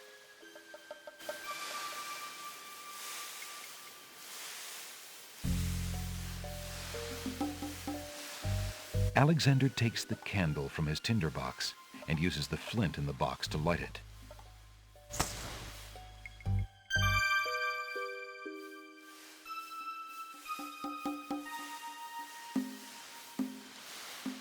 Alexander crawls through the opening in the rock.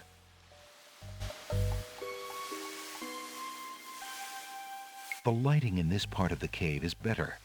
Alexander extinguishes the candle's flame and places it back in his pack.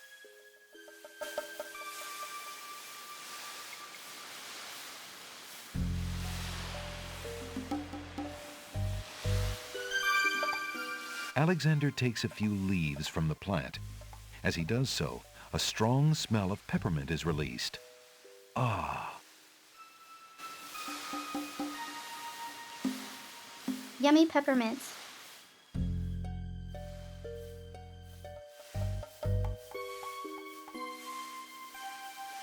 Alexander crawls back into the first room of the cave.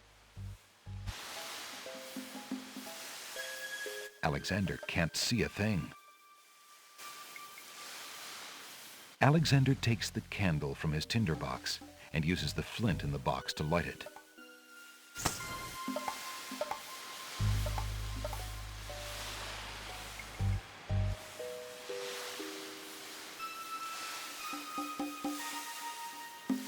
Alexander crawls back through the passage to the top of the cliffs.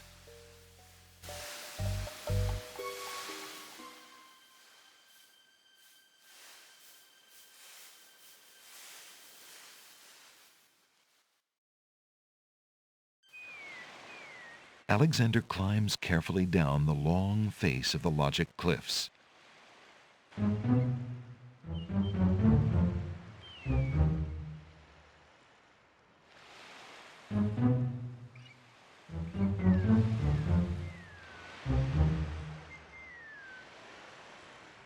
Alexander climbs carefully down the long face of the Logic Cliffs.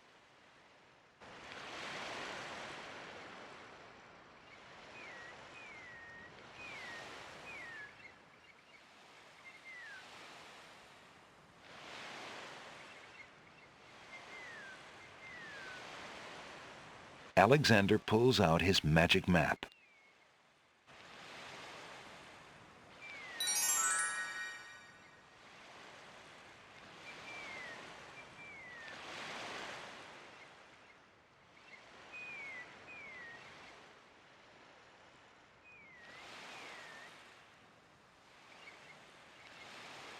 Alexander feels a strange pulling sensation.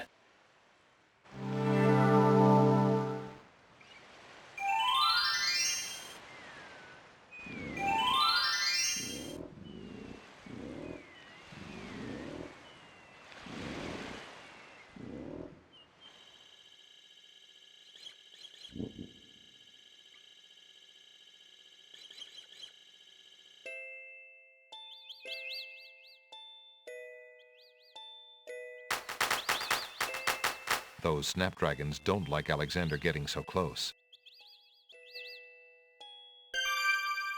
Alexander picks up the bottle.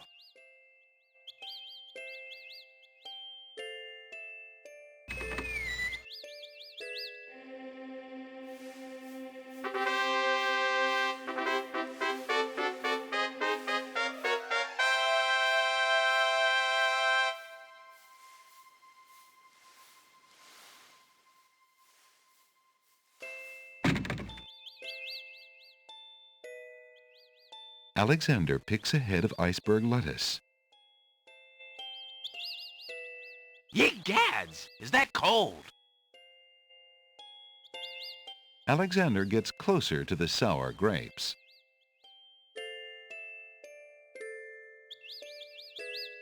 Back off, bucko! Oh, excuse me.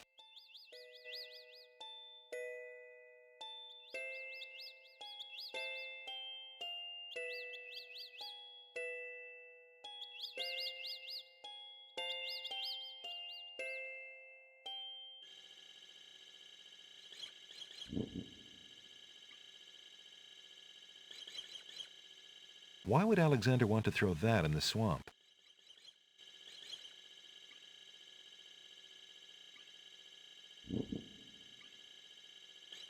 I dunno, for fun.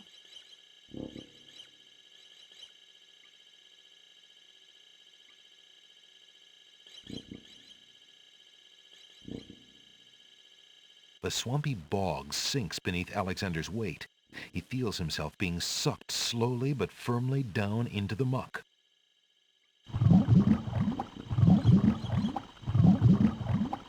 As the marshy water fills Alexander's mouth, he thinks that although he'd always wanted to try a mud bath, this is hardly what he had in mind. Gee, didn't we learn that before?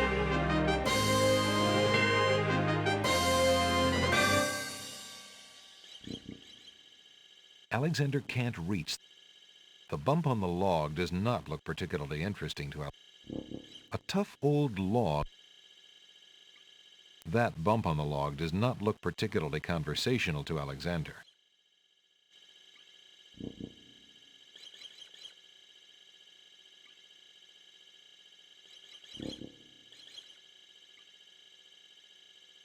There's no reason to leave that lying about.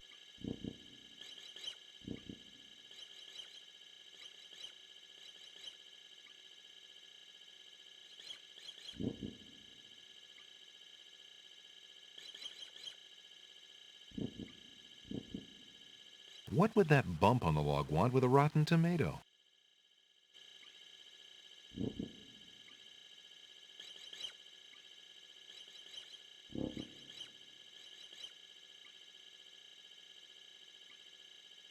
The little bottle contains some sort of potion and bears a label saying, "Drink me." That's rather forward of it.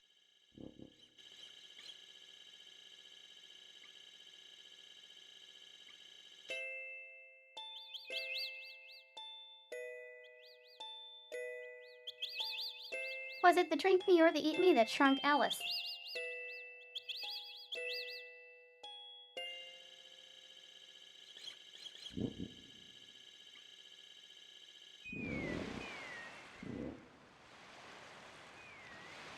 Alexander.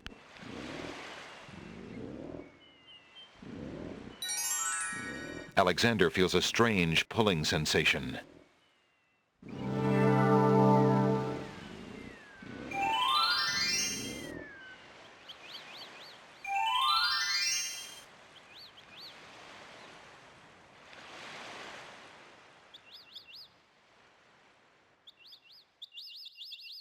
Alexander, not being an expert on poisonous mushrooms, decides not to take a chance on tasting the local variety.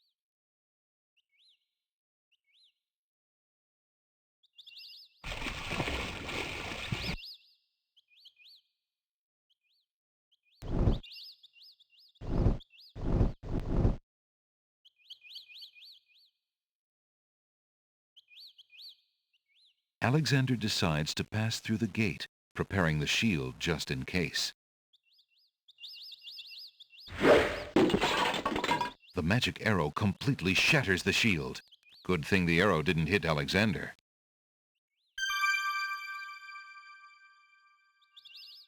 Alexander walks forward to step onto the gazebo. But the rose hedges on either side of the path, sensing an intruder's presence, reach out their vines and blend together. The path is blocked.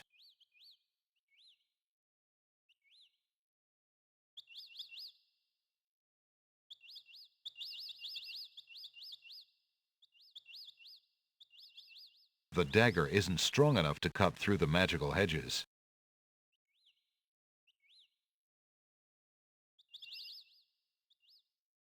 The hedges are most likely not ticklish.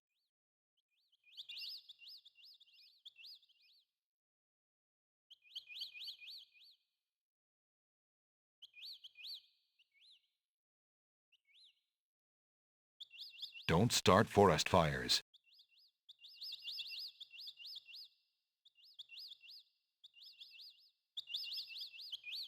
Why not?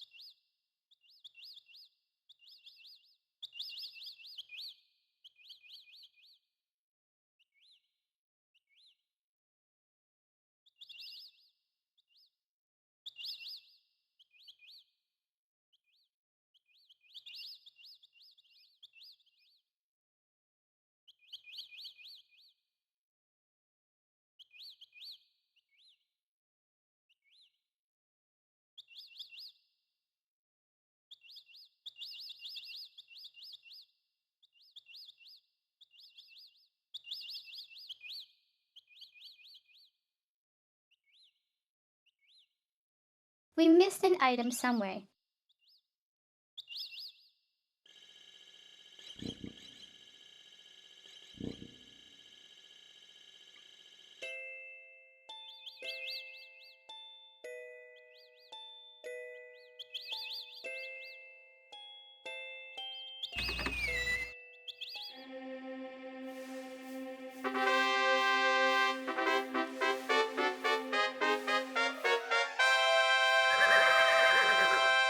Checkmate! Only chess pieces allowed in chessboard land. That's right. Humans aren't allowed in and never will be. Stay out!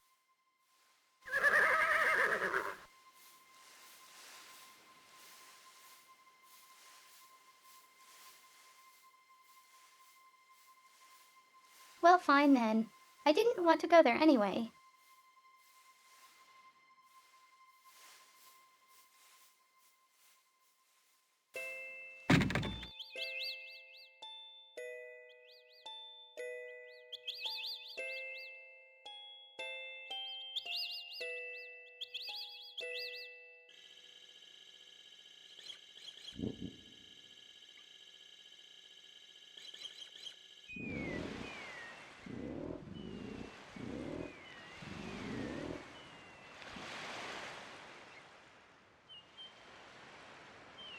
Alexander pulls out his magic map.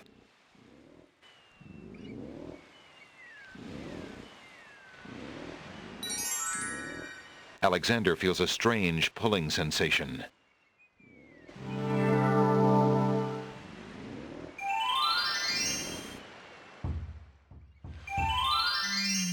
That wasn't there early.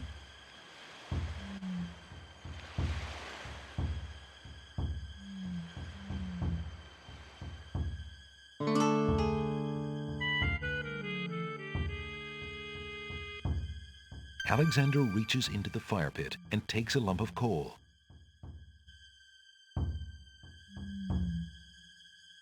Alexander takes the scythe. A horned animal skull is on display in the center of the village. Based on its central location, it may perhaps serve as ceremonial protection against danger.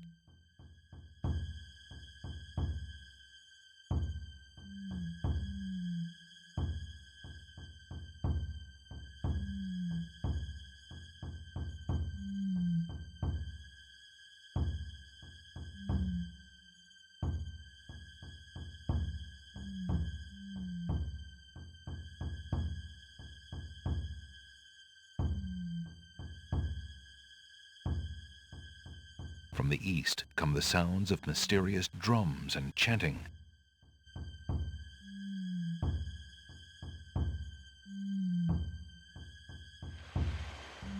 From the northeast come the sounds of mysterious drums and chanting.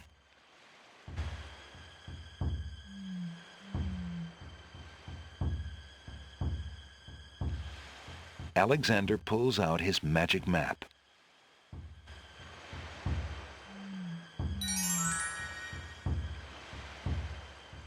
Alexander feels a strange pulling sensation.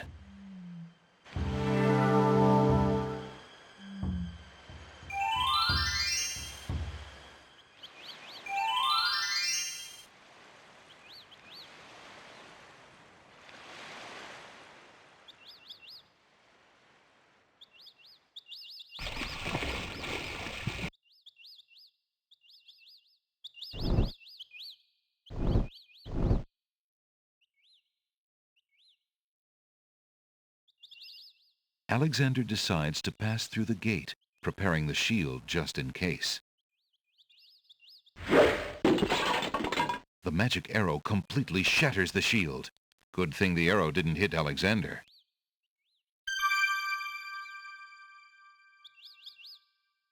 Alexander walks forward to step onto the gazebo. But the rose hedges on either side of the path, sensing an intruder's presence, reach out their vines and blend together. The path is blocked.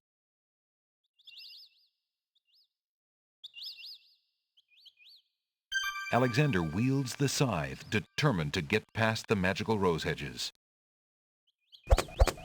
The leaves fly as Alexander tries to cut the branches faster than they can grow back together. He sees light. He's through.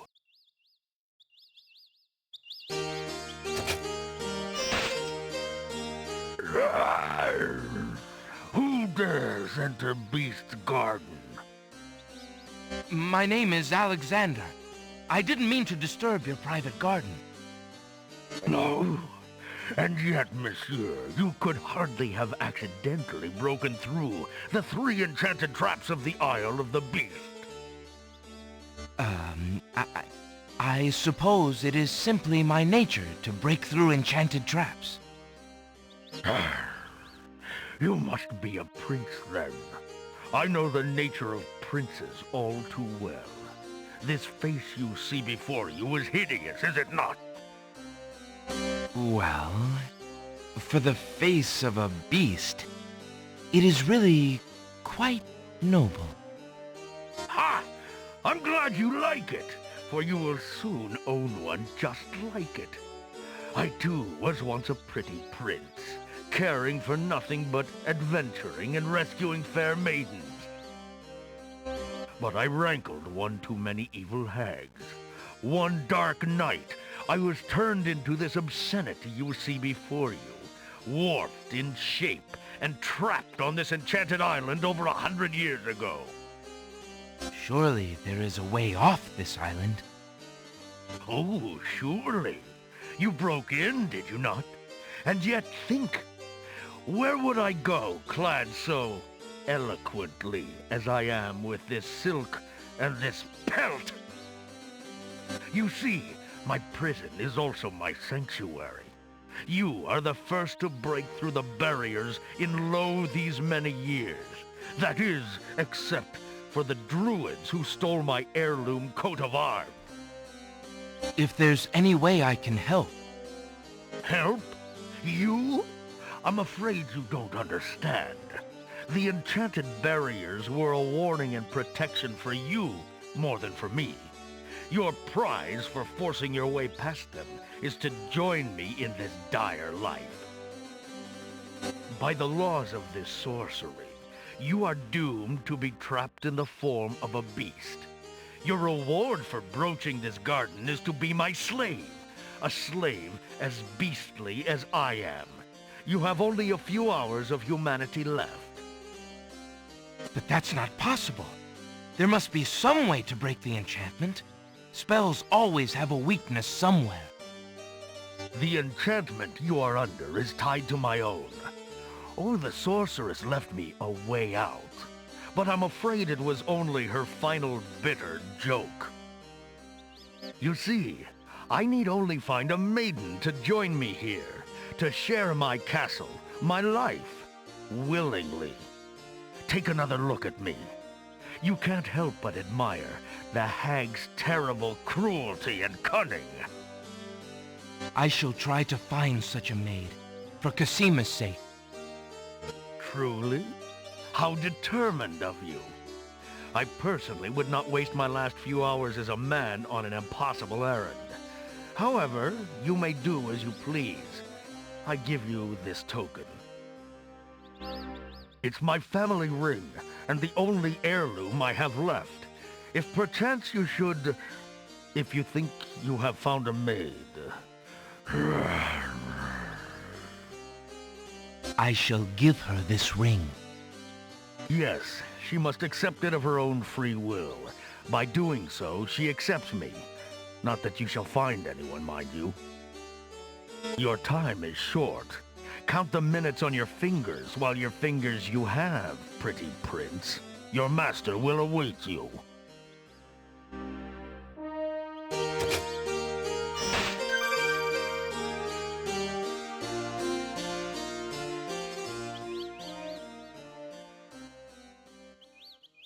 Alexander takes a magnificent white rose from the rose hedges.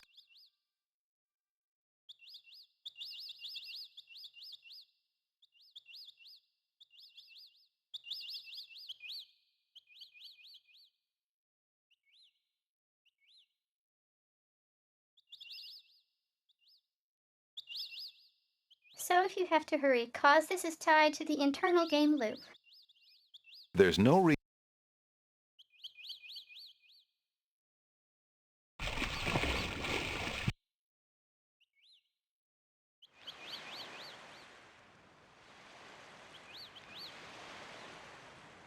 Alexander pulls out his magic map.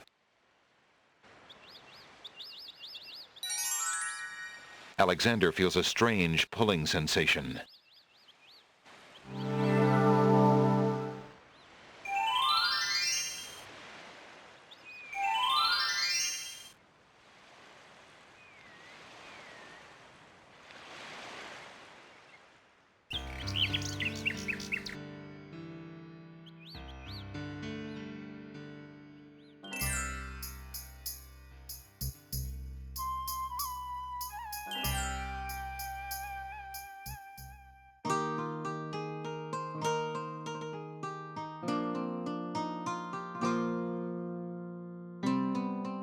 The girl is too shy and fearful to talk to a stranger, especially a tall, handsome one such as Alexander.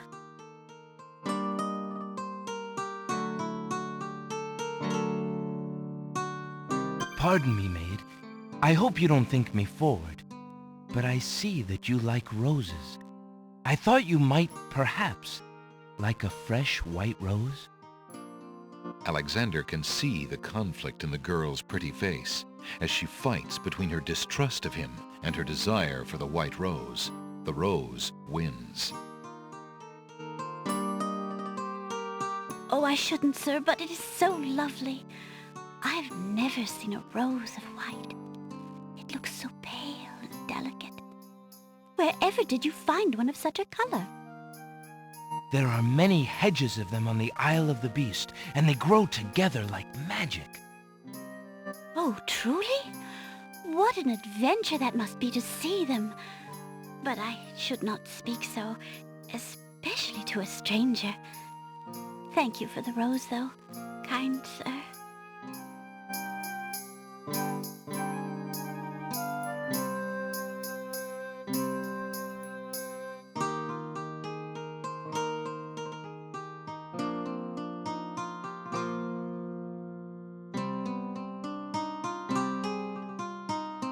Beast's ring. Alexander has a thought about the serving girl. He decides to bring up the subject of Beast with her. Let me tell you about the place where the white roses grow. The Isle of the Beast is an enchanted place. There's a path running through a deep forest. The path crosses 3 magic blockades, set to keep all visitors away. At the center lives a tremendous beast. Really? Magic blockades? How exciting! What kind of a beast? Is it very terrifying and ferocious? It is a beast that walks on 2 legs and dresses like a prince. It speaks with the voice of a man.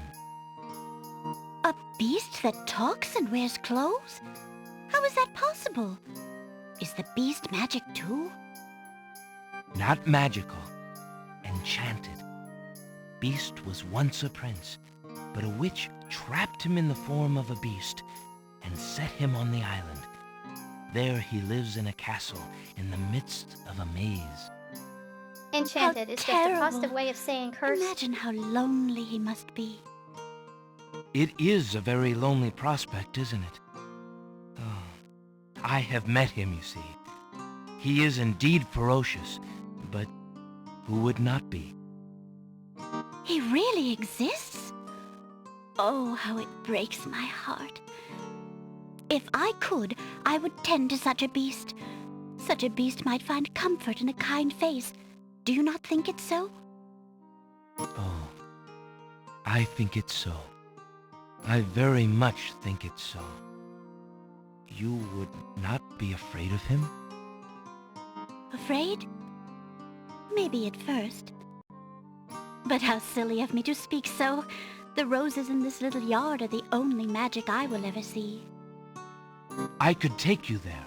In fact, I would owe you my life if you would go, if you truly wish to go.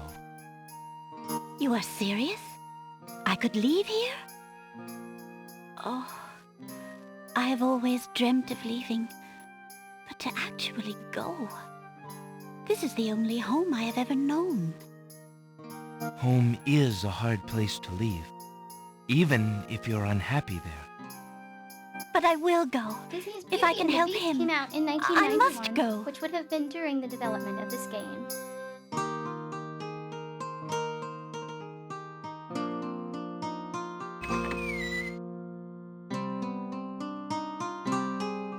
Is there nothing you wish to take with you? There is nothing. Then take this ring. It is his. He will be pleased if you would wear it. Why, it's the most beautiful thing I've ever seen. This also has very Thank little you in common with kindly, the sir. Disney one. Beauty! Where do you think you're going? To a place where roses grow, and to someone who truly needs me.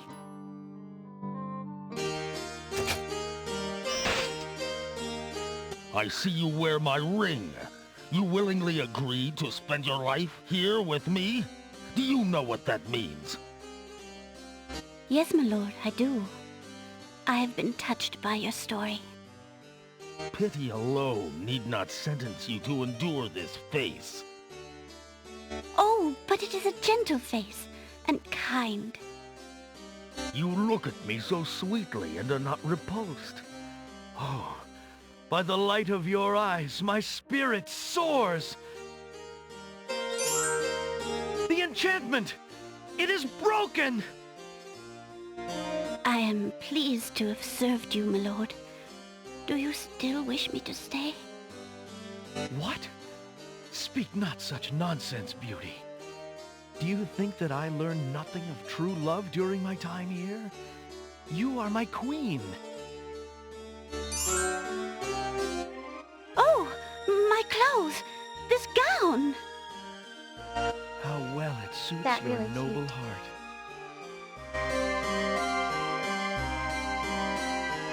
Alexander, how can I ever repay you? I have nothing to offer except my gratitude. But please, take these old clothes. Perhaps you'll find someone in need during your travels. You have already repaid me by your example of courage, Beauty. And by your friendship, I hope. You will always have our friendship and loyalty, Prince Alexander. But from a fellow adventurer, take some advice. If you find your true love, protect her with your life. Fear all beasts without the redeeming humanity of love. And to aid you, accept my mirror. Now that my life is no longer hung in false shadows, I have no need for it. Give it to someone with nothing to fear from the truth it reveals.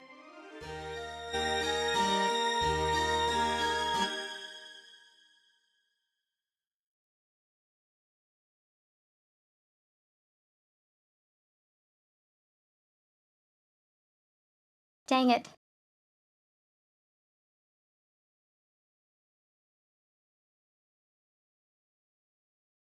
Okay, quick break then.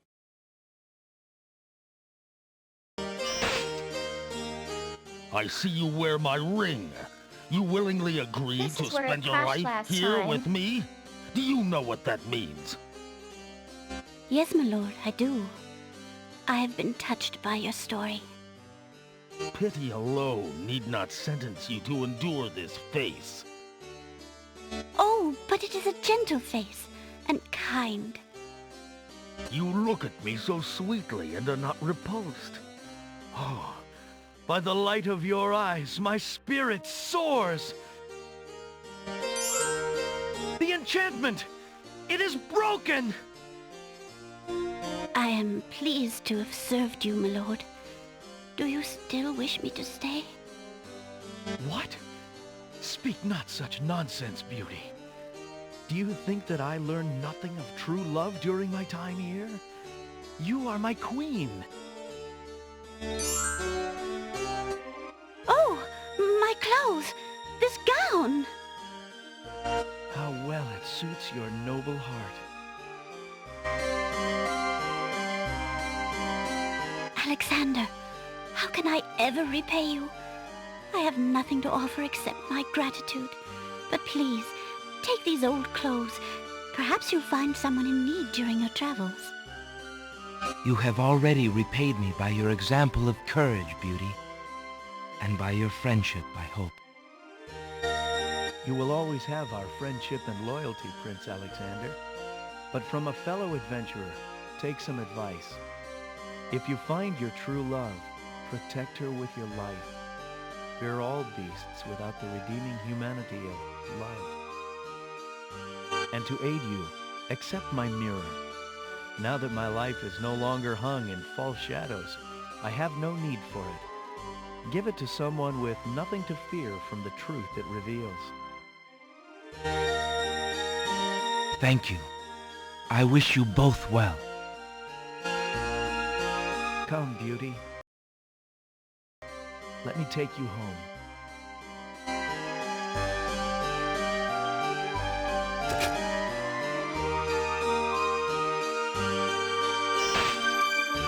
For a second there, I thought it was gonna crash.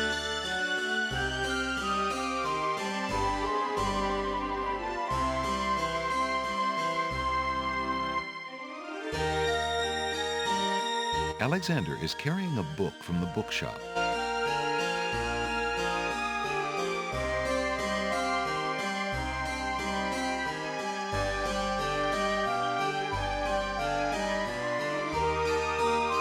Alexander carefully reads the instructions for a spell entitled Magic Paint Spell.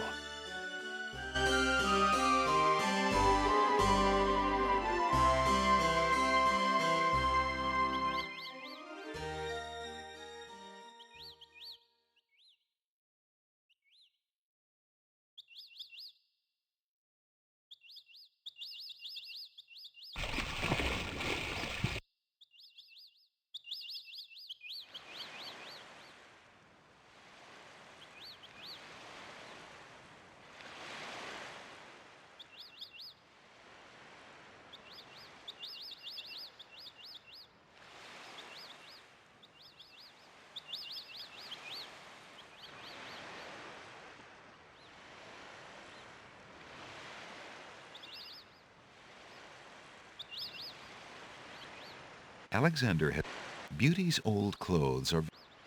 Alexander is carrying a human skull.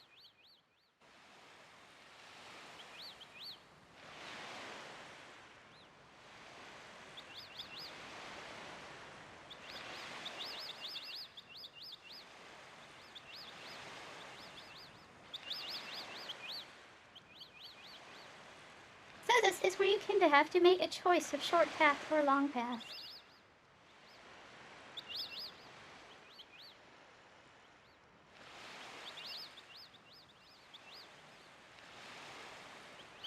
Now short path is the less good ending.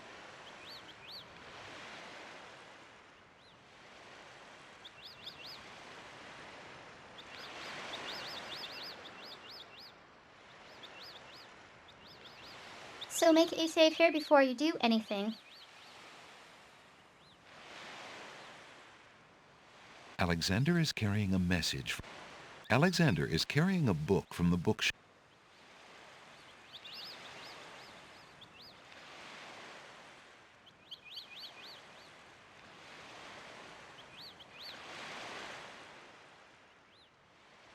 Alexander carefully reads the...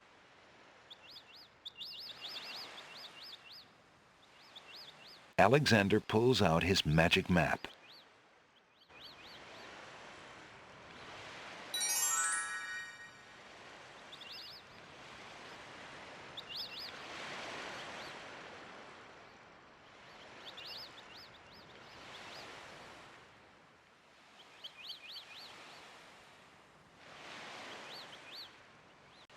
Alexander feels a strange pulling sensation.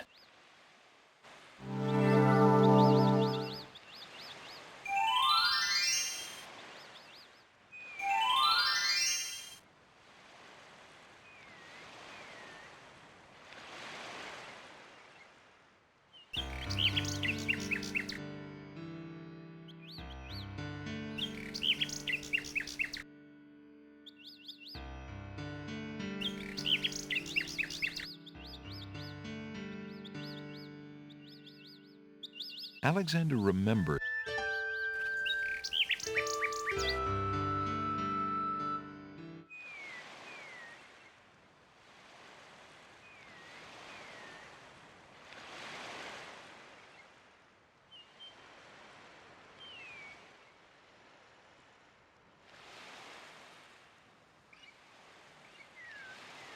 Alexander.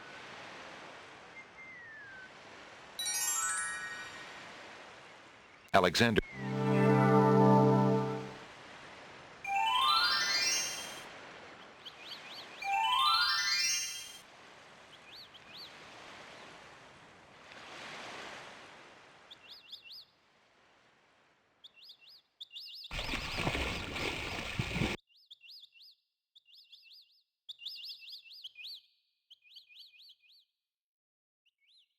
Alexander takes a magnificent white rose from the rose hedges.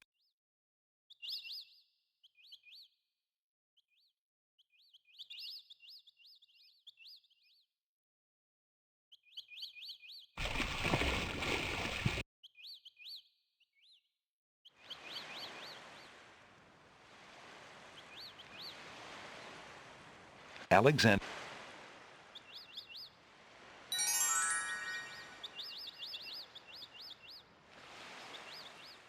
Alexander feels.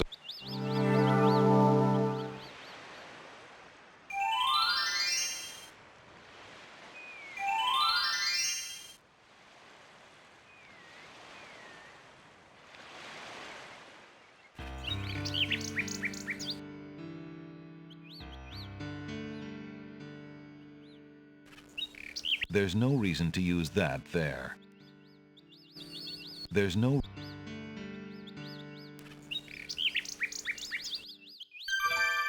Alexander holds out the rose, hoping that the bird will deliver it to Cosima.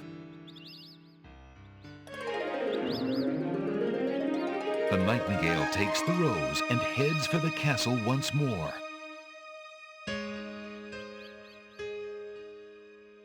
A white rose, how beautiful. It must be from Alexander. How I wish that I could see him with my own eyes, but Abdul will never allow it. He only risks capture by sending me these things, dear to my heart though they are. Fly elsewhere, my pretty friend. Do not endanger Prince Alexander again by taking tokens from his hand. Forgive me, Alexander, and forget me. I cannot return your love, for fear that I shall never leave this castle again.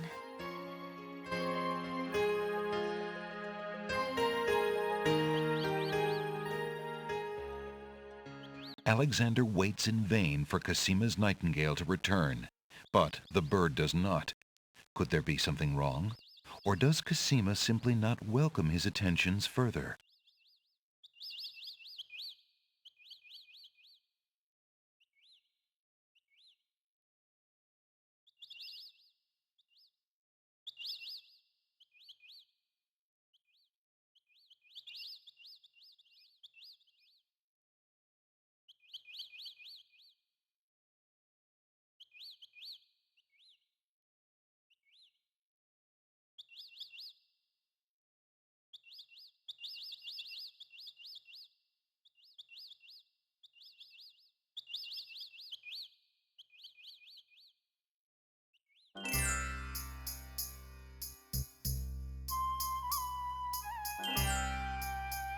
Lamp guy is back.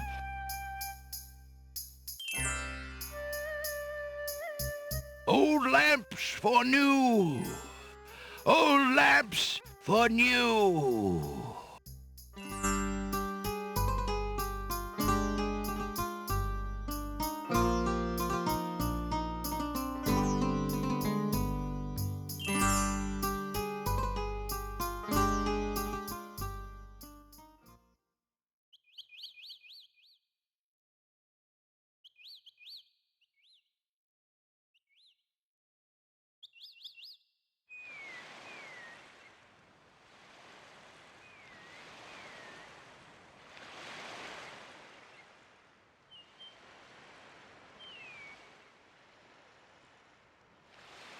Alexander pulls out his magic map.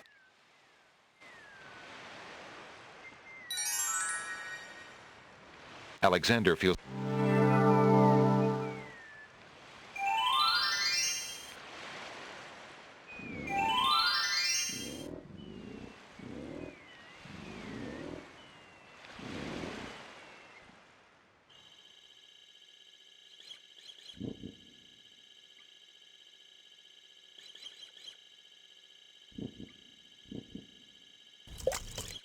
What do you think you're doing? You startled me. I was just getting some swamp ooze. Well, you certainly won't get it there! That's not swamp ooze! That's swamp sludge! He's right, you know. But he could be a little nicer about telling you. He's not a very pleasant stick in the mud. Nobody asked you! Be quiet! Oh, the trials of being a mere bump on a log. The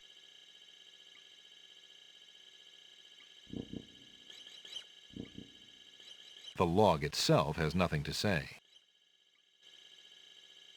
Perhaps you could toss me some swamp ooze, since you seem to be able to recognize it. I can only reach this bit by the path. Well, hoity-toity, look who's Mr. Wants so much! You think I got a job here passing around precious swamp matter? You should be so lucky! He's an utter waste of oxygen. I'd save my breath if I were you.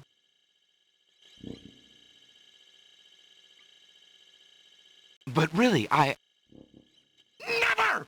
I got your swamp ooze right next to me, and that's where it's gonna stay! This swamp ooze is mine! Period.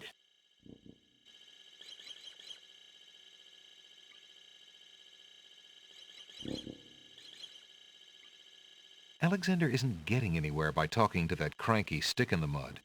The creature simply refuses to toss Alexander any swamp ooze.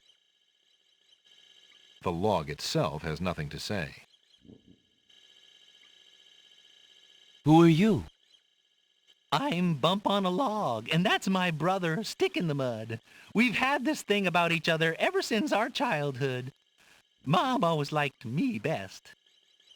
She did not! That is absolutely not true! He's a bit lazy, you see. He's got the only swamp ooze in the swamp right next to him. But do you think he'd move a finger to help you get some? Hardly.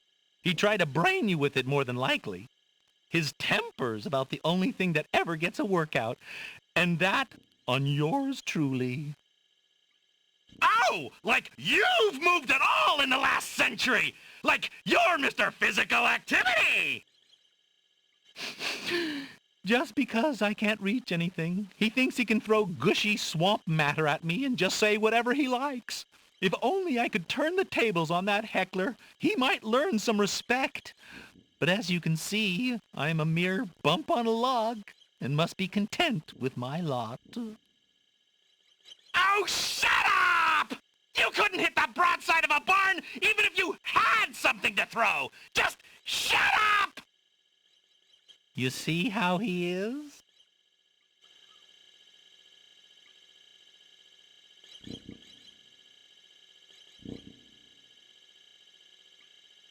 Alexander isn't getting anywhere by talking to that cranky stick in the mud. The creature simply refuses to toss Alexander any swamp ooze.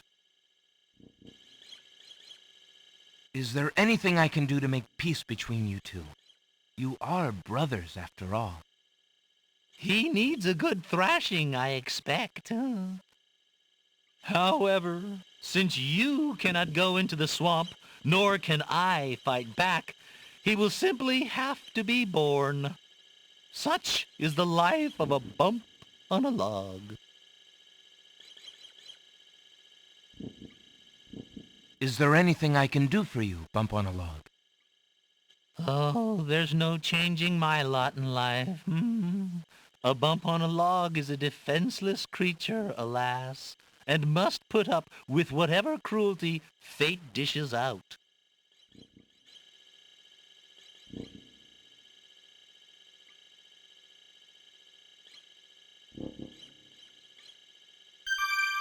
I thought this might come in handy the next time your brother starts picking on you. Aha! Finally, old Bump on the Where'd Log's the not so worm come from? defenseless, is he? Hey, hey! What are you doing there? Watch the pulp, would you? Now, Bumpy, remember all I've given you! The only thing you've ever given me is mud. Take this! No! Not into the swamp!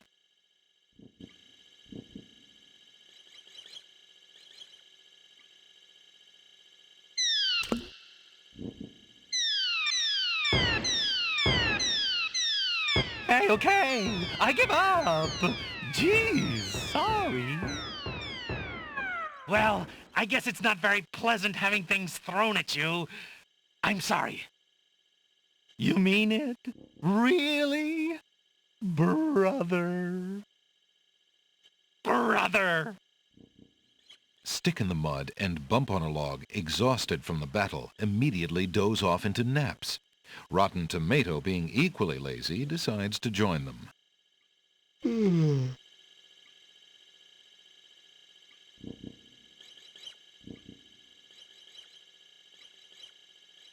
Alexander fills the teacup with the swamp ooze.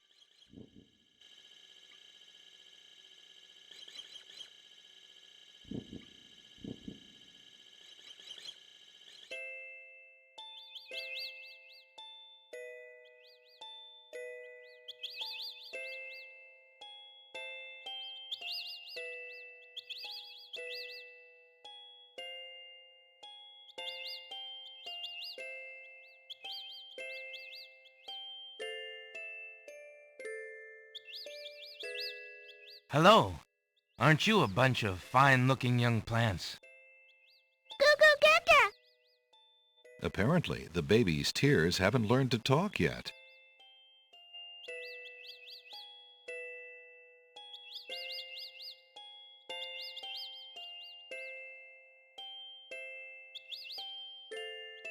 Alexander is carrying an old, battered hunter's lamp. The lamp is empty. The little china teacup is made of fine porcelain. The teacup contains swamp ooze. The small vial contains the oracle's sacred water. The water has a crystalline appearance.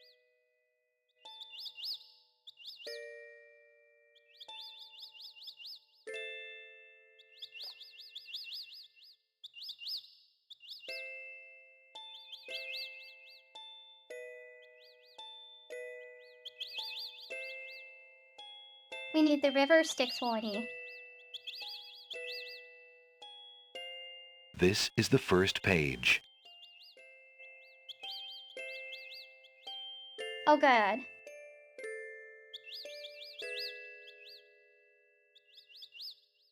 I just realized there is more than one page.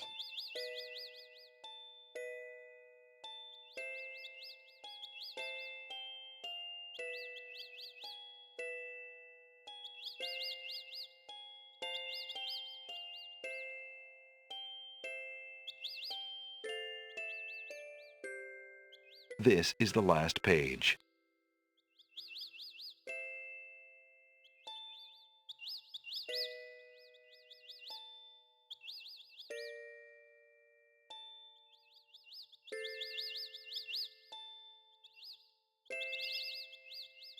Why would Alexander want to put tears in a teacup?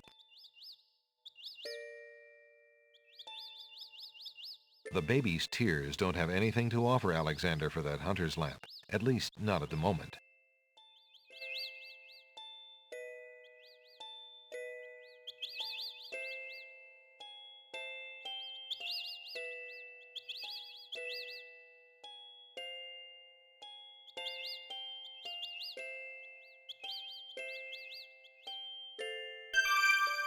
Alexander gives one of the baby's tears a bottle of milk. The other baby's tears seem to resent Alexander's gift for some reason.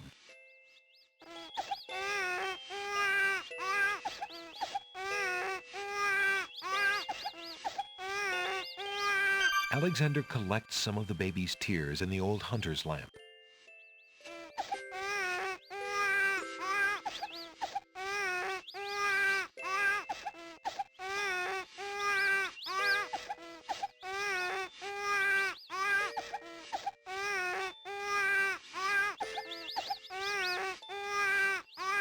Alexander pours the contents of the oracle's vial into the hunter's lamp with the baby's tears.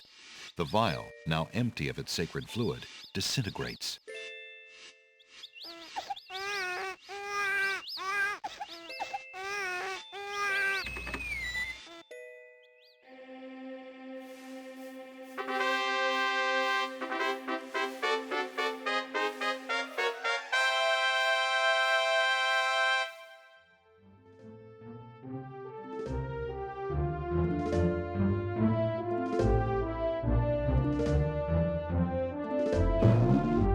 Your Highness may as well spend her royal time contemplating something else. The lump of coal shall be sent to the Castle of the Crown under my name, and that's all there is to it. No, it shan't. Yes, it shall. If the coal is sent in your name, I shall royally decree a ban on all red on this isle. You do, and I shall royally decree that white shall be henceforth used for all mopping up of cabbage stew. You wouldn't dare! Oh, wouldn't I? Oh, it's you! Have you thought of any more of those brilliant ideas of yours?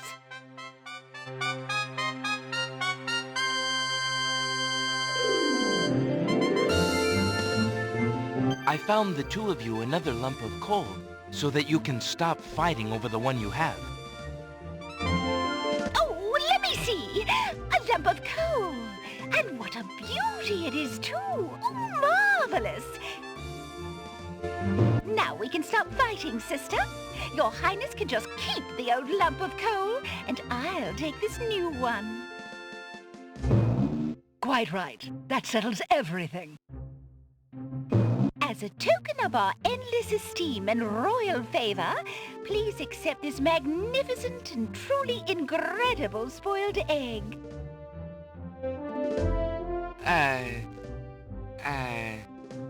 Thanks.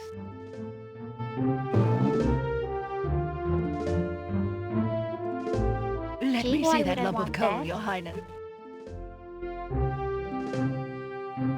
It is a beauty, isn't it? Why, it's bigger than my lump of coal. Let me have it immediately. Over my dead body, Your Highness. It's my lump of coal, and it is indeed larger and much grander. Just look at that sheen. I demand you exchange with me immediately.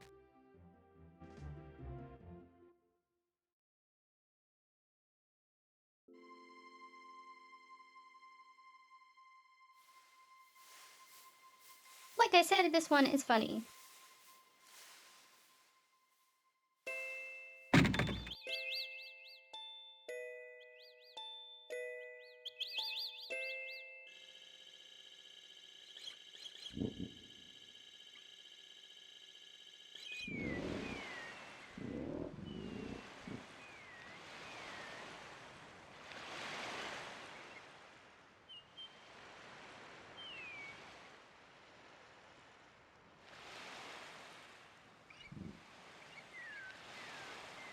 Alexander pulls out his magic map.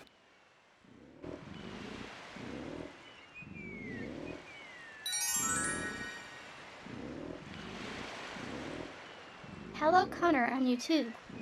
Alexander feels a strange pulling sensation.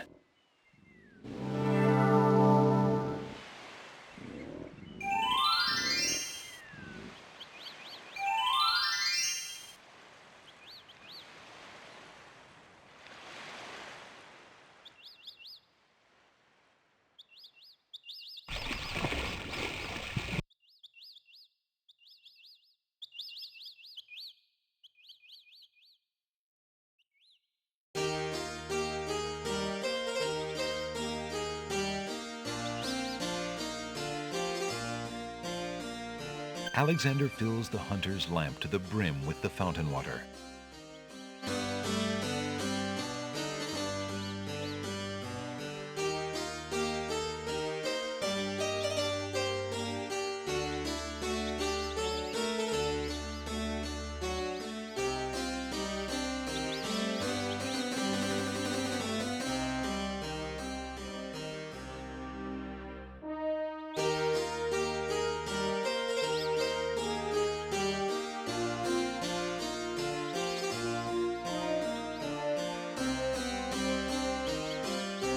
This is the first. Alexander prepares to enchant the hunter's lamp with the Make Rain spell incantation. Clouds of thunder, shafts of light, come and sup with me tonight. Waters 3 have I for tea, brew a tempest now for me.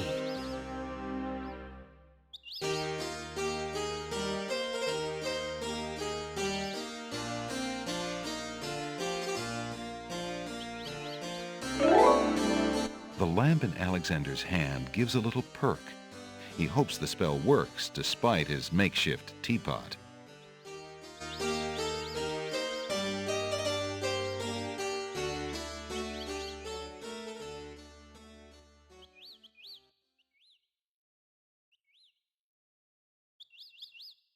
This is King's Quest 6.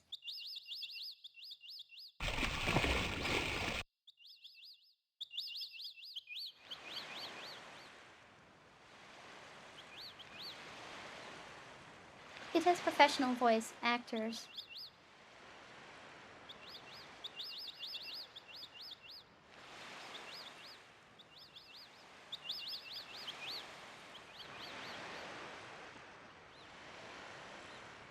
Alexander pulls out his magic map.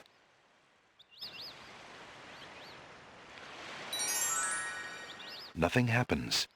Apparently, Alexander feels a strange pulling sensation.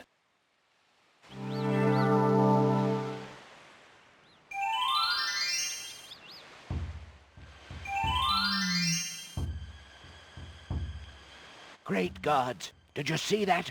The man just appeared from nowhere. Perhaps he was sent by the spirits. I see no boat. He is an intruder, no matter how he got here. Grab him!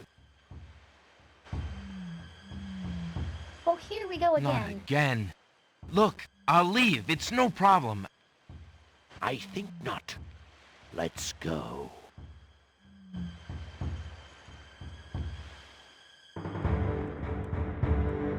Alexander is frozen at the spectacle before him. Robed figures are gathered around a bonfire. Some mystical ceremony is taking place, but as to its purpose, Alexander has no clue. We found a trespasser on the beach, Archdruid. Uh-oh. Archdruid. Now what has Alexander wandered into? This must be the foreigner we were warned about. How appropriate that he should come during our rain festival. Place him in the sacrificial cage. Wait! I must rescue the princess! There's an ancient druid saying, a man who would save others must first save himself. Alexander is pushed into the confining wicker cage.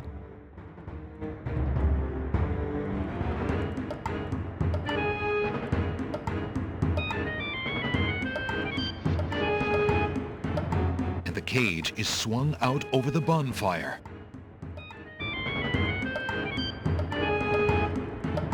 Alexander starts to feel a little warm. The bottom of the cage is getting uncomfortably hot. This cage is really hot. Fire in the cage. Alexander pulls out Beauty's old slave clothes, desperate to beat out the flames. The flame is extinguished, but the clothes themselves burn to cinders. Alexander won't be able to keep the cage from igniting for long. The heat and movement must have jarred something. Something that Alexander's carrying is starting to jiggle around. gad, something's really percolating. The water in Alexander's lamp is hot. It's just about boiling.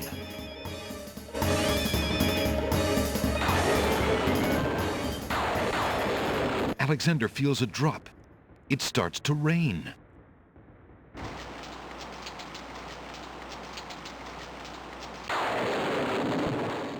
That man is a powerful nature wizard. By the sacred oak, let Did we him have this spell down! in the 5th and 3rd game?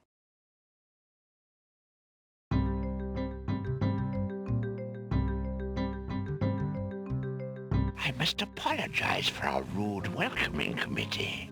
We've been feeling inhospitable ever since the winged ones stole our sacred miniature oak tree. Besides, Vizier Alhazred sent a message that we were to watch out for a highly dangerous foreign assassin. I assume you are the one he meant. I'm sure I'm precisely who he meant. I assure you, I mean to harm no one, unless that person threatens the princess. I'm sorry to have disrupted your ceremony, but I'm running out of time. What is it that you seek? The Oracle on the Isle of the Sacred Mountain told me I should speak to you about the realm of the dead.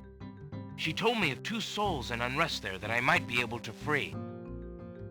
Free souls in the realm of the dead? You're mad!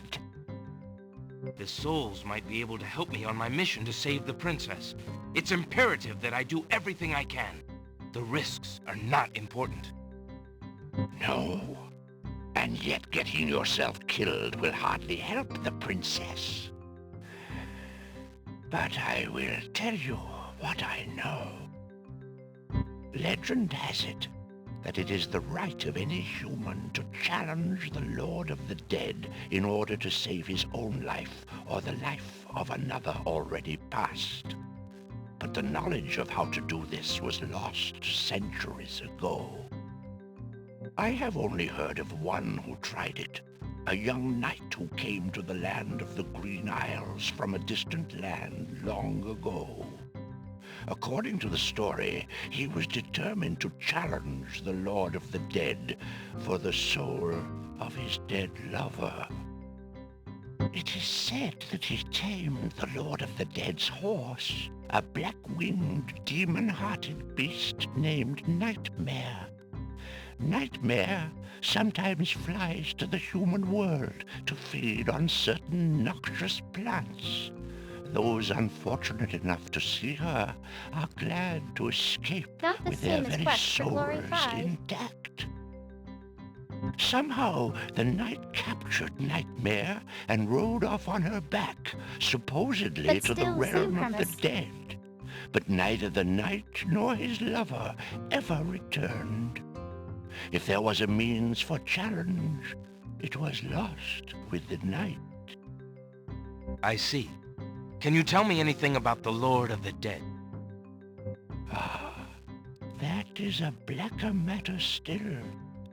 To the druids, he is Samhain, lord of coldness and despair.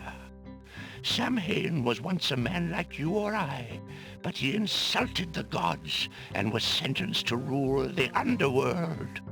Immortal he is and mateless, robbed of sleep, robbed of movement, robbed of companionship. It is said that he hates all mortals even more for the mortality that he lost. That is all I know. Interesting. I shall remember. Now look how the oak embers of our bonfire still glow hot despite the rain. If you're bent on your course, you'll need courage that's just as impervious to the chill. May your luck last longer than your storm, brave one. May it indeed. Thank you, Archdruid.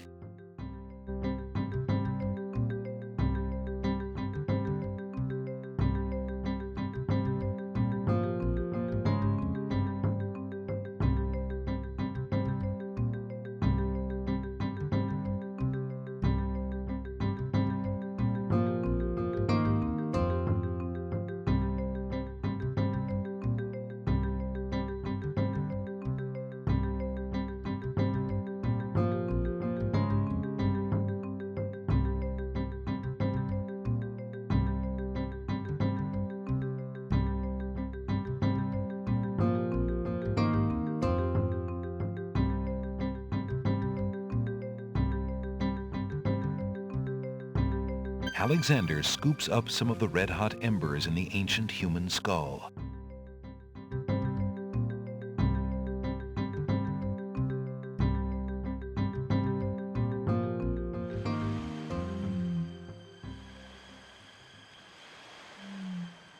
Alexander pulls out his magic map.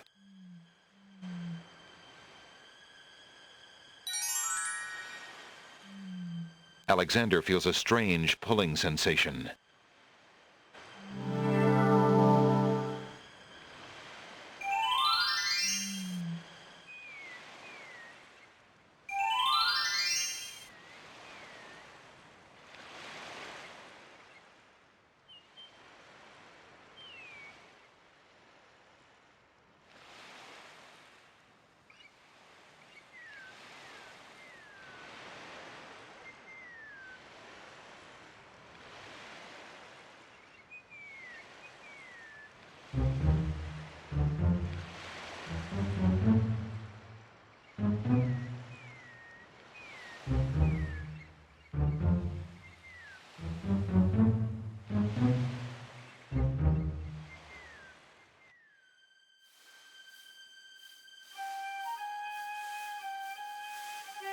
Alexander arrives at the top of the cliffs, somewhat winded after his long but uneventful climb.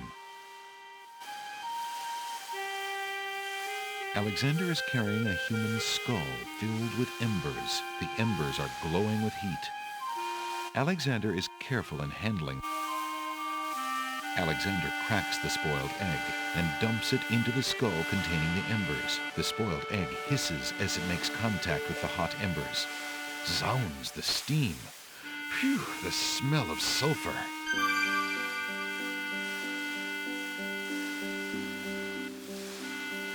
Alexander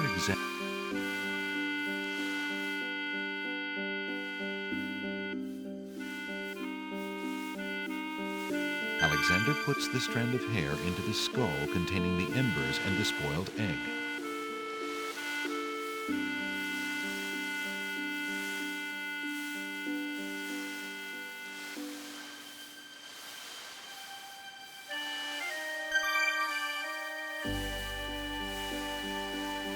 Alexander solemnly speaks the incantation over the skull. Creature of night, to me succumb. Fire and brimstone leave thee numb. Purity bind me like a chain, to do whate'er I now ordain.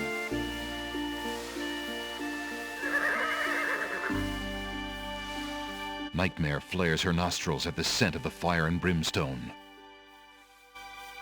That's it! Come on! I need passage to your homeland, Fiery One.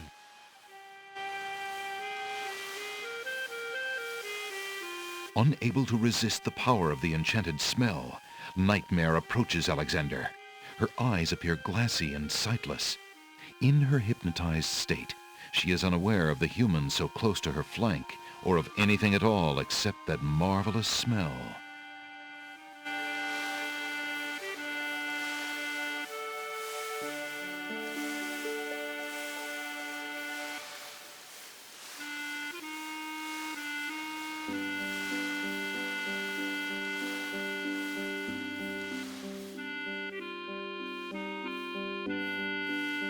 Now ride!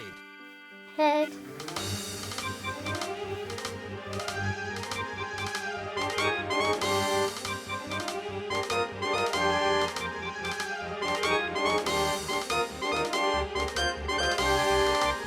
Nightmare deposits Alexander on a strange, cold world. And some of the inhabitants don't look too friendly. Alexander hesitates. Who are you, grieving spirits?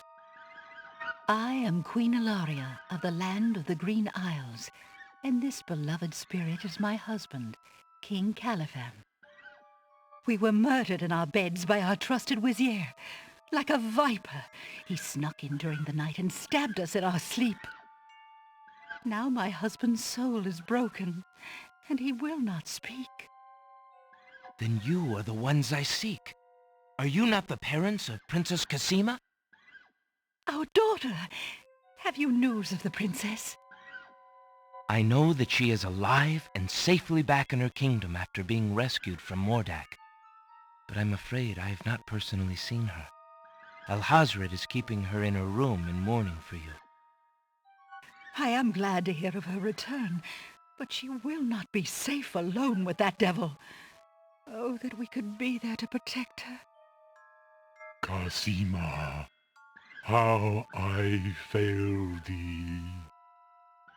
My poor husband will never rest while our murder goes unavenged and our daughter is in danger. I came to take you back with me. Your people are still loyal to you. They need to know about the Wazir. Kasima needs you too. But this is the realm of the dead. We cannot leave it. Nor, for that matter, can you. The only one who might be able to return us all to the land of the living is the Lord of the Dead. But he would never help us. He has no mercy. I might be able to convince him. I must try. Then take this. Sir. It is my ticket to the underworld. There you will find the Lord of the Dead. I cannot use the ticket as long as I'm chained here. And if we cannot be avenged, I will never be unchained. Thank you. Perhaps it will save us all. Be careful, young man. If you can ease my husband's torment and help our daughter, we will be most grateful. I will do my best. Goodbye, Queen Ilaria.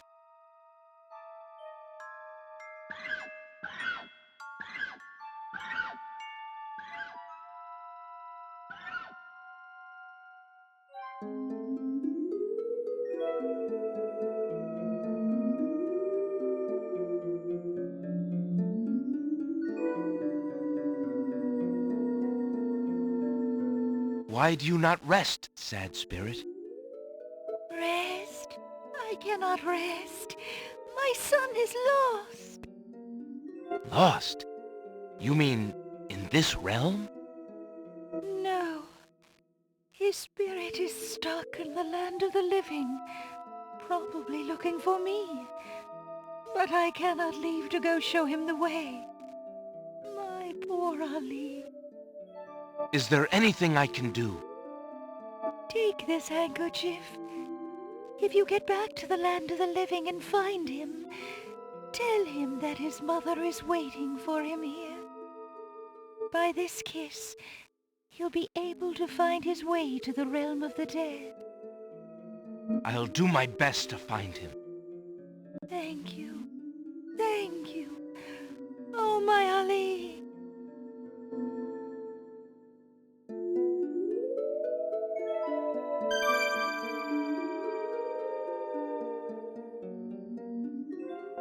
Alexander hesitates to break the mournful, heavy atmosphere by speaking aloud.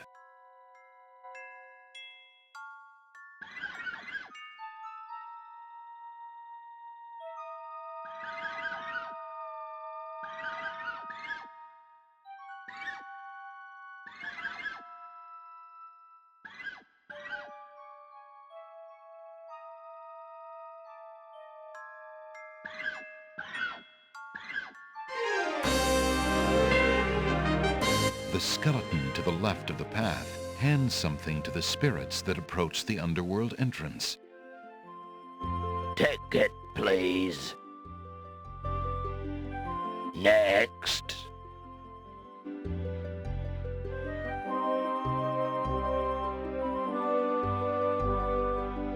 See?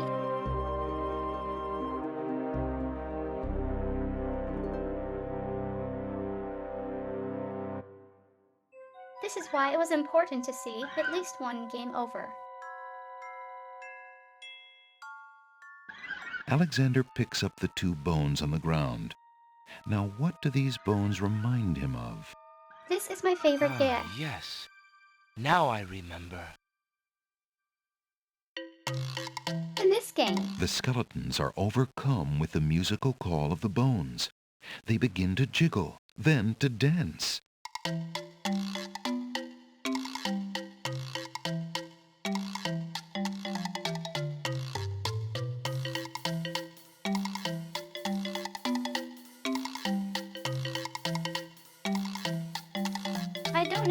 film is public domain.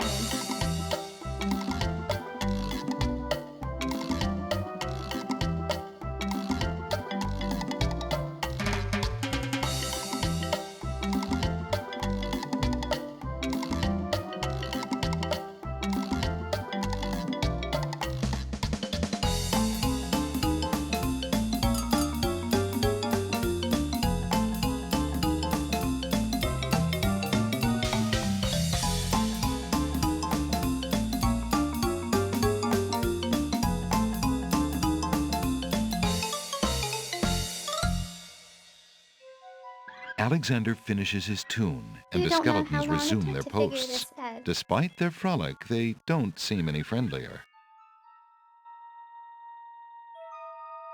Alexander picks up the skeleton key.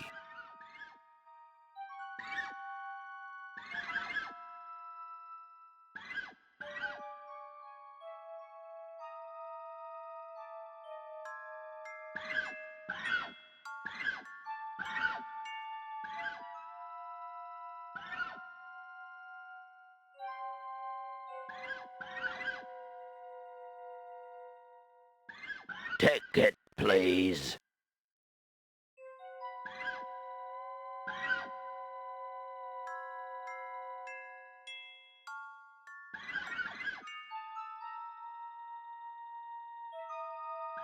The ghostly ticket reads, "Admit 1."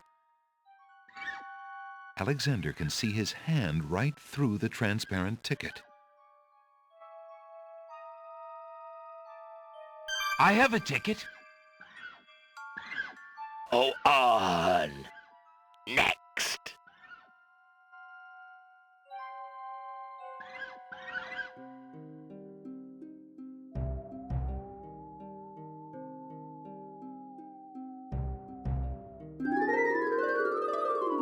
Apparently, Alexander's not the only one who's curious about the body on the path. A knight's remains lie abandoned on the path. The knight, like Alexander, must have been alive when he entered the underworld, but for some reason he never reached his destination. Alexander wonders if this is the knight the druid spoke of.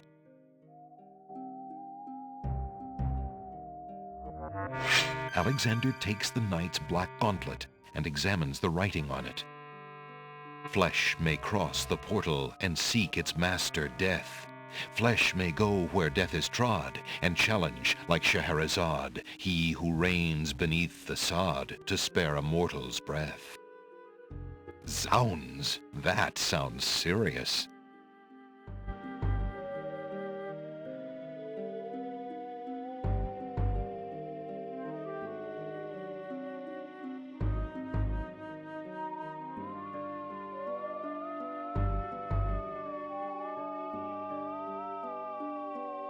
A knight's remains.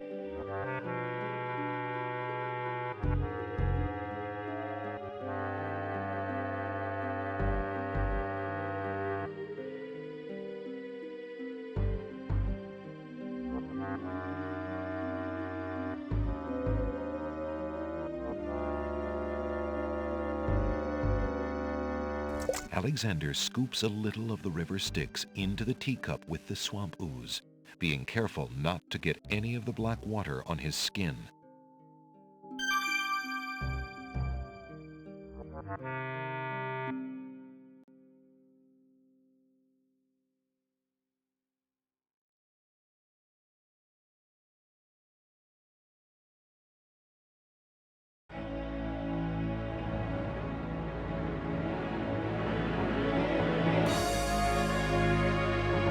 That was only 1 hour since the crash.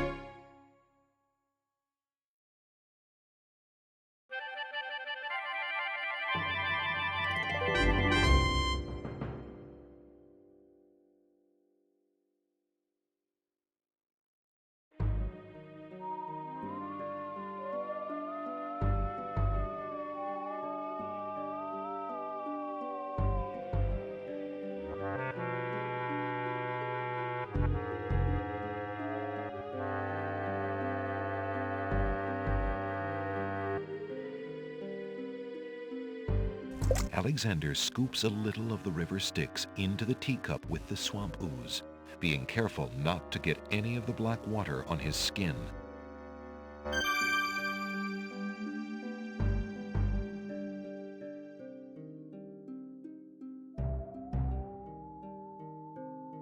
Will these coins do as fare for passage? Charon accepts the fare and waves Alexander onto the boat.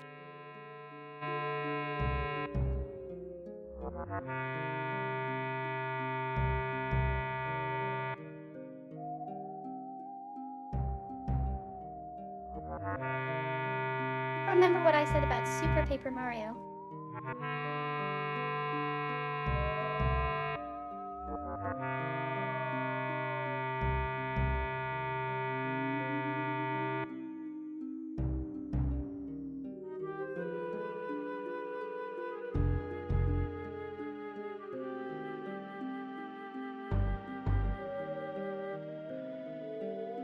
Alexander reaches out to open the gate. Suddenly, the wood trembles beneath his fingertips.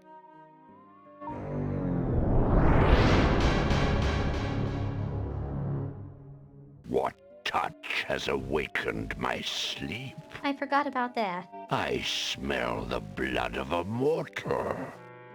Reach out thine hand again, fleshy human, that I might devour it. It has been centuries since I last ate. Wanna see? Alexander decides to try to force the gate open.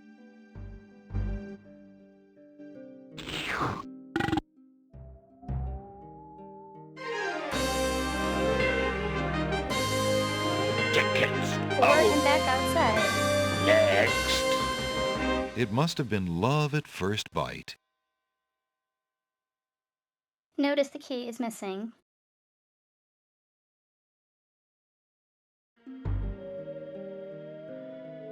Alexander reaches out to open the gate. Suddenly, the wood trembles beneath his fingertips.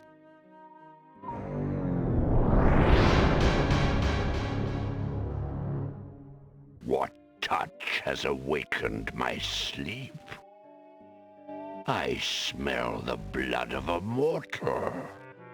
Reach out thine hand again, fleshy human, that I might devour it.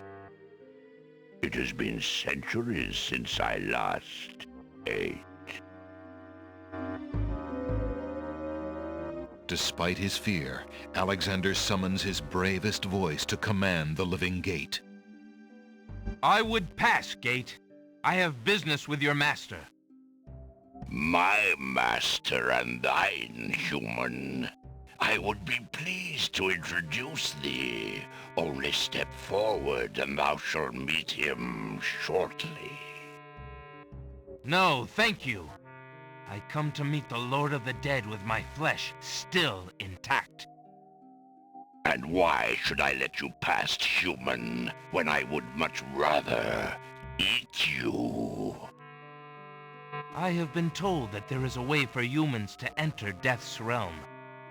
There must be something I can do. Some task that will allow me to pass through your doors, Gate.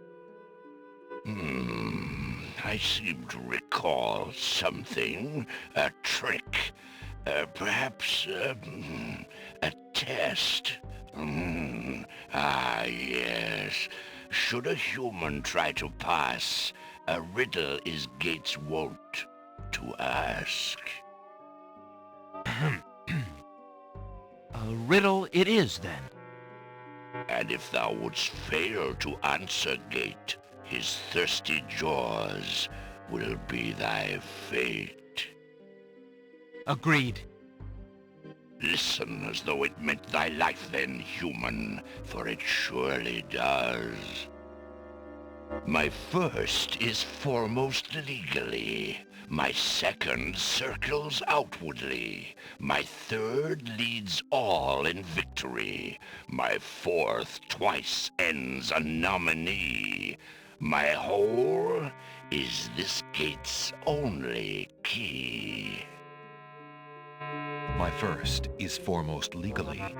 My second circles outwardly. My third leads all in victory. My fourth twice ends a nominee. My hole is Remember, this they're gate's only key.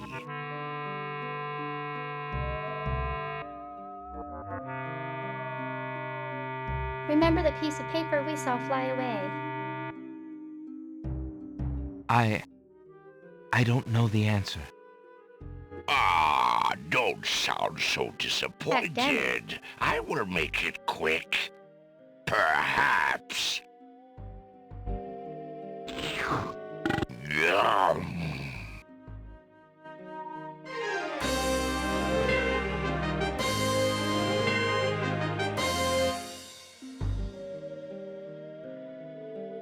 Alexander reaches out. Suddenly, the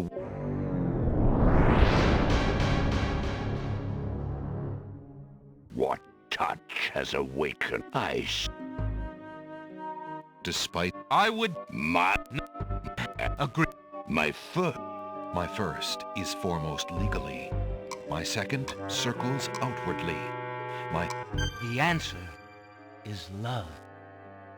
Ah, thou traitor of the mortal plane! How didst thou guess love? That riddle should never have been solved. Love is unknown in this realm. Love cannot be banished, even from this place. There are spirits still pining of it on the surface above. Still less can it be banished from my heart. Enough! Burden me not with thy poetry. Pass through, and quickly, before I change my mind.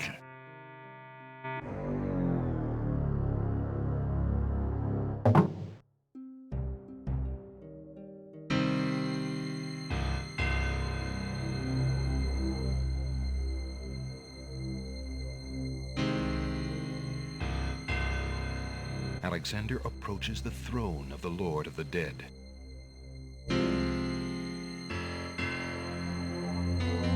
Why have you entered my domain, still wearing your flesh? If you are so anxious for death, you might have found it easily enough in the land of the living. But since you are here, you are most welcome to stay. Kiss my hand, and you will be one with the spirits. There will be no pain.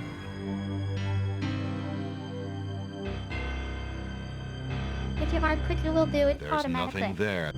There's nothing. I seek a boon, my lord.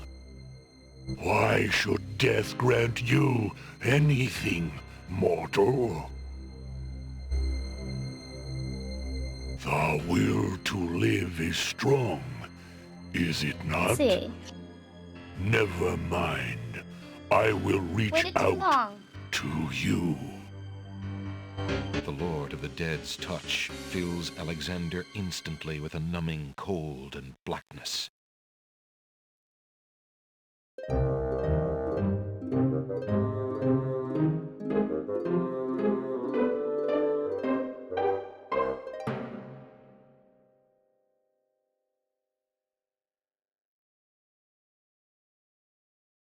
Funny how this death is different. 'Cause you only get it in this room.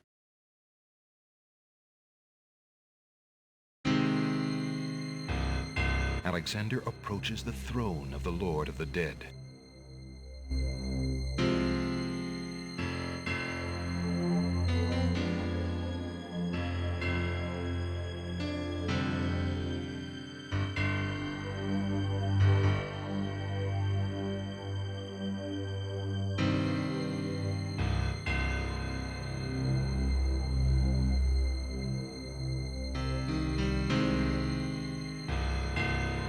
This was one of those puzzles that took a long time to solve originally because it wasn't Why quite as have obvious what you the gauntlet entered did. my domain, still wearing your flesh.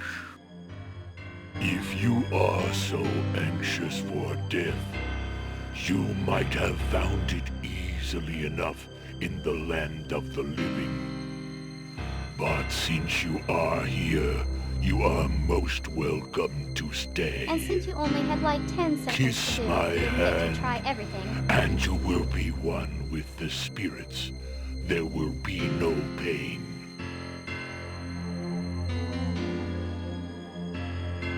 I did not come here to die, but to demand my right of challenge. I respectfully challenge thee, death, by throwing down this gauntlet. Man may pass the portal and seek its master, death. Man may pass where death has trod and challenge this like is how I remember Scheherazade, doing the gauntlet. he who reigns beneath the sod, to spare a mortal's breath. He has the gauntlet! Impossible! He challenges death. Who are you to challenge death? A man of flesh is all I need to be, my lord.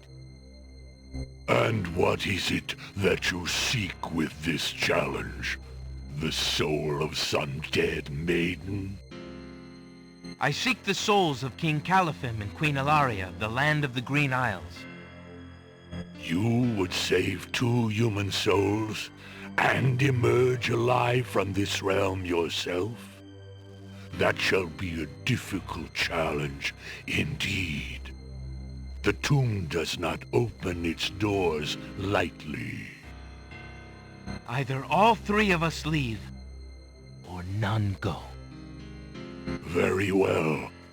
Then let me think of an appropriate task. Ah, yes. I have it now. Your challenge is this. For thousands of years, I have sat upon this throne. I have heard every sad tale that can be told by human lips. I have seen tragedies that ended empires, injustices that defy reason, love that would light the very stars turn cold and hard. I have seen torments that cannot possibly be borne, and yet must be for centuries. This thing I have never done. I have never shed a tear. Make me cry, thou man of flesh. That is my challenge. Make death cry? Sooner could he turn sea to stone, or fire to ice.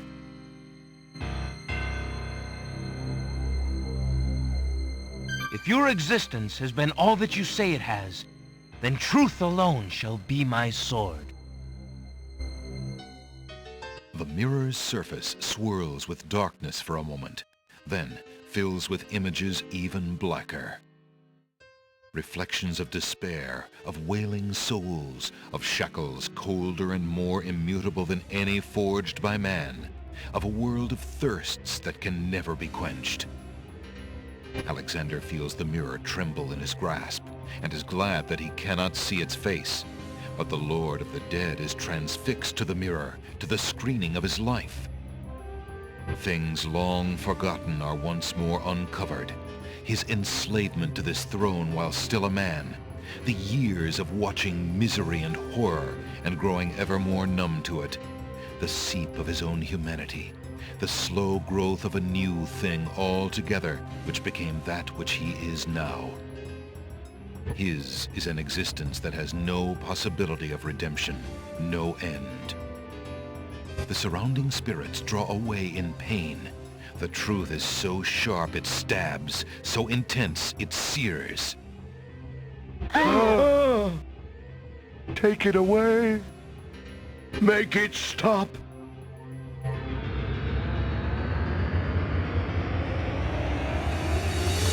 This man has been shown the worst thing possible.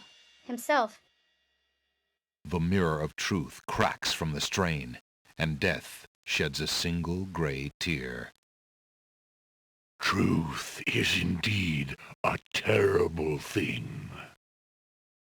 I have worn this mantle for so long, I had forgotten its dreadful weight. You shall take the souls and leave as I agreed. You have been granted a stay from this inevitable reality. I almost envy you. Find the souls he has claimed, and bring them to me. King Caliphim and Queen Alaria, I presume. Your hero has won you a few more years of mortality. May your souls be more prepared for their rest when you return. Thank you, my lord. I hope that they will. And you, man of flesh, my steed shall take the three of you back to the land of the living. Tell her where it is you wish to go. Imagine seeing death. Until we meet again, then. I assure you, we will meet again.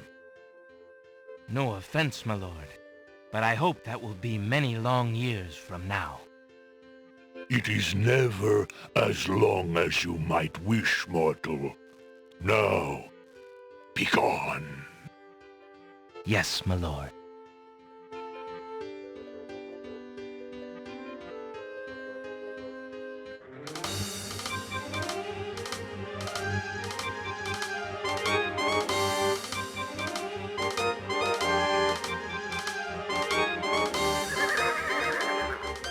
Also, the entrance to the underworld got a cameo in Are the you 2015 coming, Majesty? King's Quest game, despite it's not making Alhazred's sense. treachery must be handled carefully, Alexander.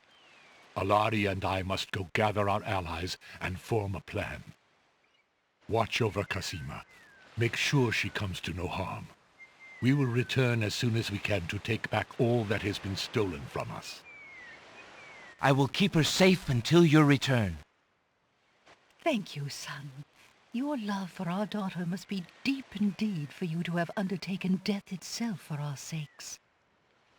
Indeed. May we succeed in what awaits us, and live long together as a family.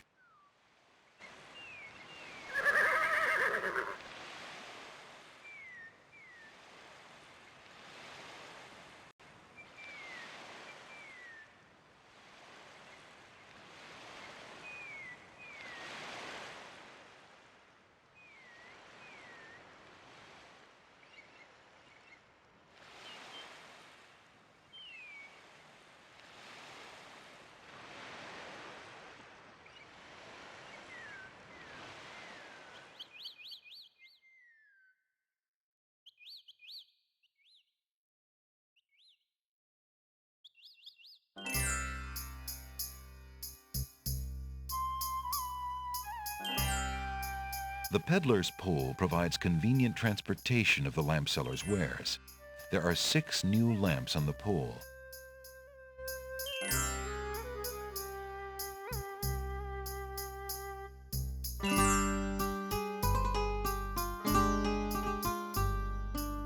Old lamps for new.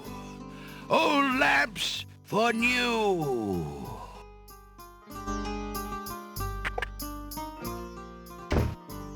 Good day, Prince Alexander.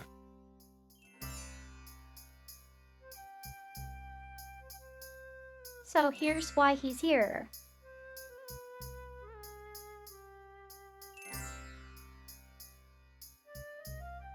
Alexander suddenly gets a very sneaky idea.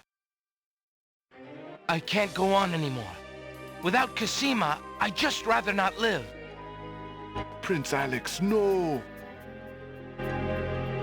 It's true. The Wazir has beaten me. I give up. Poison is my last resort. Stop. That's not a very enthusiastic no.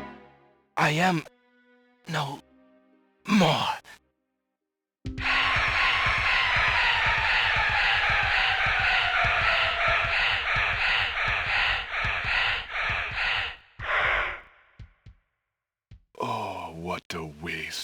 Poor young fool. And we just got that. He's dead. He's dead. Wait until Abdul hears. He'll be so pleased.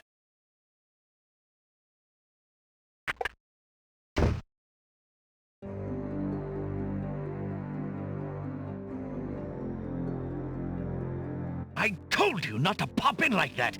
You can learn to knock like everybody else. You're supposed to pay attention to the gin bottle shade. I couldn't help myself. I have great news. Well, what is it? Prince Alexander is dead. He killed himself in despair over losing Kasima. Even though that is What? something Alexander Are you shouldn't know. positive? That young man has proven to be most devious. I saw the whole thing myself, Master. He was really and truly quite dead. If what you say is true, it shall be most convenient. You've spent enough time on that little irritant.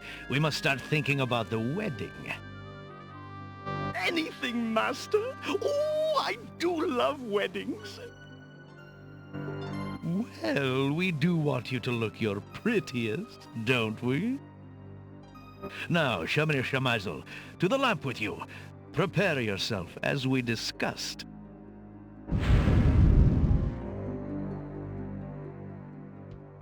Alexander's heart lurches to life in his chest. Prince Alex! But you were... Sorry, friend. I was doing a little acting, I'm afraid. Ah, of course, the strange cloaked man. You are quite clever, and a bit too exciting for an old man.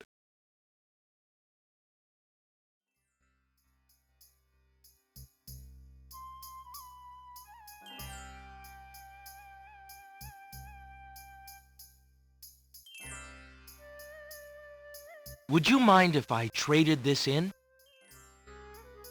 Of course, Prince Alex, please choose something in exchange for the items on the counter. Alexander looks closely at the items on the counter to make his selection. I think I'd like the painter's brush. Very good, Prince Alex. The painter's brush it is. May your painting go well. Feel free to bring back the brush at any time. Thank you.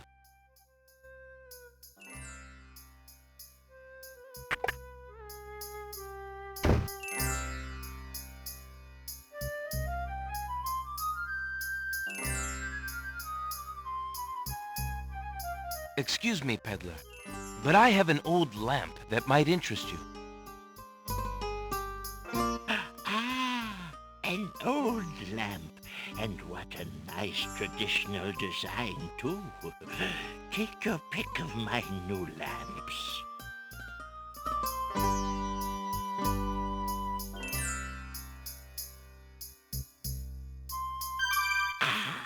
A fine choice, my son. Here is your new lamp. Good day, and I thank you, sir. Good day.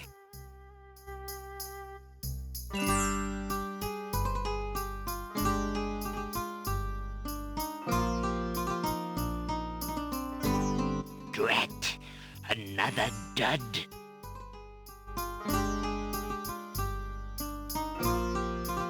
Alexander takes it's a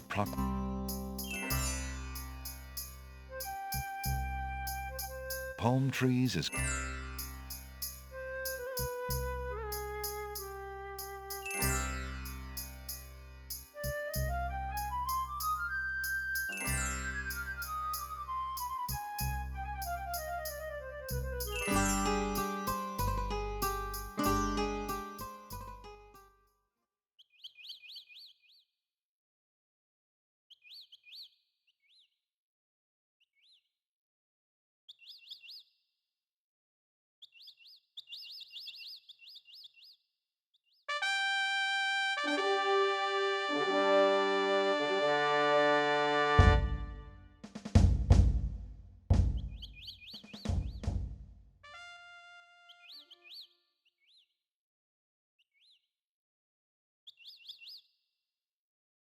Alexander dips the large black feather into the teacup and stirs the contents gently.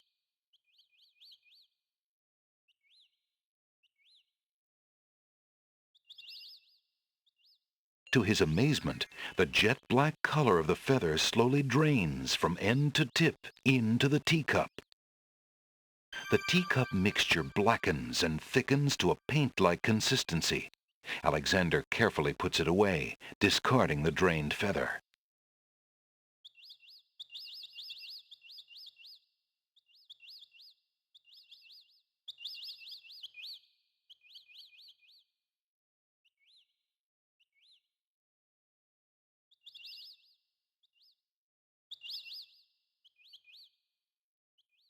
Speaking the incantation would do little good unless there were a painted object nearby to enchant.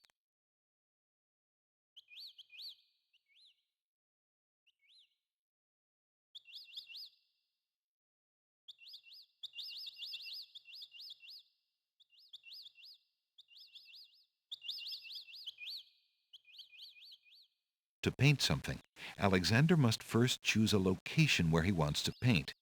The paint can then be used on that location.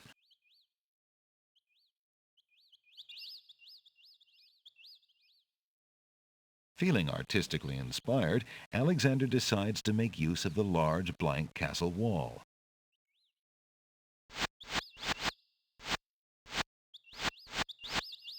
Ah, a doorway.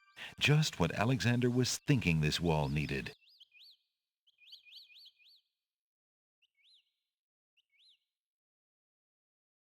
This is just like Beetlejuice.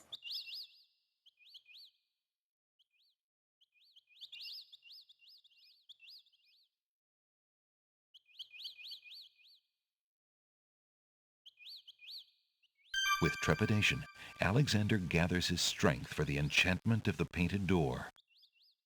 Magic paint, black as ink. Bring to life what I think. Make it real what I draw, according to... The spell worked. The door has magically solidified.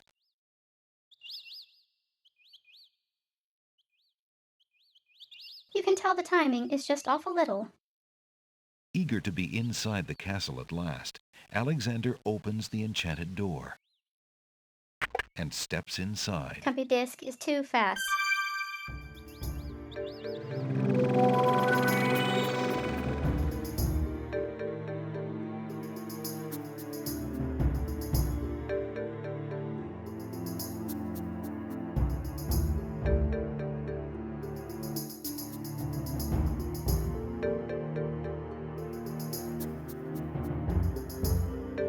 The magic paint door fades back into the wall. So much for an easy exit.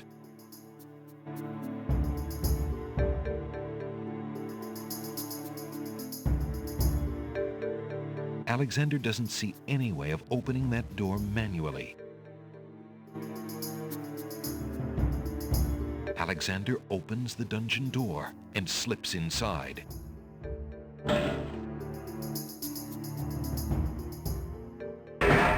Alexander sees nothing of interest in that part of the dungeon.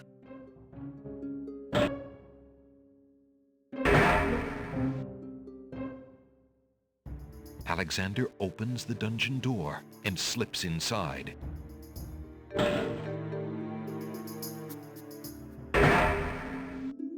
Mother? Mother, where are you? What's the matter, little boy? I'm lost. I can't find my mother. I don't know why she would just leave me here. I've been alone ever so long. Mother? Mother, where are you?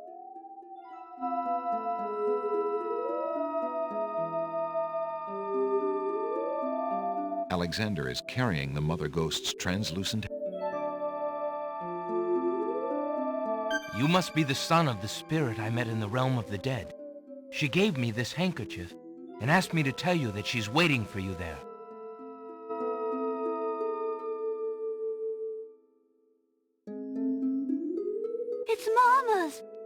It even smells like her. I can feel her now. I know where to go. Wait. Before you go, is there anything you can tell me about the castle? I like to play in secret places. In the basement behind the Man of Steel is a door. Nobody except me knows it's there anymore.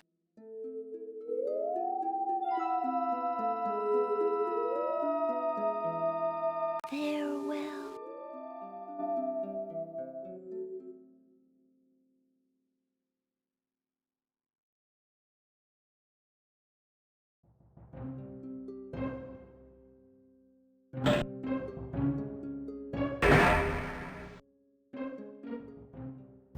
Alexander opens the dungeon door and slips inside.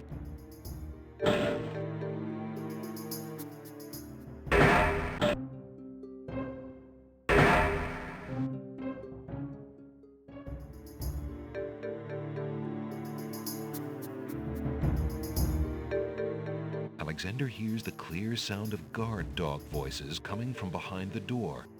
He decides opening the door wouldn't be wise. Remembering what the little boy ghost said, Alexander experiments with the suit of armor. He pushes down, then pulls up on the knight's right arm. A secret passage.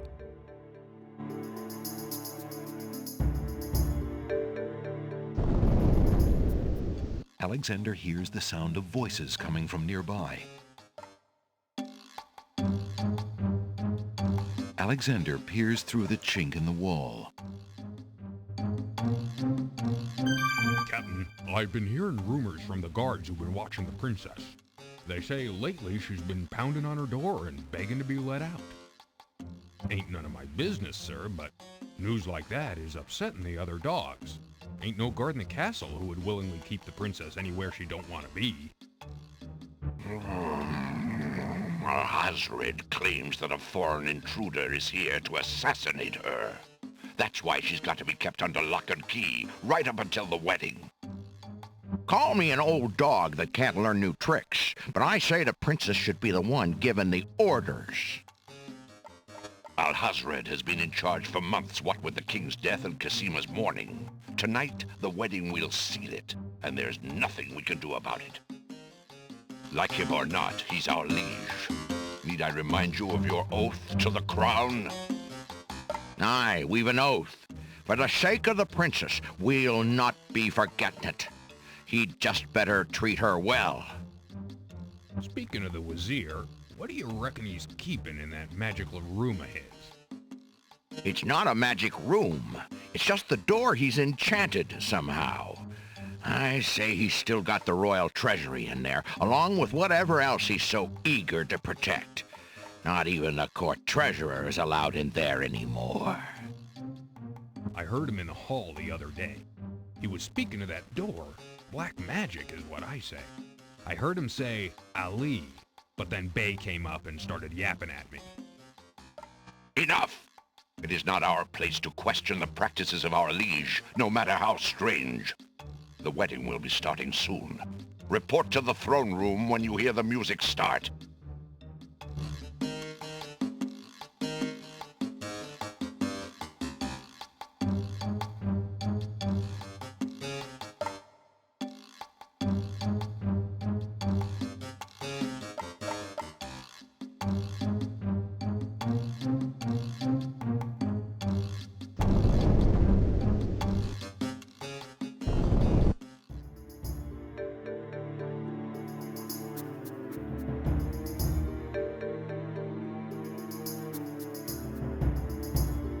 Alexander decides to find out what's on the other side of that door.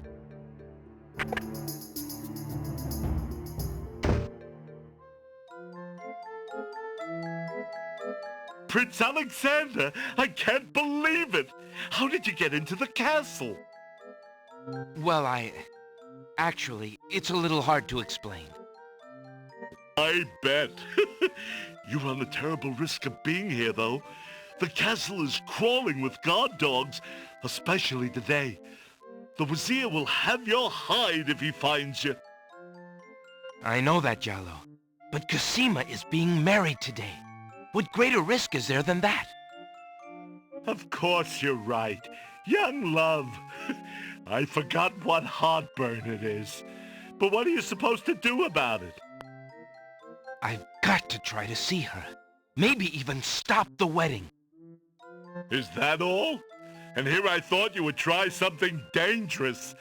Oh. Don't worry about me, friend. Just tell me, where is Kasima? As far as I know, she's still in her bedroom upstairs. You'd never make it up there, though. The guard dogs are everywhere, and they're very loyal to the crown.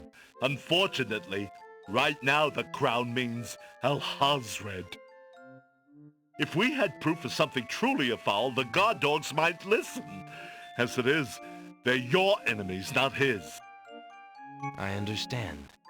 I've had no lack of enemies since I got here. In fact, you'd almost think I wasn't welcome. There's probably a good reason why so many wish to harm you. I believe the Wazir's genie has learned of your presence on the islands. Tell me about this genie. Alhazred brought the genie with him when he came to this kingdom. It is seldom the genie will take human life himself. Usually he is more of a trickster and a spy. But that doesn't mean he isn't dangerous. In fact, he is quite powerful. If, for example, we could get the genie's lamp, then you could master the genie. Alhazred and all our other problems would be solved. Is that merely wishful thinking? Or do you have something in mind? Well, I admit I have often daydreamed about owning that lamp. My fingers are nimble enough, and I could probably find a chance to steal it. Unfortunately, the theft would be detected immediately, and I happen to prefer my neck attached to my body. If the theft were detected. Exactly. So, I have also thought if I had a replica of the genie's lamp, an exact replica, I just might be able to... where would we get a replica of the genie's lamp? Dreaming's pleasant, but I'm afraid it won't help to stop the wedding. But for Kasima's sake, well, I wish you luck. I'll be here if you can think of anything I can do to help. Thanks, Jallo.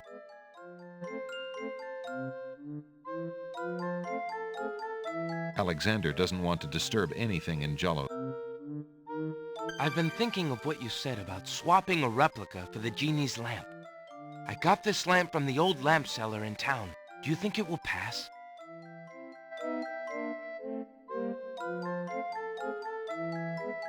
Why, yes! It's an exact replica. That's amazing. How did you guess? I suppose it was intuition.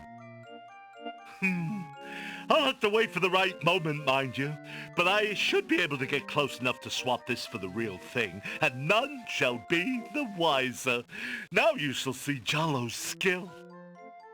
I'm sure your hands are mightier than my sword, my clever friend.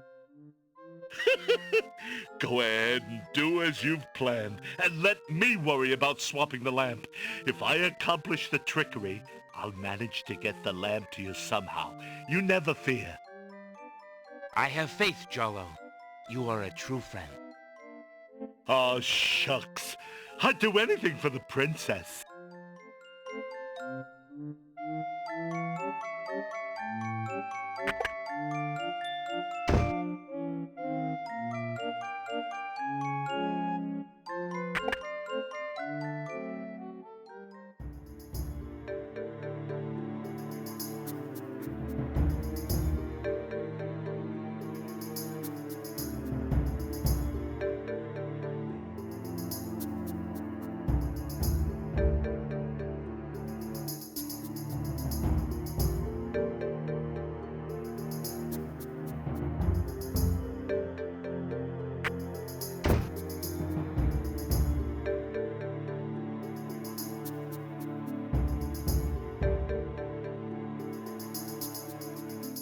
Alexander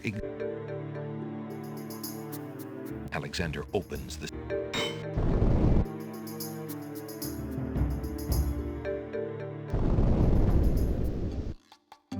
Alexander sees nothing of interest there.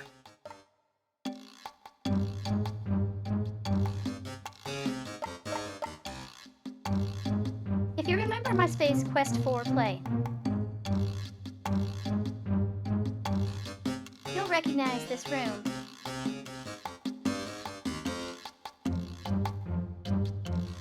They really used it for the lawsuit room.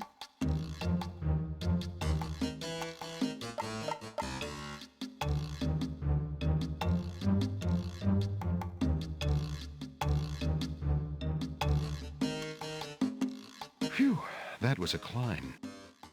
Alexander hears the faint sound of a woman crying nearby.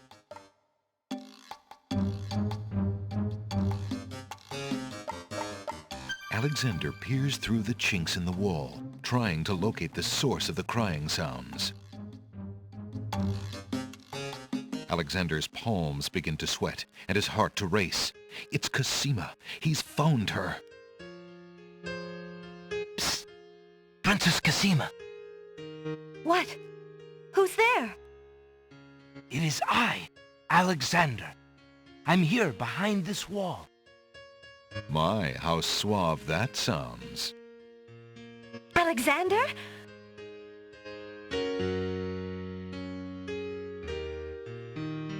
It really is you! Oh, I knew you were close by, but how did you get inside the castle walls? It's a long story and not important now. You did get my ring. Oh, yes. It has brought me such comfort, Alexander, to know you were close by and had not forgotten. But you shouldn't be here. You're only endangering yourself. I don't care about the danger. I would brave anything to learn. What is it? Alhazred, do you want to wed him, Cosima? Oh, please believe me when I say that I never agreed to marry that man.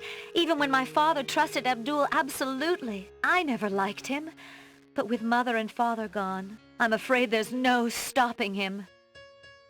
If you do not wish to marry him, Cosima, you shall not. I promise you. Only come with me now, and we shall escape. How? I cannot fit through this wall. Besides, do you think I could leave my kingdom, my people, in Abdul's hands? But Abdul would tear the castle apart if I were to disappear from my room. You shall have to do what you can to delay his plans from your end. I can't just leave you here. Alexander, do not despair for me. I have been safe in this room for nearly 6 months now. Abdul can be in no hurry, whatever he plans. After all, I'm to be his bride, am I not?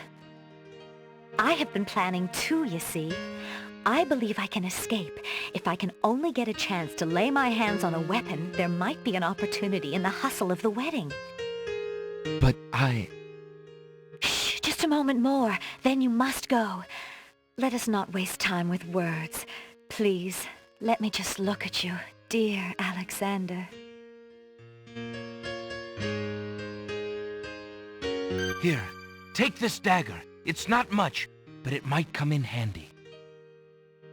Why, it's perfect. This is just the sort of thing I've been looking for. Thank you, Alexander. I'll keep it close and use it if I must.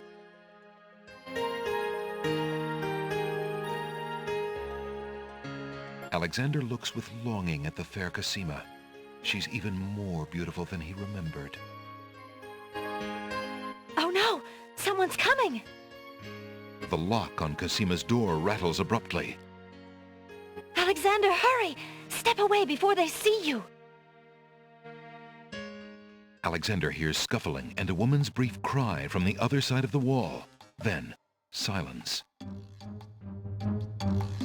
Alexander looks through the chinks in the wall, anxious to see what the commotion was about. Cosima is gone. Where could they have taken her? How could he have let them take her? A fine rescuer I'm turning out to be.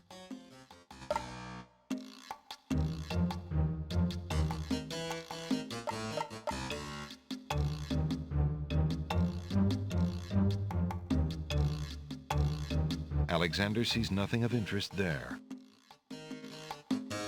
The old walls are dirty and show the neglect.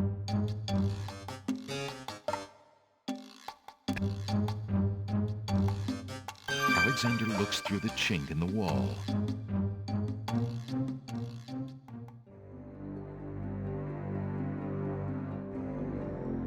Dear Shadrach, salutations from the Society of the Black Cloak, etc., etc. My long preparations are about to come to fruition. In a matter of minutes, I will wed the lovely Kasima. Once I've established my power and my crown, I can stage another accident.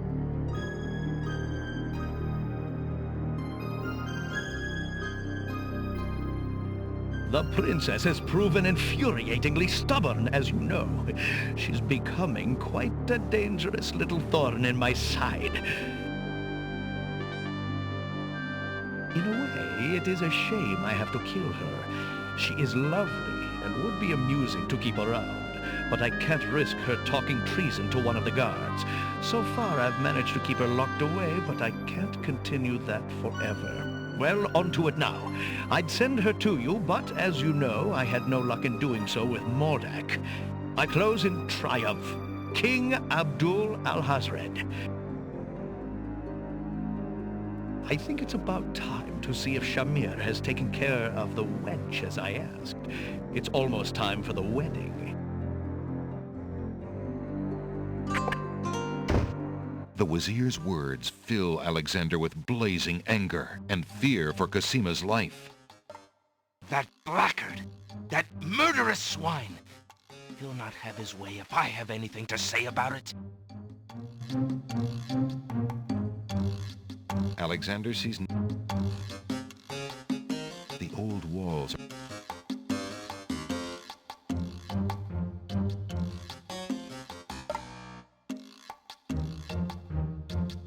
Alexander sees lots of black cloaks.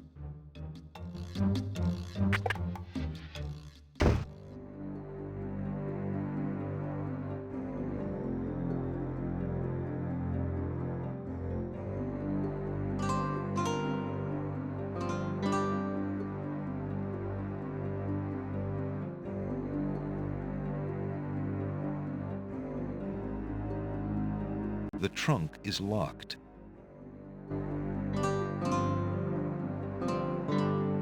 The skeleton key. Alexander inserts the skeleton key in the trunk's lock and turns it. He hears a click. Alexander opens the trunk. Alexander picks up the most recent letter and examines it. The letter is addressed to Abdul Alhazred from the wizard Shadrach. It reads, "Greetings to a brother of the Black Cloak. I was sorry to hear of great Mordak's death, though he was a bit of a ninny at chess. It seems the plans for that little kingdom of yours are coming along. I must congratulate you on your handling of the king and queen. Isolating the islands so that no protest could develop was another brilliant stroke. It looks like there's not much left to stand in your way. Do as I recommended with the girl, and you shall have your crown." Everyone hates Mordak. That fiend! Alexander opens the unlocked trunk. Alexander isn't interested in the oily perfume. The books look interesting, but the castle... There's undoubtedly more unnerving information in those letters, but Alexander has already seen enough. Alexander sees...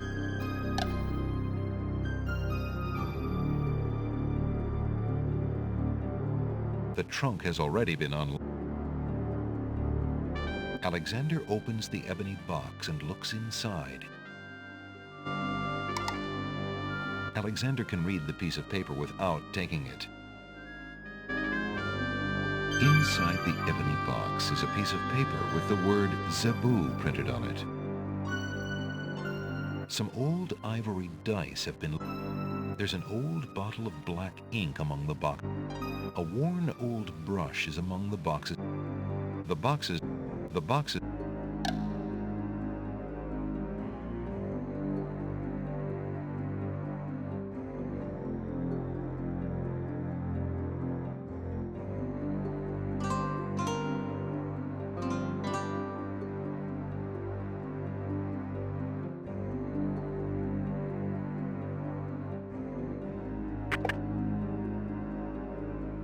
Alexander steps confidently out into the upstairs hallway and sees two guard dogs. Hey, who the... Hello there. Don't just stand there. Grab him, Bay! I'll bet it's that saboteur fellow the Wazir warned us about. I say we run him through right here and now. No. Woof. The Wazir will run you through if he doesn't get a chance at the prisoner. Let's put him in the dungeon for safekeeping, then we'll go tell the captain. Aye, Wolf, you're right. Let's go. You'll stay in here until we find out what the Wazir wants to do with you. The guard dogs leave Alexander to his fate, locking the door noisily behind them.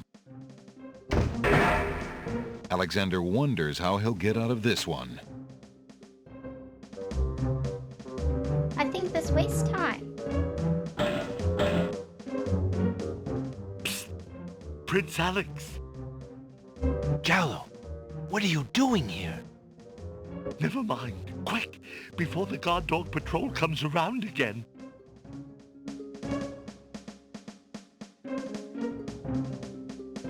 But how did you know I was... This is no place to talk, Alexander. Just trust that I know everything that goes on in this castle. Now, be more careful. If you get caught again, I don't know if I'll be able to get you out.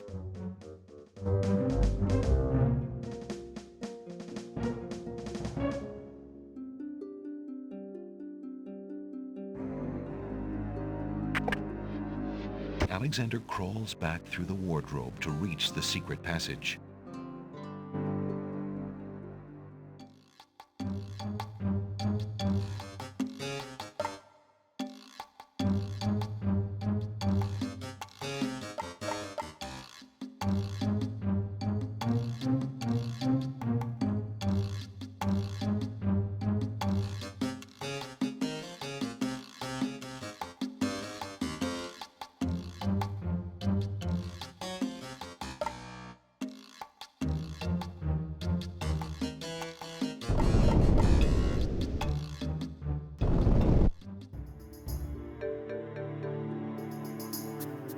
A closed door on the north wall bears a small brass plaque.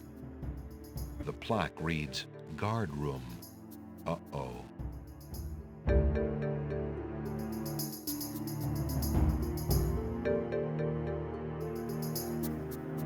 There's a strange door on the west. Since the door on the west wall has no visible knob or handle, Alexander decides to try to open it with his voice. He composes his words carefully.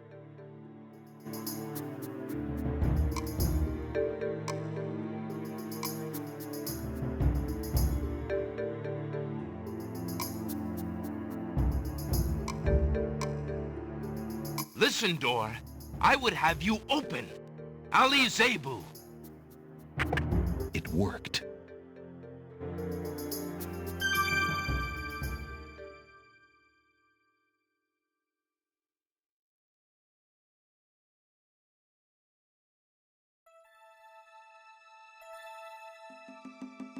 Alexander pulls the drapery aside, curious as to what might lie underneath.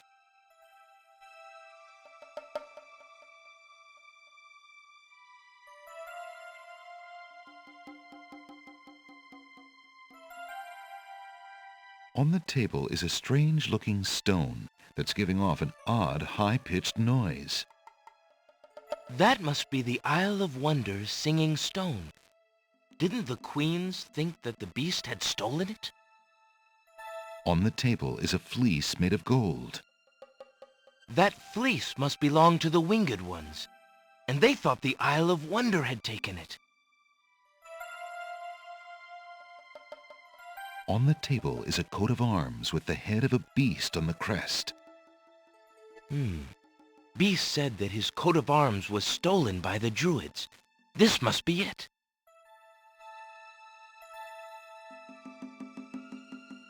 On the table is a miniature oak tree. It looks very old. That must be the sacred miniature oak that the Druids thought the Winged Ones stole. As Alexander looks at the objects on the table, he realizes the depth of the Wazir's cunning. It must have been the Wazir or an accomplice who stole that one thing most precious to each island, and then leaked rumors that one of the other islands was responsible. What did the Wazir have to gain by causing the islands to hate one another?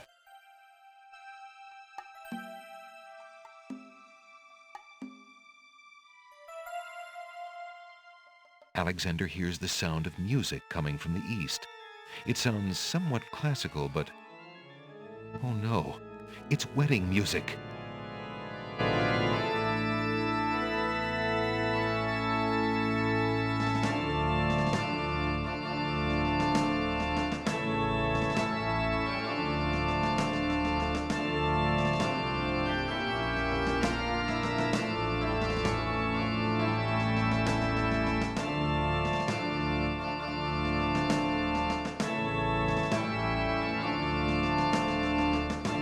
Alexander hears a door of the North Hall open.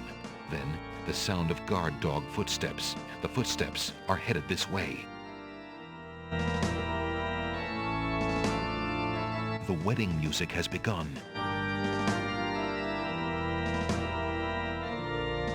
Alexander... wait.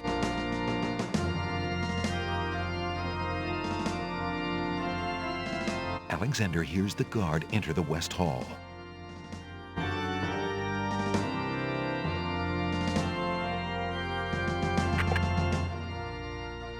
Alexander looks cautiously around the Grand Hall, but there are no guard dogs to be seen. The wedding music is coming from behind those two large doors.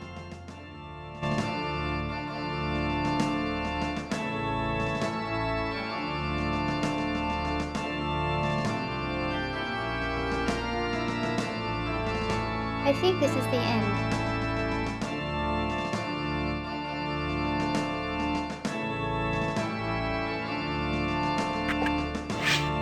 Prince Alexander, here, the Wazir will have my head for allowing you within a mile of the royal wedding. Since you are of noble birth, I will give you 5 seconds to explain your presence here before killing you. I warn you, it had better be good.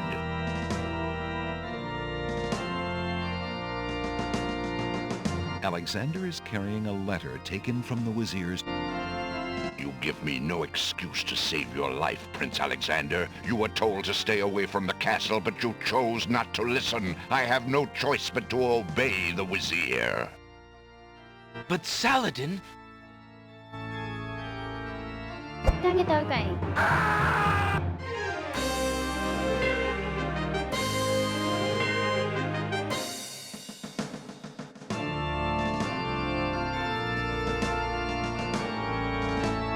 Alexander...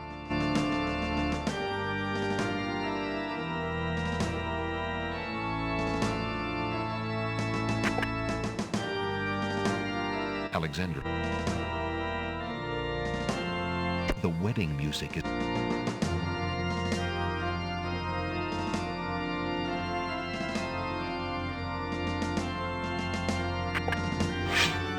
Prince Alexander, since you are of noble... Wait! If you love your princess, you'll hear me out. The Wazir is not what he appears to be. Kisima is in terrible danger. I have proof that this is so. For your princess's sake, you must believe me. Let me see that. Saladin reads the letter, his sword point still against Alexander's throat. Alexander watches the guard dog's noble face darken with rage. This is treason. I'll have his throat. But how do I know this letter is not a forgery? You could have written this yourself. But I did not. Have you no doubts of your own about Alhazred? Don't you see? All he wants is the crown. Kisima is being coerced. We must stop the wedding.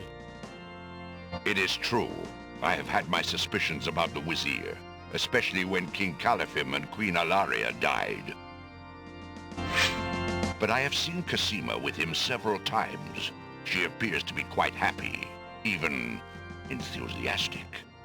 I don't believe she could love him if he truly were so wicked. I cannot believe for a moment that she loves that snake. A jilted lover would not believe it. But come, see for yourself.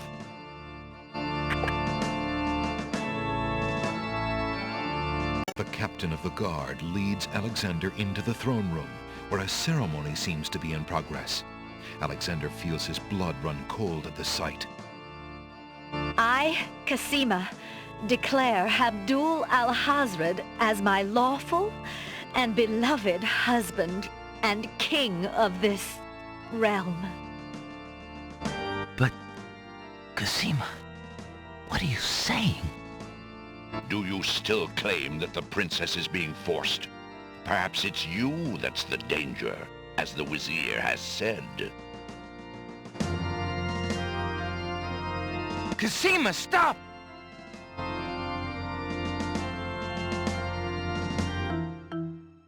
Prince Alexander here? This is an outrage! How dare you allow this traitor to get past you, Saladin? You stupid mutt! Can't you even keep the castle free of assassins during your own princess's wedding? Kill him! Kill him now! Lord Alhazred, with all due respect, you are not quite king yet. And this is a wedding ceremony, not an execution. What? How dare you contradict me, you flea-bitten mongrel! I gave a direct order. Obey me, or feel my wrath. Milady, I apologize for my behavior, but I am yours to command in all things. I wanted merely to hear your own wishes from your own lips.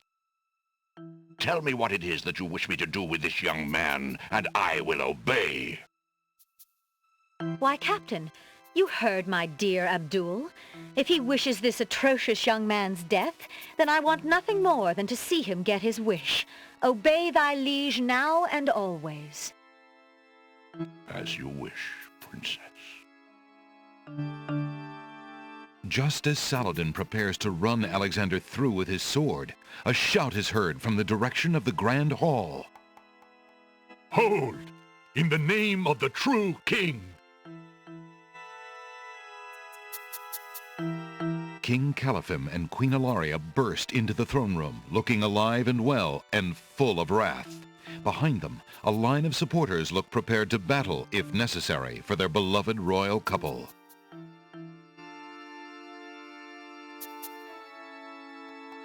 Kisima, darling, are you all right?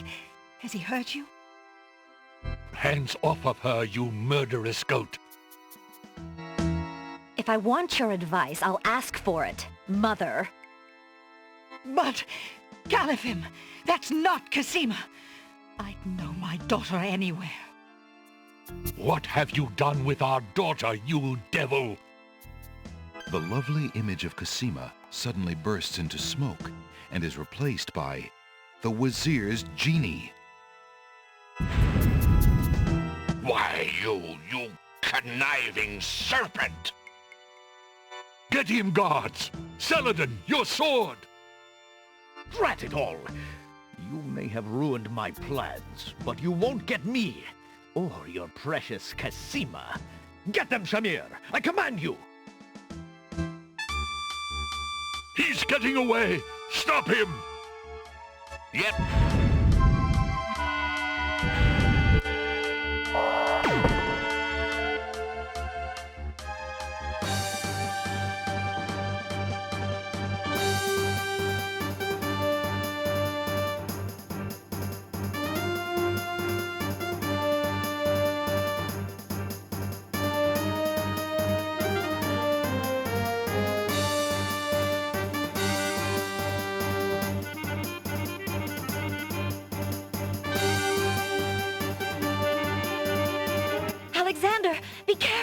Alhazred has a sword!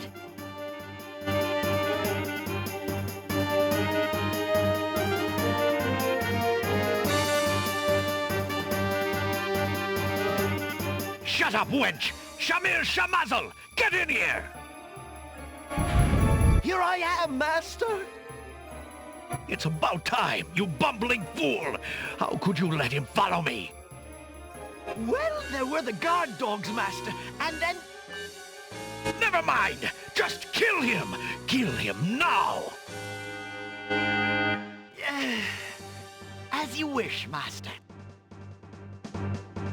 Razzle, dazzle, snap and snazzle! Alexander, I did it! I swapped the lamps. Here, quick, take it. Bless you, Jalo. I knew you could do it. Now get clear, friend. No argument there, my lord. Good luck.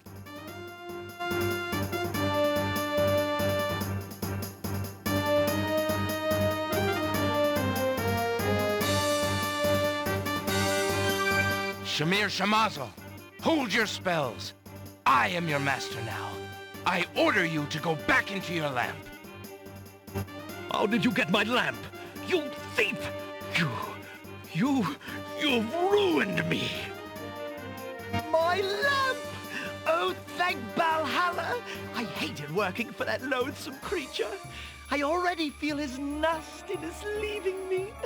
How I've longed for a master like you.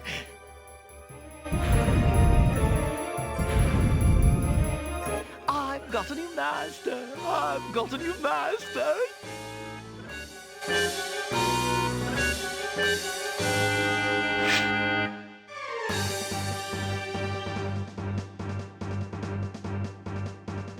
So, you are a thief as well, Alexander. Stealing the lamp was very clever, I'll grant you that. But I am the master thief. Face my sword if you dare. The man left standing shall have the lamp. So shall it be, Alhazred. I don't need the genie to deal with a coward like you.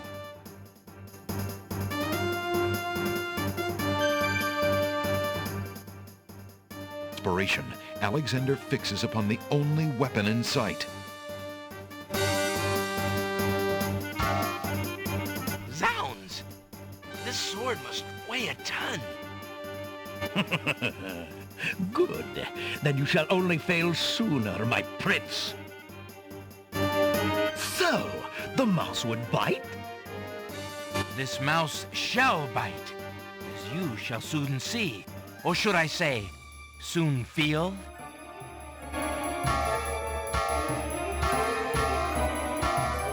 Ha! You can barely lift that sword, my prince. Better to lay it down now. I promise to dispatch you with little pain. A tempting offer, but I think I'll wait and see what this sword can do. Suit yourself.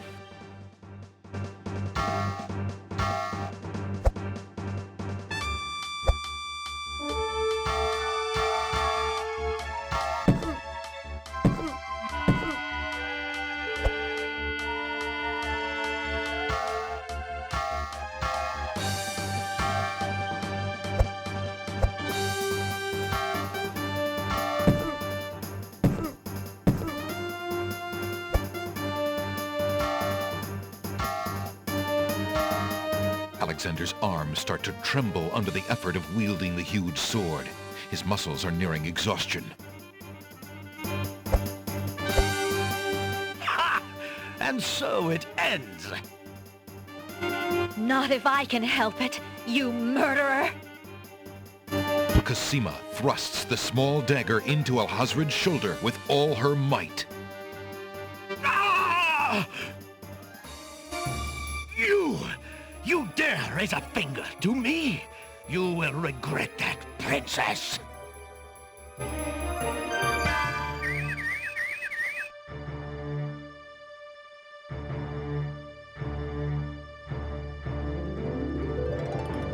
Cosima! Are you all right? I'm fine, Alexander. I was just so afraid for you. There's no need to fear anymore, Princess. Yes, I know. How can I ever repay you? For myself, for my kingdom.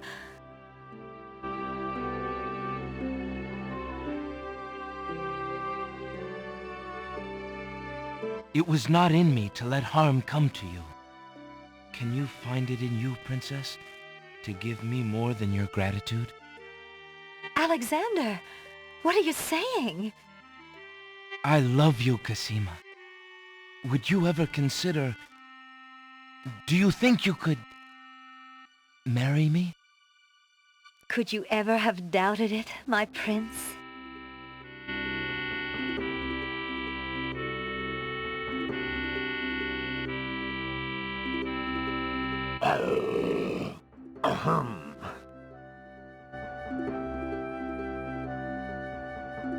Oh!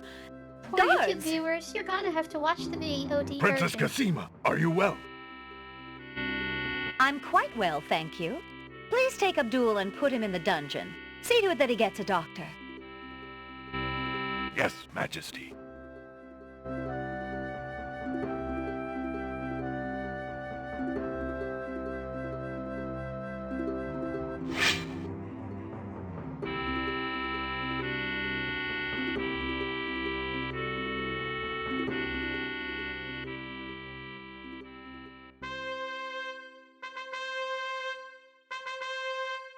Kisima and Alexander ask Captain Saladin to perform their wedding ceremony. Saladin is honored to do so.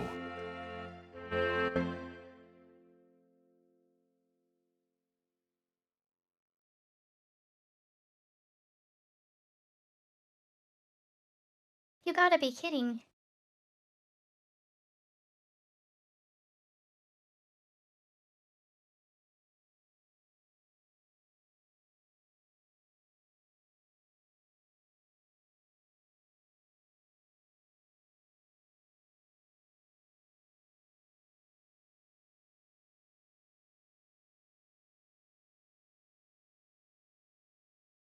Well, now we gotta do the last 20 minutes again.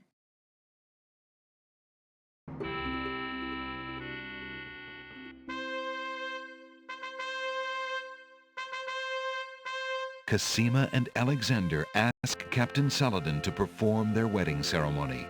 Saladin is honored to do so. On this historical day of great joy in the land of the Green Isles, we witness the union of Kisima, beloved princess of this realm, and Alexander, Prince of Daventry. Do you, Prince Alexander of Daventry, take Princess Kisima to be your wife, to love and to cherish for as long as you both shall live? I do. And do you, Princess Kisima of the land of the Green Isles, take Prince Some of these Alexander are to be actual your photos. husband, to love and to cherish for as long as you both shall live? I do. Do you have a ring? I have Alexander's royal insignia ring. Very good. Please place the ring on Kisima's finger.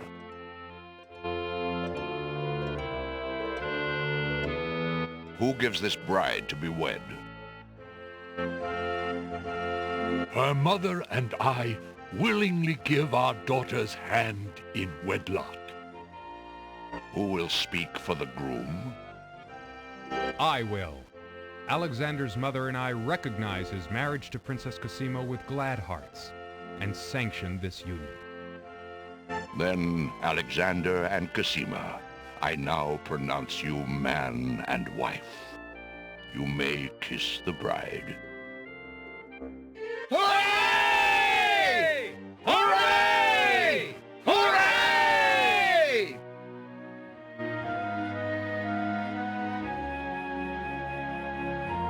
Congratulations, my children.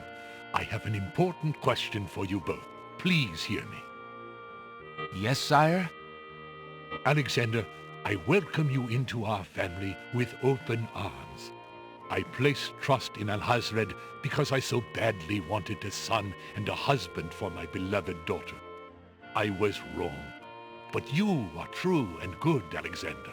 You have proven yourself to all my people. Thank you, sire. Olaria and I have been through much. Even though we have returned to our kingdom, I do not think we are able to reign again. Will you two consider the crown? I know as king and queen, you can heal this small kingdom from all the damage that Alhazred has inflicted upon it. Oh, Father! Why, I'm honored. What do you think, Cosima? I love my homeland, How long was Alexander. this game from I the would be third happy game? to stay and serve it all my days. Father, I believe I'm needed here.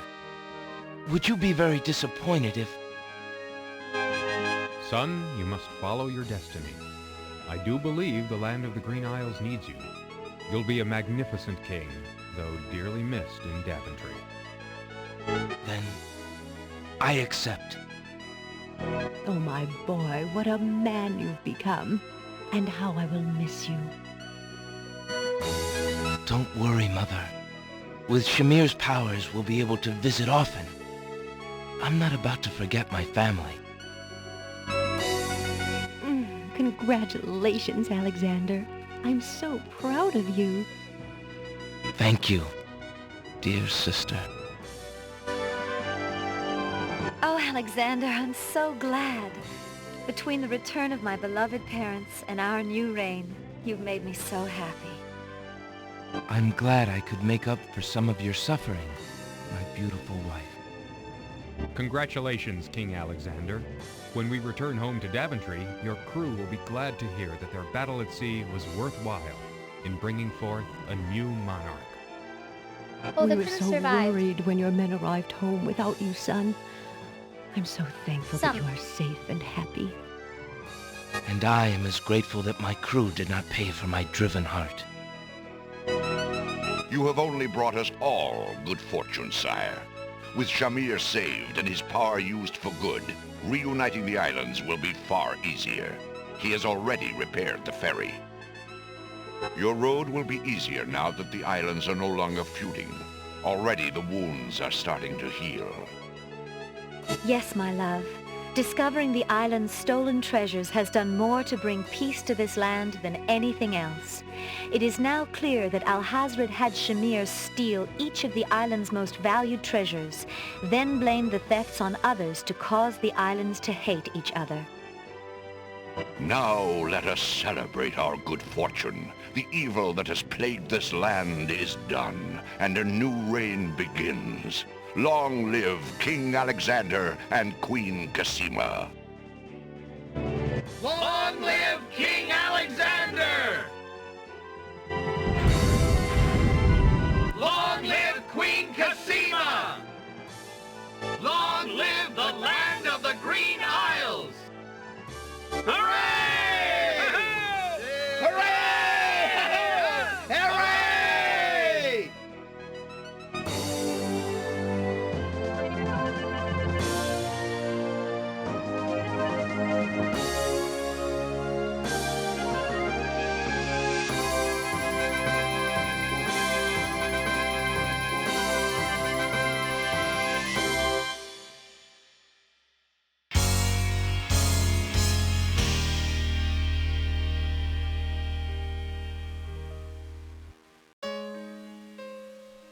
You seem so far away, and I just need to hear Oh, this is the your actual track. voice.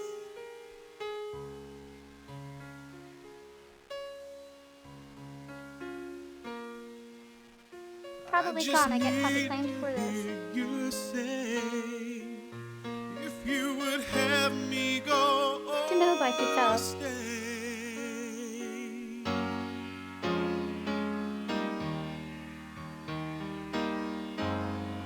Girl in the tower, I'm reaching out. Please tell me what to do.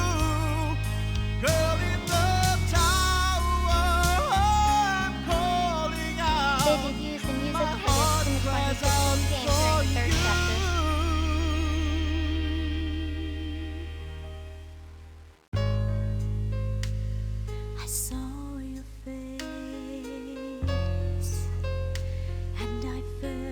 soul's embrace. Also, Sierra got in a lot of trouble for sending it to radio stations. If it's not meant to be this way, why do you haunt me night and day?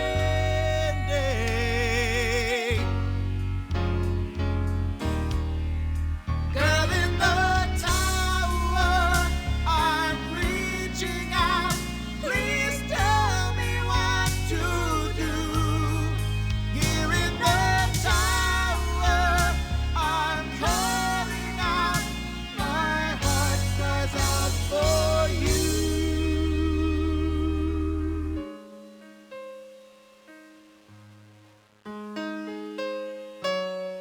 I think, but I don't remember, if you played the original CD-ROM, this was on a Redbook audio track.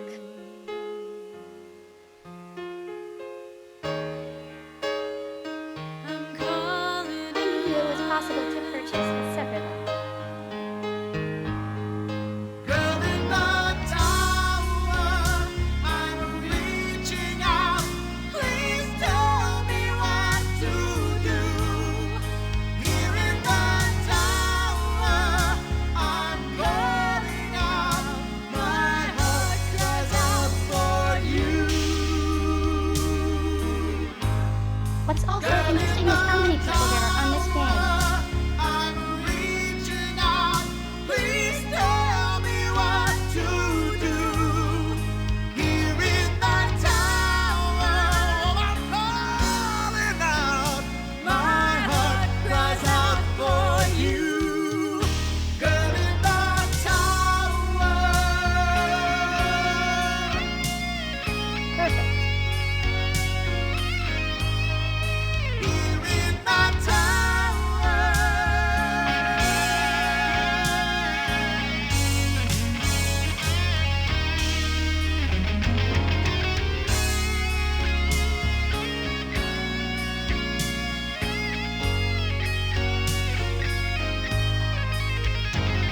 This is also something you never see in other games.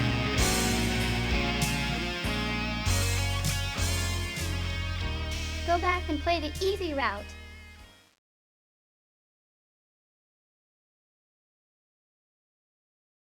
Alright.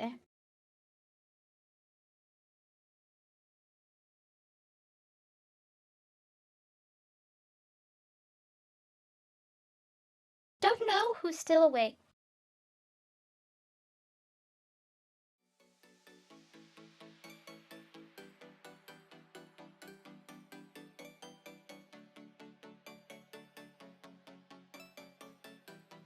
Thank you for joining me. We will try the 7th game later today.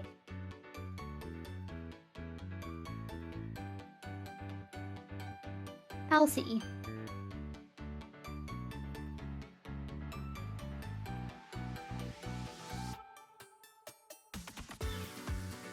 You might have to watch the VOD version.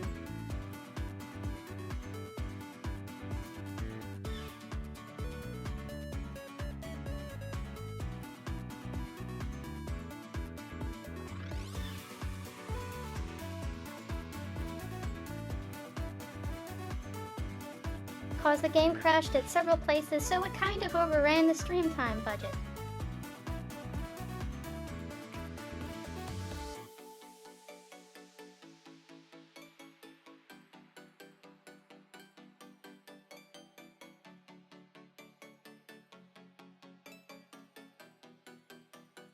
So I might upload a separate version that cuts the crashes out.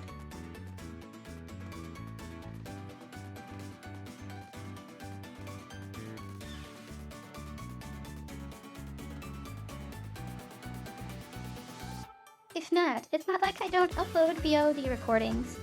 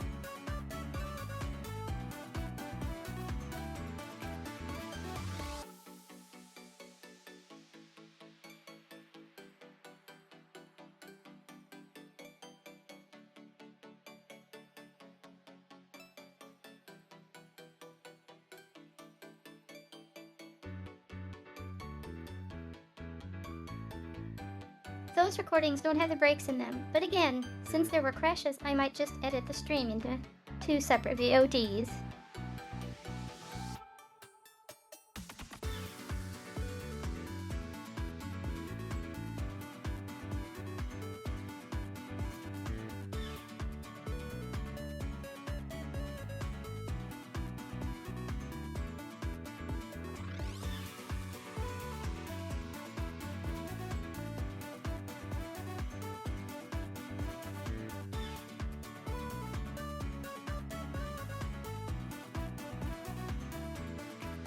Anyway, come back at 4 Pacific.